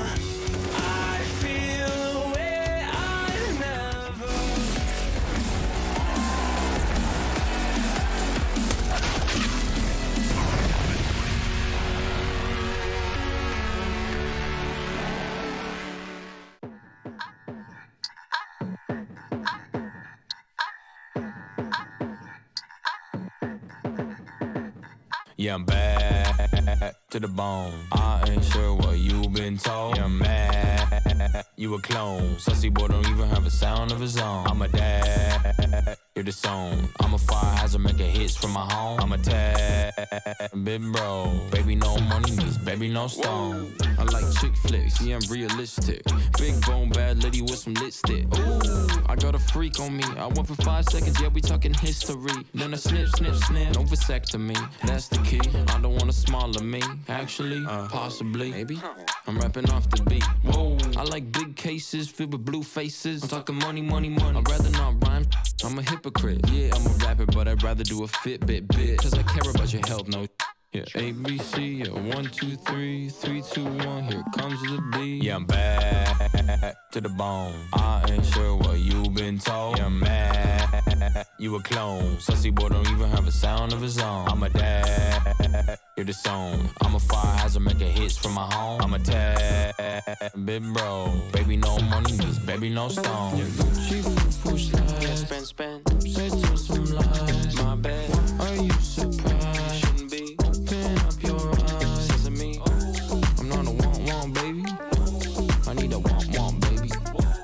You gonna call me crazy? Baby, can you get low? I don't wanna do no chit-chat when I'm in the club. Can't you see I'm on a tic-tac? I took it down. I'm dancing with your like a clown. Have to pay respects. Follow along now. ABC, yeah, 1, 2, 3, 3, 2, 1. Here comes the beat. Yeah, I'm back to the bone. I ain't sure what you've been told. Yeah, I'm mad, you a clone. Sussy boy don't even have a sound of his own. I'm a dad, you're the song. I'm a fire hazard making hits from my home. I'm a tad, big bro. Baby, no money needs, baby, no stones.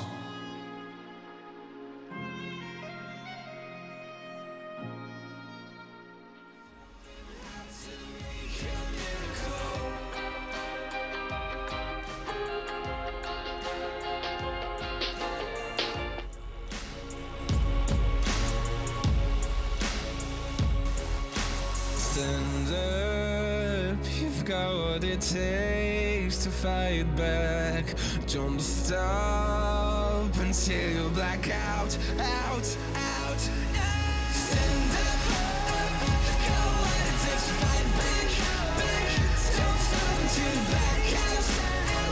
Give all you got, show him how to make a miracle.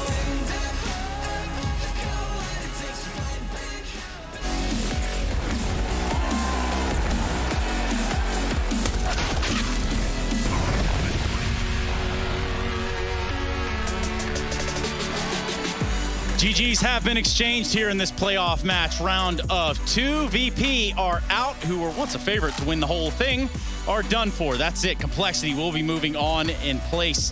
And when we go through these brackets, Complexity certainly going to be drawing their luck even closer when it comes down to those play-ins. Welcome back, everybody. The ESL Pro League season of 13 has gotten pretty damn exciting, and all because of the little Complexity that could, or they call them the Juggernaut that could, whatever. Yanko and Kassad, give me a quick surface level thing here. I told you, Trace. I told you Complexity was ready for this. I told you it wasn't an accident that they let Vertigo go through, even though they haven't really, played it much.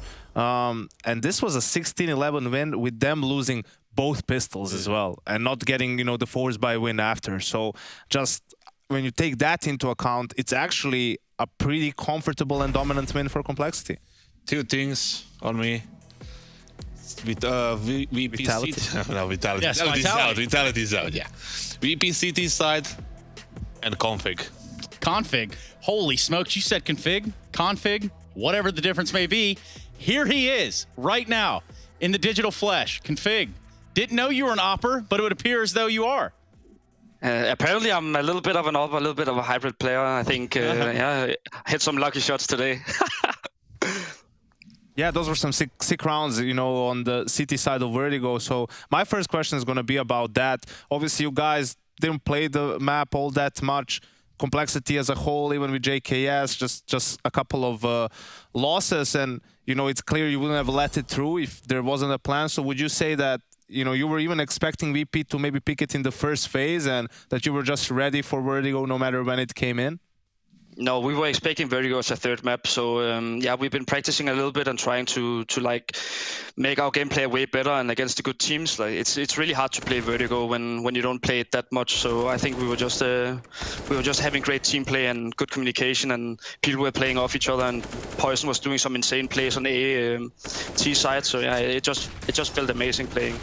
Was it easier for you guys on Vertigo for VP was not even contesting ramp at all that much? You were able to walk up all the time and just do whatever you want. I know you throw in a fake on B and then it didn't really work out because you were low HP, but they were allowing you so much space there. Was something that you expected, or just gonna use it against them?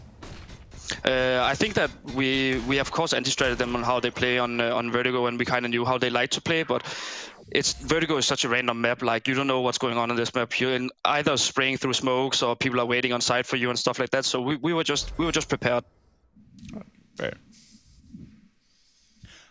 So Config, you've got this whole thing with the playoffs going on. I'm sure you know all that. Now you get to go on either play. Looks like the Ninjas in Pajamas or Heroic. Now I'm not sure how you feel about playing either one of those, but I am sure that you're going to tell us all about it, right? Yeah, of course. I think it's going to be a hard match no matter who we meet. We've always lost to Heroics, so we kind of want to win against them. But if we meet NIP, we'll try to beat them as well, of course. So Config, real quick, make me a believer. Is Complexity going to win this whole damn thing? I fucking hope so. We will give it our shot. I think that we've proven that we can still play against the best teams in the world now. So. Yeah. I feel like we have the opportunity to win the entire thing. Yeah, well, we got to sit back and wait. We'll see you next week, man. Thanks so much for coming on, and congratulations. Thank you. Congrats. Yeah. Thank you. Bye-bye. Yeah, Complexity come out the stronger team. Today, VP need to go back to the drawing board, figure out what clock management is to a little bit of a degree, I think. Yeah, I think that for me, the CT side on Vertigo just looked completely flat. They just started 4-0 really quick, 4 rounds. And then after that, they won 1 round on B, which was that retake where they had nades on the low HP players of Complexity, and 1 round on A. I didn't see a single proper a multi-gun fight on the ramp at all. It was just a Dream or somebody Yekin there tried to get something fast, and then they back off to a setup on site, and just nothing happens after that. Even the first round they lost was actually to a half buy. It wasn't a full gun round on A, right? So Complexity didn't even need full weaponry to win that one. And listen, there's a lot of good things about VP. It's just, you look at the second half, they win the pistol, they convert, and the next 3 gun rounds they lose it due to running out of time, right?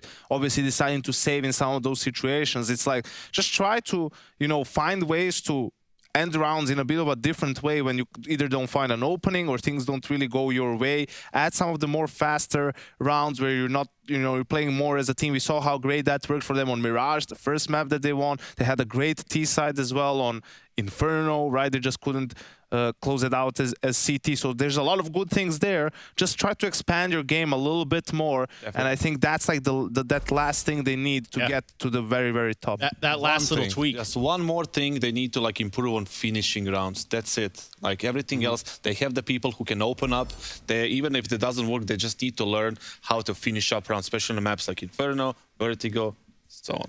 Inferno, Vertigo, Dust 2. And I mean, and just quickly, like saving, it's okay sometimes, but you also ruin your loss bonus, right? Like when you don't get it and like your team gets it, you don't get it, right? It becomes like very weird. So it has like consequences down the road. Here are the consequences that are really going to matter, and that's when we talk about the results of the day. We only had 2 matches for you, so basically we can fly them in right now. Furia 2-0 G2. These guys not as sad about it as I thought they would be, but they're still there. Well, Nico said we're not friends, so he did say that. Yeah, so that's karma. Ooh, I guess it is. Now, Complexity just beat VP. VP were a favorite to win this whole thing. Now Complexity is the favorite. Yeah, apparently, according to... That's how it goes. Yeah, I think so. Take their spot. That is something that we can put up there on the mantle. There is no tomorrow's matches, but there are play-ins coming up. That'll be in a little bit later in the week. For us, it's 3 consecutive days of maybe nothing at all, but we're going to be kicking it back Preparation. Yes, and maybe a little bit of nothing. The future segments. Sprinkled right in there. So, NIP, Heroic, that'll be where we start the play-ins. We're going to go to Gambit and Astralis, that one. Woo! Gambit, Astralis. Ooh! Fire. Give it to me, baby. Let's go ahead and get out of here. Thank you so much for watching. We're going to continue the playoffs later this week. Wow. I'll see you there.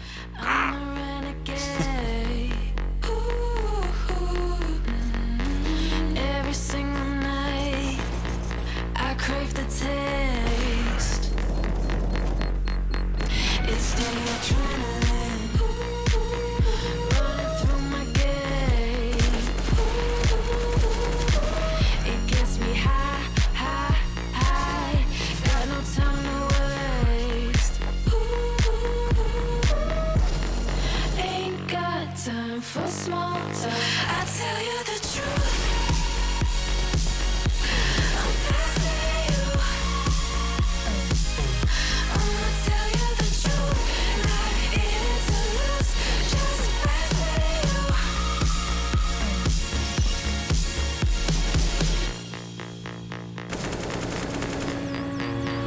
Look into my eyes, I'm not afraid.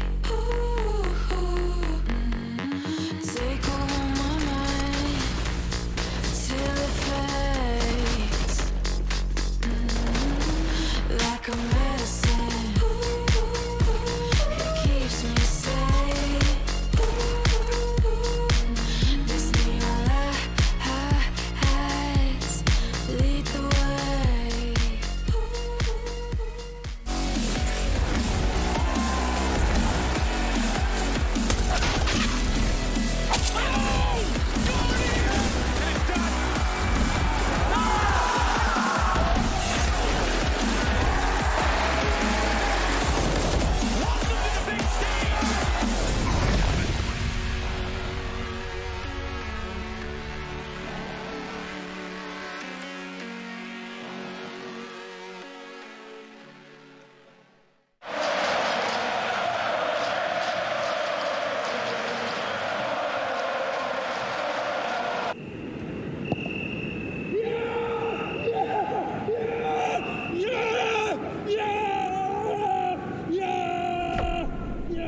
Start your esports career now at play.eslgaming.com. My name is Jordan Gilbert, aka Nothing. Hi, my name is Sue Lee. My handle is Smix. I think it's important for these initiatives to happen. Empathy really, really goes a long way, and it always means so much to us, and I think that's where initiatives like this really help. I encourage everyone in the community, anytime they see bullying, anytime they see someone getting called names, I encourage you to step up and say something. Good luck, have fun. Good luck, have fun.